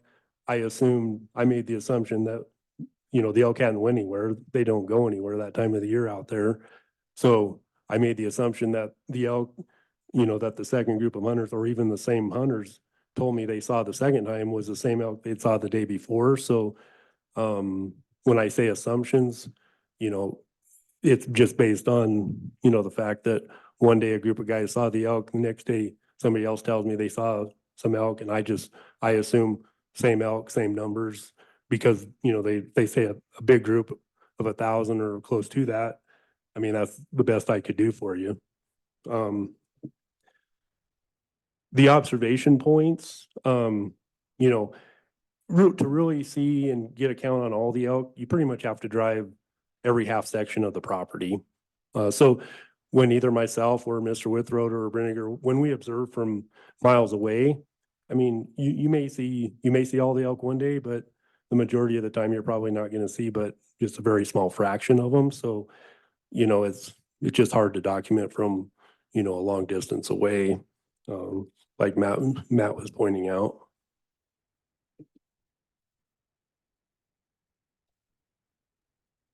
Mr. President. Roberts. If, so I kind of, saying that, 848.31 average elk per day and 755.26 on 157 days of damage period. And I think in the department had a 712 number. Is that where where am I getting the 712 and where am I getting the difference? Yes, so the department recommendation combined both Mr. Nunn's counts as well as the department counts, and that's summarized in our attachment 1. It's a big long spreadsheet with some orange numbers. So I'm not for sure where these 848 that Warden Brinegar got to. I don't know how we got to those numbers as all the spreadsheets and stuff that were provided, they total that 712, an average of 712 elk, 0.44 elk per day. So that's, I'm not for sure where that 848 came from, but I don't know if JT can expand on that. I think the difference is there between the numbers that Mr. Brinegar gave me and maybe the numbers from the spreadsheet that Matt came up with basically boils down to the observation days versus observations. And that's really, I mean, I went through this, I spent many hours going through this, trying to see where our differences, are truly at. And that's where it lies at, is observations versus observation days. And Mr. Brinegar and Mr. Withrow and I believe we were all in a mutual agreement that if we went out on a given day and I have hunters that see 500 head of elk. There were 500 head of elk on my property, and if somebody else sees 0, that's not an accurate number to include in, in the investigation or include in the data, because we know the elk were documented as being there. Just because somebody else didn't see them doesn't mean they weren't there. And when you add in those zeros, that's what substantially changes, the numbers that we're talking about here. So I believe what Mr. Brenniger probably did was calculated it based on observations or observation days, not observations. And as Matt and I and Bill had agreed then, if somebody saw 50 elk and somebody saw 100, that we would use the higher number for those to include in the, for the data to use to come up with these numbers. I can honestly say there was not a time that went by that when we were out and observed elk that if we saw a herd of, 1,500, I don't know that any of us in here can accurately count a herd of 1,500 elk, to be honest, but we know the difference between 1,000 and 1,500 and 2,000. I know personally on the times when I documented them, if there was 2,000 head of elk in the group, I went with more of a conservative number and maybe said 1,500, 1,800. I never feel like I put my numbers, on the extreme high side, because Mr. Brenniger and I talked and said, hey, how many elk do you think are in that group? And, we tried to come to a mutual agreement on that. It's the differences in the zeros on days when hunters documented elk.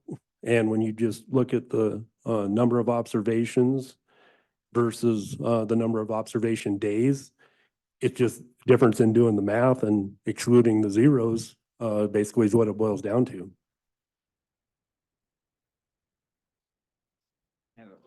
Oh, I've got questions coming from everywhere. Okay, we'll go to Commissioner Ladwig. Or Just real quick. relative, President Brokaw, let's go ahead, if Craig. you'd like Mr. Withroder to address Kenneth's question about the discrepancy in these figures right here, I think he can explain it fairly quickly. Would you? Okay, go ahead, please. You bet. So on Mr. Nunn's claim that was filed with the department, I don't believe that has all the department counts in it. The attachment one that we have provided as the department has both a combined spreadsheet of Mr. Nunn's counts that he included on his damage claim. But on his actual affidavit, it doesn't appear that there's all of the department observations in those calculations.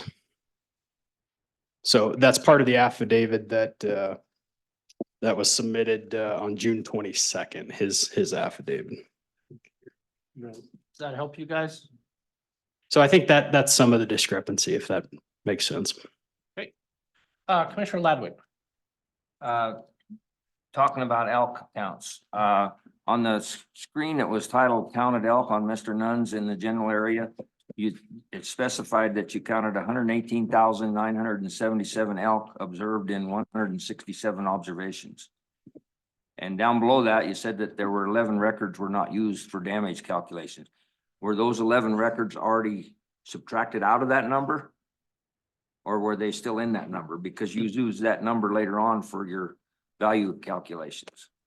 Yep, that's a fair point. Those numbers were already removed from that figure, I think. Thank you.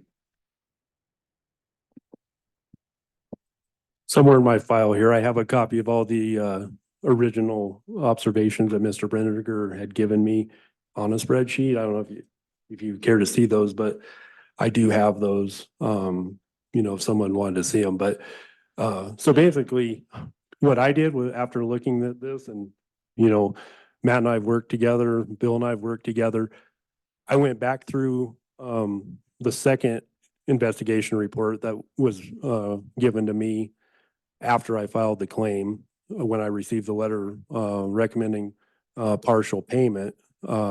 I went through the numbers that Mr. Brenniger, well, I guess it'd be Mr. Withroder's and Mr. Brenniger's numbers that were on the second report. I went through those numbers. I excluded the zeros because I strongly feel like if somebody documented elk on my property that day, there shouldn't be a zero counted into the average. I mean, we all know basic math is going to dilute that down by 50%. So I don't feel like the zeros were relevant. There were some zeros left in my calculations, when both myself and the department did not see elk. I'm in 100% agreement that those zeros should be included. So what I did was I went back through, took the numbers of observed elk that the department had, the numbers that I had, ran another spreadsheet, and I took the average, excluding the zeros, and did the calculations again, doing the pasture splittage and the correct order of operations on it.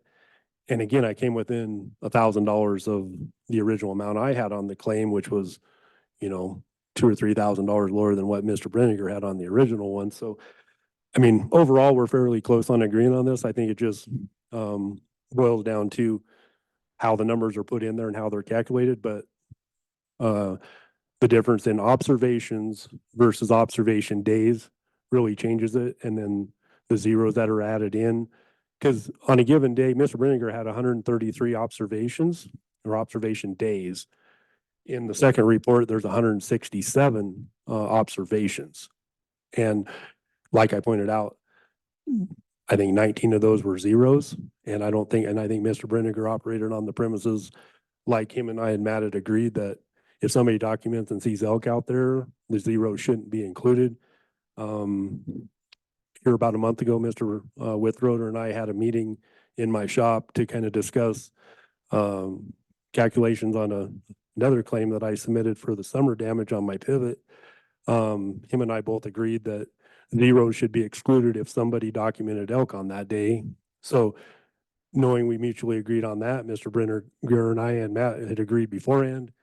That's how I went forward in, doing the calculations on the claim. Originally, I didn't know how Mr. Brenniger was for sure dividing out the usage on the meadow versus the pasture. And so I took the total, and I also didn't know what the average usage was. Mr. Brenniger told me there's nothing ordinary or average about 2,000 elk showing up on my property. And when we excluded elk that, were on adjacent property, that more than likely than not ended up on my property, I felt like that more than accounts for any ordinary or average use, but that's an assumption, not a fact. So, but then after seeing Mr. Brenniger's numbers on the initial report and my number being a couple $1,000s lower, I thought, well, we're pretty much in agreement. And so that's how I moved forward and submitted the claim. Thanks, JT. Okay, any last questions from the commission? Okay, we're gonna take a short recess. Let's go 10 minutes until we hear closing arguments, and then we'll finish this up. Okay, welcome back to this afternoon's session. We're gonna hear the conclusion of the appeal damage claim. And Tony, I need you to capture this on the record, noting that I did a site visit to the Nunn Ranch during the damage claim period. I am a witness in this event, so of course I'll be abstaining from any votes or opinionating what you guys should do. That only gets down to if we have a tied vote where the president usually casts the tie-breaking vote. I would not be able to, so that motion would die if it was stalled. But we shouldn't get there, so I trust you guys will move on right ahead. So let the record show I was a witness. I will not be voting. I will abstain from the final votes on any motions. So concluding remarks, Mr. Smith. Thank you, President Brokaw. Members of the commission, I'll make this real quick. I led off this presentation with a quick amendment to what the department would recommend. Payment for was an increase of well, let me just give you the final amount. From $64,465 to $67,698.25. And that remains our recommendation. And I'll leave it at that. Any questions on that? None? Mr. Nunn, do you have a closing comment?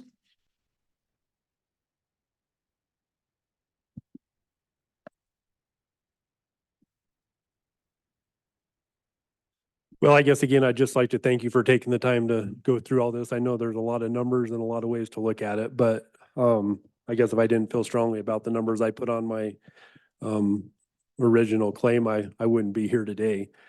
So what I did was, in fairness, to try to figure out, if my number was accurate or not, I went back through the numbers on the second report. I averaged the numbers between the department's counts and my counts, excluded the zeros on days when elk were documented, and did another spreadsheet and did the calculations. I don't know if you guys would like to look at that or not, or if it's $67,000, which is recommended by the department, or if there's any chance of negotiation between that number and the 80,000 that Bill had came up with on his initial investigation. I do not know, but I did an average over department numbers, my numbers, just trying to come up with what, would be a fair number for this.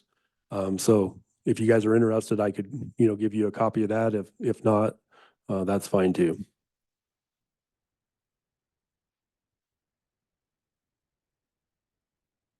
I don't see anyone requesting that. Any comments, questions for Mr. Nunn from the commission? Okay, thank you. Any further discussion? Mr. President, Mr. Jolovich. I had a chat with Mr. Nunn, consequential damages that he did not even bring up. Because of that fact, because of the fact of what you've seen yourself, Mr. President, out there. My recommendation is gonna be pay the full amount of, I believe, $78,351.25. That's a motion, Commissioner Jolovich. I would like to make that as a motion, yes. Is there a second to that motion? I'll second. Is there any further discussion on the motion to pay the $78,351.25? I have one thing, Mr. President. Where are we gonna be again next year? So, same time next year? What are we looking at? But, that's my only comment on this motion. So, The director. So, Mr. President, if I may, I will tell you that dealing with extraordinary damage to grass in that portion of our damage regulation is one of the most complicated processes that our field folks have to go through and that landowners have to go through. It's very difficult to quantify. It's difficult to include different observations from different folks. My hope is that out of a couple of years now, I'm working with Mr. Nunn on some pretty significant damage. One of the larger extraordinary damage to grass claims that I recall, that we've learned some things about how to make sure that we can fine tune our processes to communicate better with the landowner, to make sure that we've got comparable numbers, and when we don't, we work those out before we get here. And I think that Supervisor Withroder is very capable and competent, and I have full faith and confidence that he will make that happen. I appreciate that, Mr. Director. I have some notes that I've taken today, and I agree with your concern, Commissioner Roberts, on these ongoing elk problems. But I'm anxious to talk to Matt and that region about changing and shifting that season and pulling that chapter 34 maybe earlier in the season. I think we can do some creative elk hunt management changes to help with that problem that we've learned from the last 2 years. And I think we just keep moving on as we navigate through these Southeast Wyoming elk problems. So. Yeah, Mr. President, I couldn't agree with you more. And I think Mr. Withroder and Mr. Brenniger they didn't do anything wrong. I think they work really well with the landowners. I think that, and the landowner, thank you for letting people come out and hunt. I mean, I think that's something that is overlooked to allow 100 hunters access. We don't see that very often, and that's a good thing, and appreciate that, and appreciate you working with everybody to try to come up with something that was what you thought was similar. And I think we're gonna be dealing with elk problems in one way or the other, trying to hunt them better or doing these kind of things. And so, you know, the more work we can have together before it gets to this level, so maybe it doesn't get to this level, great. So anyway, thank you to everybody that worked on this and came in and presented the problem that we know we have, and that's a lot of elk right now in places that are hard to hunt. Any other discussion on the motion? Hearing none, all those in favor of the motion to approve, say aye. Aye. Opposed? A unanimous aye, so I don't have to do a roll call vote, and let the record show I abstained from this damage claim appeal. That motion carries. Is there any other business to come before this commission from the department? So if you would, Mr. President, if you'd like, we have a couple of informational items from tomorrow that we could probably get through and still conclude at the planned time, which is 4. I think we could have Deputy Director Bruce provide us a legislative update and a wildlife crossing update, and probably cover at least one of those, maybe both of those before 4. Okay. If it's the pleasure of the commission. Well, Deputy Director Bruce is coming up. Is there any public online?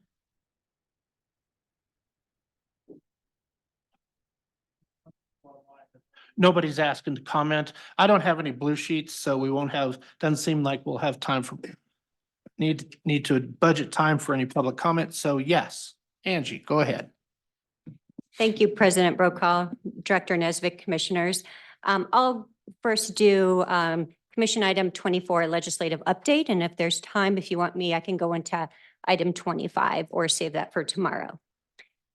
So the budget update is going to be pretty brief because we currently aren't tracking any bills that I haven't spoken to you about before in the last meeting. However, I'll run through them again just so you're familiar.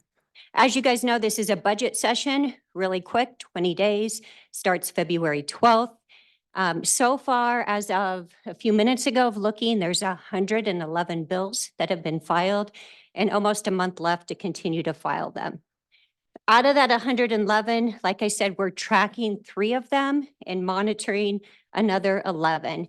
When I say track and monitor, I really talk about the impact to the department. If we're tracking them, they have a large impact financially, personnel, management, some sort of impact to the department, and we're most likely will testify on those bills.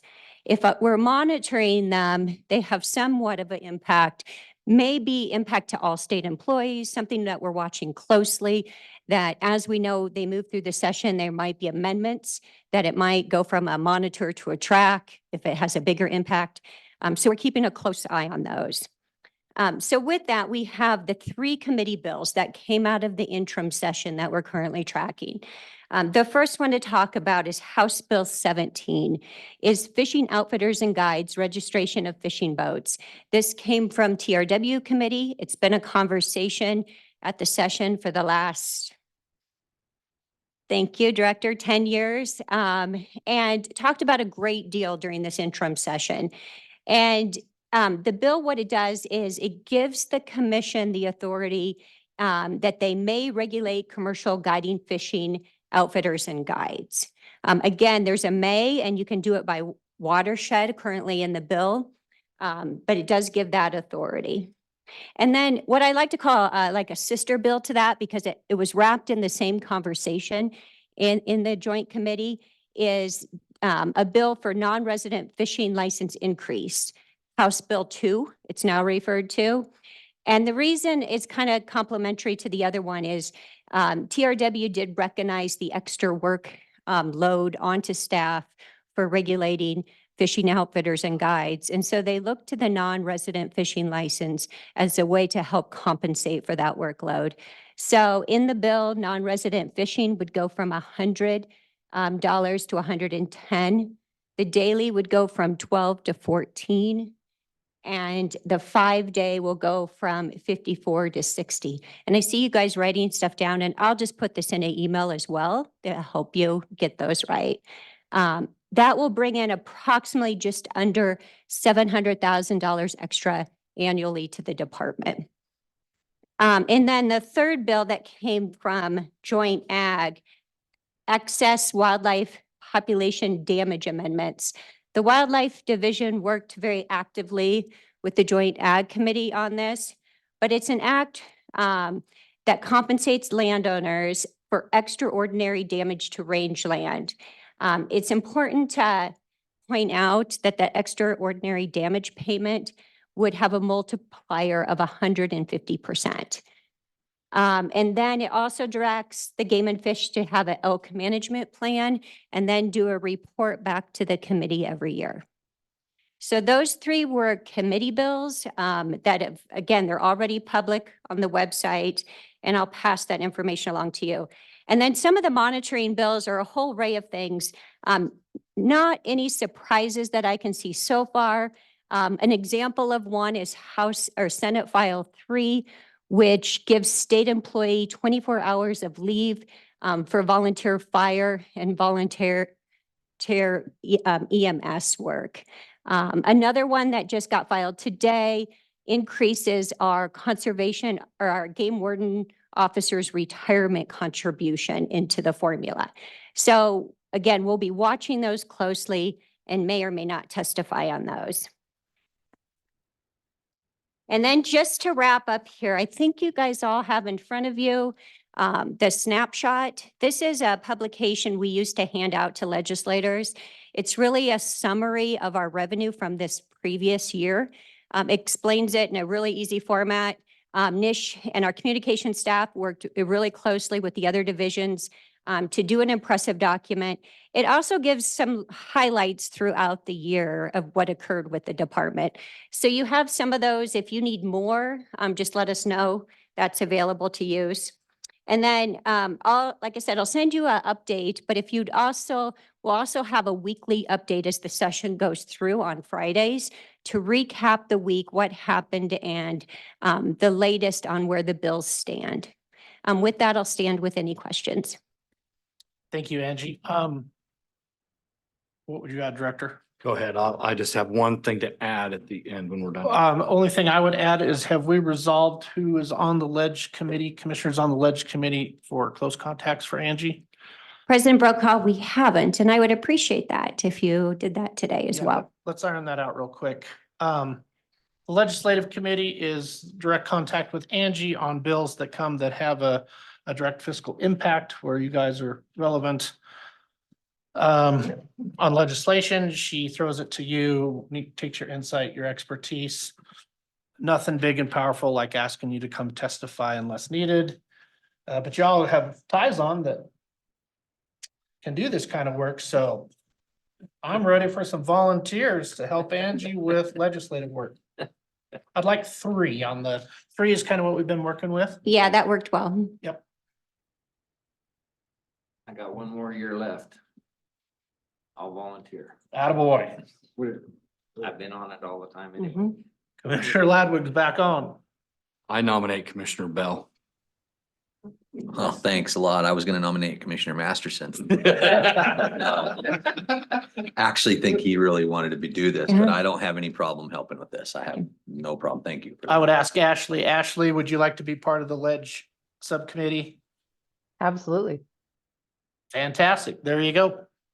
And if John Masterson wants to do it, you guys can figure that out without it becoming cumbersome. Mr. President, I think Commissioner Masterson and I are both on the budget committee also, so not that we can't handle that, but just letting you know.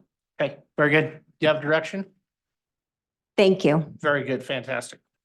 Director. So just one other thing important for the legislative session. So here a couple months ago, I asked the governor to include a governor's letter for an additional $20 million from the general fund to be dedicated towards treatment of invasive annual grasses, the war on cheatgrass. I've talked to this commission about it many times. In fact, I think it was about a year ago when you all asked me, like, how are we going to tackle this? Where are we going to get that kind of money? Anyway, I asked the governor to do that. He agreed. He has supplied that letter to the Joint Appropriations Committee in the amount of $20 million.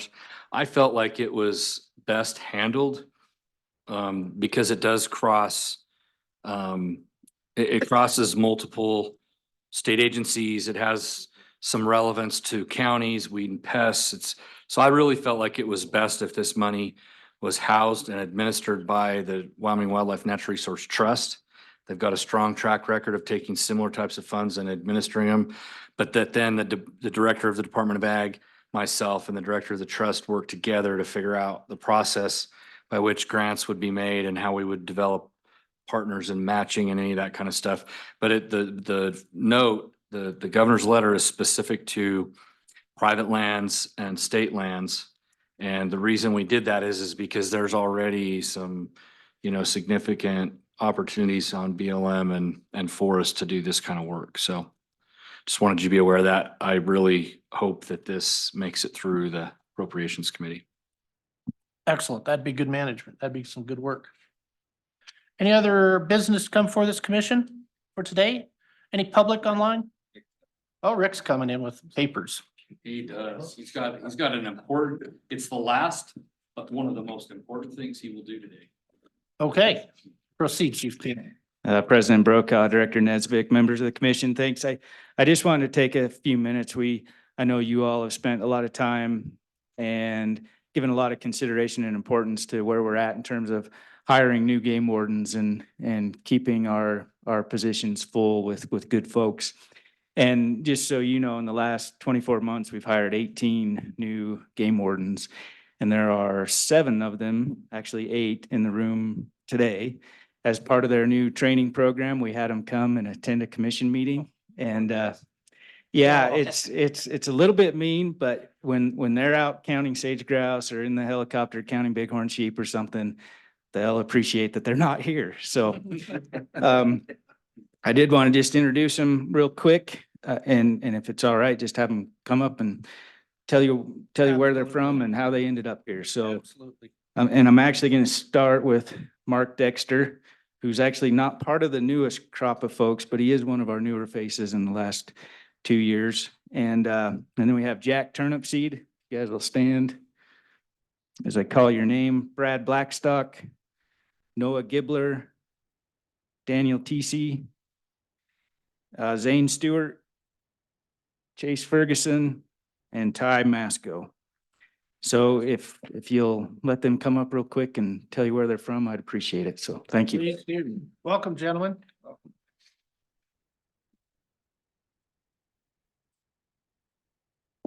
Mr. Commissioner, Director, and Commissioners, my name is Ty Masco. I come from Nebraska, is originally where I'm from. I went to school there, but I'm very excited to be in Wyoming. A lot more wildlife opportunities here, and I'm excited to be a part of helping wildlife in this state and preserving that tradition of game wardens, conserving wildlife and serving people. I'm happy to be here. Welcome. Can we say what region we're going to, where you're going to Yeah. be stationed out of too? Yeah, definitely. Going to Casper.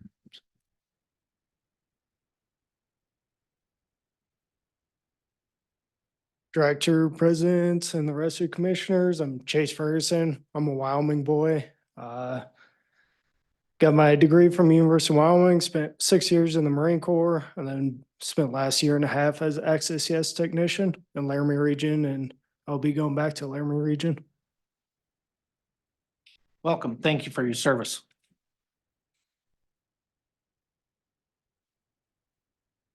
Mr. Commissioner, Director, and Commissioners, my name is Daniel TC. I was raised in Wilson, Wyoming.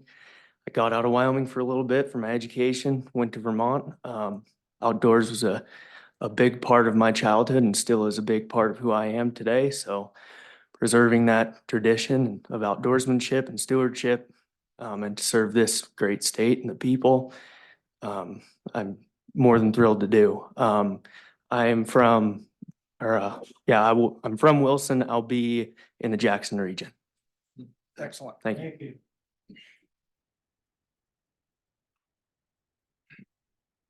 Mr. President, Commissioners, and Director, I'm Brad Blackstock. I'm from Golden, Colorado. I went to Spearfish, South Dakota at Black Hill State University. Got my degree in biology, and then graduated, enlisted in the Navy, spent 5 years there, and came here. Big game, we're super excited, and I'm going to Sheridan, so yeah. Welcome. Thank you for your service. Sheridan is smaller than Golden. Yes, it is.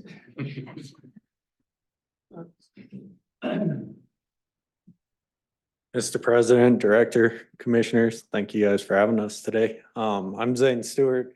I spent the last 5 years working in Colorado for Colorado Parks and Wildlife. Went to school at UW, fell in love with the state. And grateful for the opportunity and happy to be back in Wyoming. So thank you. I'll be heading to Casper. Very good.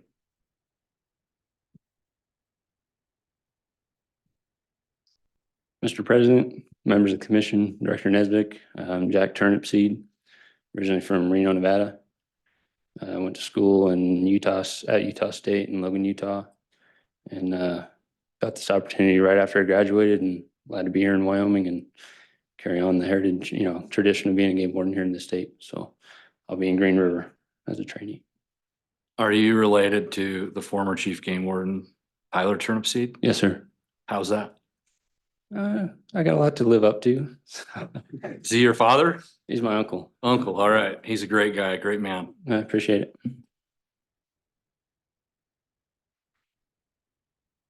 Mr. President, Director, and members of the commission, my name is Noah Gibler.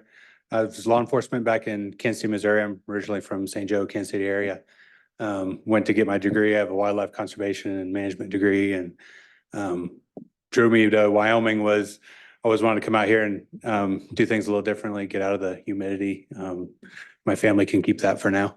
But yeah, my wife and 2 girls are out here, and we're up in Casey. I'll be the Casey game warden. And education and outreach part of the job is what drew me to do this. Because law enforcement's, background, but if we can get them young, we can fix things. That's what I want to do. Fantastic. Welcome.